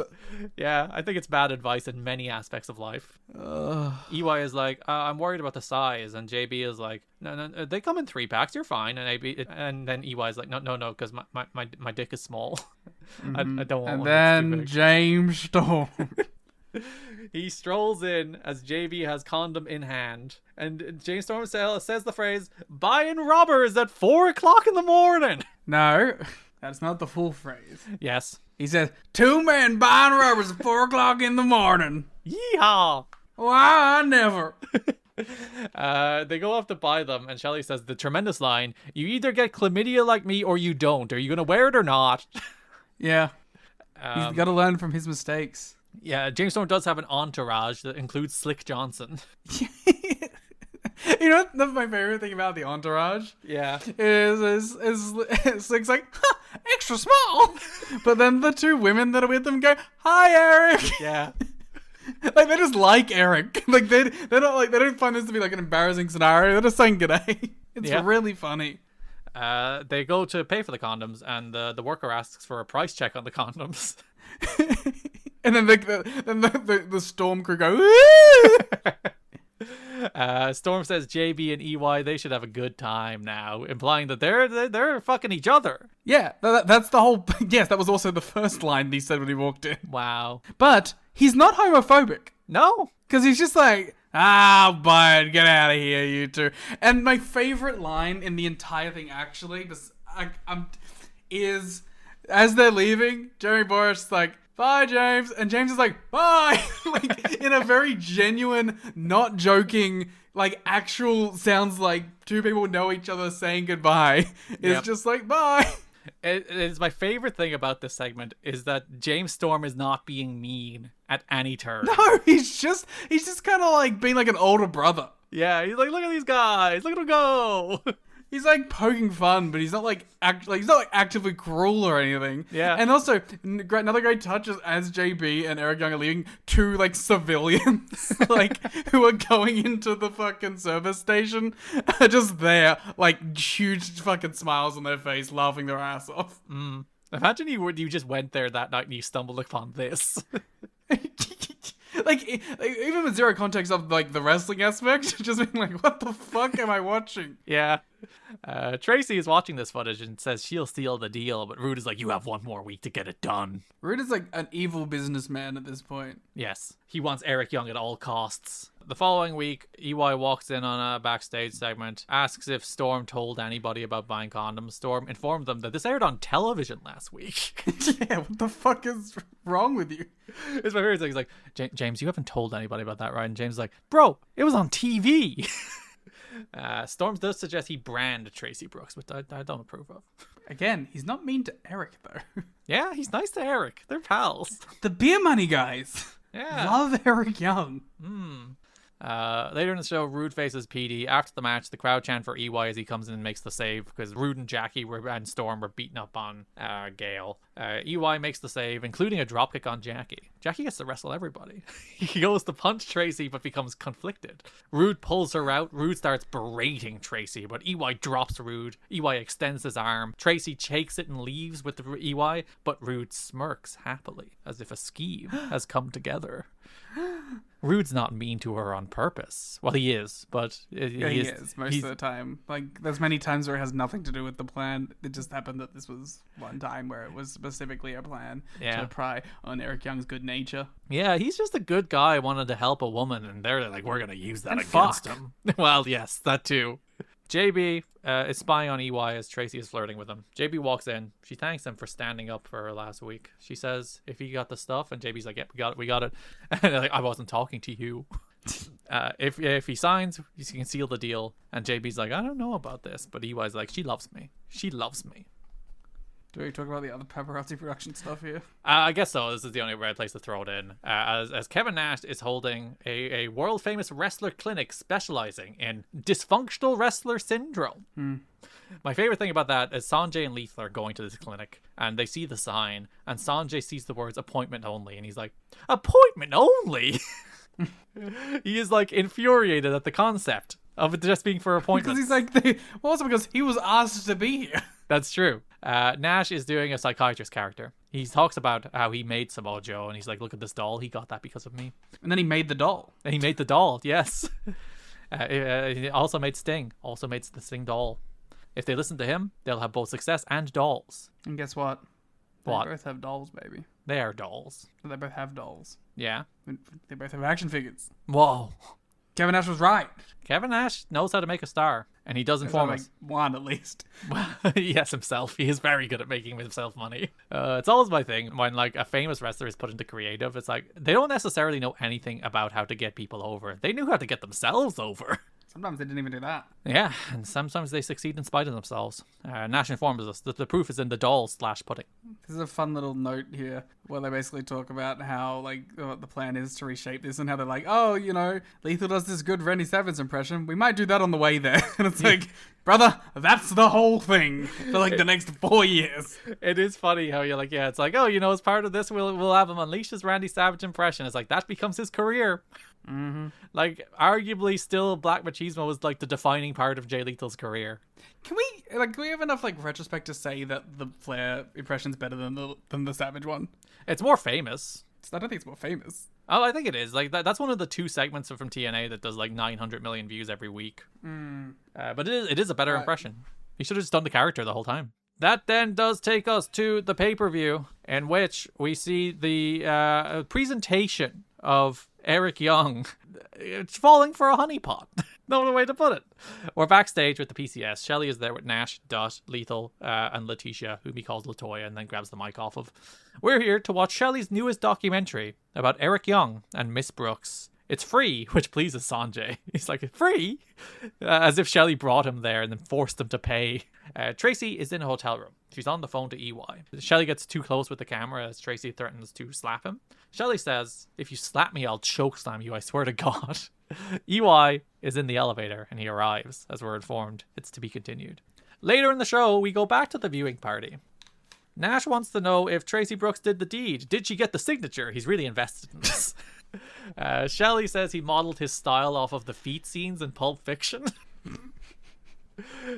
We go to the video. Eric Young comes in. Shelley's hiding in the closet. Can we say that the viewing party stuff is one of the more underrated Shelley segments? This one in particular, or just the idea of it? Like the whole series throughout the night. Yeah. Like they're funny. Because like it is just like 30 seconds of them doing like little bits and then like a minute of video, and they're all pretty fun. Yeah. EY has chocolates and flowers. Tracy compliments him on his shirt. The chocolates are called Get Her Done, and they're half-eaten. Listen, when you get nervous, you get hangry. She then says the flowers are fake, but then EY says they'll last forever like their love. Which is a great line, actually. That's W-Riz. Yeah, that's like turning around a bad situation into a positive situation. EY's got it. Tracy pulls off his shirt and compliments his physique. Tracy says, remember their deal, as like he slowly reaches towards her boob, but she pulls away and puts the contract between them instead. We're back to the viewing party again for the third time. EY is reluctant to sign, so she simultaneously takes more of her clothes off and threatens to leave. It's a bold strategy. It's a really funny thing to be like, well, I guess you don't want this. I'm going to take my clothes off while walking toward the door. Mm-hmm. It works. It causes EY to sign. She said this is going to be a very special night, so you need to close your eyes while I freshen up. And he's like, surprise? She's like, yeah. She leaves EY as EY says, I love you. And she said it back. Which, listen, you can honeypot him all you want. You can lure him into this very illegal trap to get a contract that would not hold up in court. But when you're walking out and you're leaving him and he says, I love you, you don't have to say it back. You can just leave. Unless she actually loves him. Maybe there is true love and Rude is standing between them. She meets Rude in the hallway, which suggests he's been out there for like an hour and a half while they've been going through this whole thing. Yeah, he's been doing like business calls. She hands him the signed contract and she was like, hey, I did good, right? I did good. And like after like 4 prompts, he's like, I guess. Both these people are in horribly manipulative relationships. Mm-hmm. Bob Backlund then crashes the viewing party and bemoans the death of society due to pornography and says they're destroying the family, they're destroying the city, they're destroying the county, they're destroying the state, they're destroying the world. And then asks everybody if they're listening when everybody is gone. Yeah. He's like, what are you doing showing all this pornography?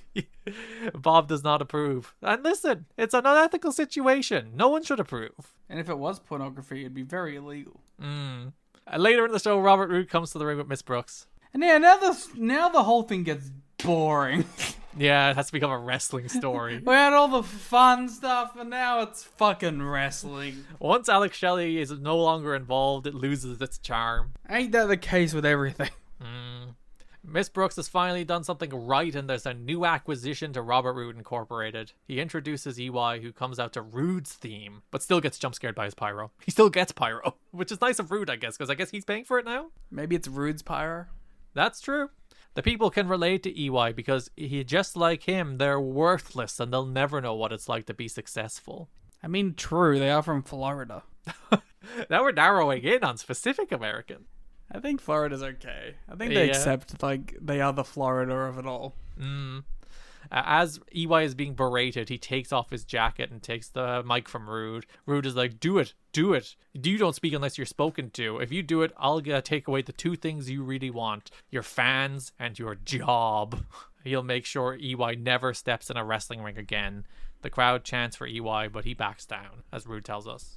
It pays to be rude. That's his slogan that he says. Because Roode sounds like rude. Right. And also because he's like a capitalist. Whoa. Do you think that's on like the corporate letterhead? Oh, it should. That'd be fucking awesome. Yeah, it does pay to be rude. And yeah, EY is now in the services of Robert Roode Incorporated. I feel bad for him. Yeah, it does feel like a situation that he didn't want. He should just get fired. I'm sure TNA would rehire him. Yeah, and you know what? Shout out to JB. He was his boy. He helped him out, but he was also like, listen, man, you should really think about this. Yeah, but he should have like also maybe explained it to him. Yeah, at no point does he ever say, hey man, they only want to do this so they can get your services. It's a trap. Yeah, because he's also distracted by Horny every 3 seconds. That's true. Storm is the one who should have explained it to him. Storm would be his boy. Storm is the only one who could get it. Storm isn't like distracted by horniness. Famously does not care about the women. He's just having a good time. Yeah. I'm surprised that they never tried to add a 3rd person to Beer Money and have like the 3 vices. I guess Jackie was there. What's her vice? Well, I guess she has to be sex then. Oh, no. Well, if it's alcohol, money, and sex, like... Yeah. Her vice has to be sex. She is representing... Which honestly is actually a great flip on it. Yeah? Like, if you have, like, the female character be, like, the one who's, like, the sex-obsessed one versus the, like, 2 other lecherous men already there, you know? Like, it'd be like, if it's, like, you know, Val Venus, it's fucking on the fucking nose, isn't it? Yeah, I would not put him in Beer Money. I would not put him in anything Well, we'll see him in TNA at some point, unfortunately. Yeah, but it doesn't last long. He has like 3 months. You'll have to watch one Val Venus pay-per-view match. Didn't we already watch it? Or maybe 2. Does he have 2? We didn't watch the pay-per-views. We only watched the TV. I think we only watched the TV, yeah. If we did watch the pay-per-views, I don't remember them. No, we watched WrestleMania, but I don't think we watched any of the TNA stuff. Yeah. I think we might have thought that would have been too much of a... Just actually covering it. Invasion of it. Of the principle when we had it, like, the actual show. By the time we get around to those 2010 episodes, I will not remember them. Yeah. Although, like, I think that first one is pretty, like, well ingrained in my head now. Yeah, but the rest of them I'll be like, I don't know. Where's Bret Hart? I just remember that they were really bad. They were really bad. These shows do. It's again one of those "Are we a Vince Russo defense podcast?" where you're like, God, it does get worse when there's other influences who aren't him. I mean, I've always like Bischoff is worse than Russo to me. Yes, we did establish that when we were doing Dark Side. Yeah, I will take Russo over Bischoff. Yeah, any day of the week. That is it for February 2007. We will be back with a new episode of Reign Takers, and also I believe we're doing CZW versus Ring of Honor next, right? I think. I mean, nothing else has perked my ears. Yeah, so we're locking that in next. It'll probably be like a 3-part series or something. We'll have to work that out. We'll see how long it all is. We'll be covering the Ring of Honor CZW feud next for Patreon, so you can look forward to that. Go to tnachat.com, patreon.com/kiddingme. Subscribe, where you can also get the show notes for this show, the star ratings, and every 200 pieces of exclusive audio or something like that are already up there waiting for you. That's the most Irish you've sounded in a long time. The waiting for you? Yeah. The accent really came out then. Interesting. Follow me on Twitter at Garrett and Liam, on Twitter at The Cleat Muda. Follow the podcast on Twitter at TNA History Pod. Subscribe to us on YouTube at You've Got to Be Kidding Me, and on TikTok at TNA History. Head to the link in our description where you can buy some cool merch, t-shirts, posters. Go get them. Thanks for listening, and bye-bye. Do damn thing. Woo!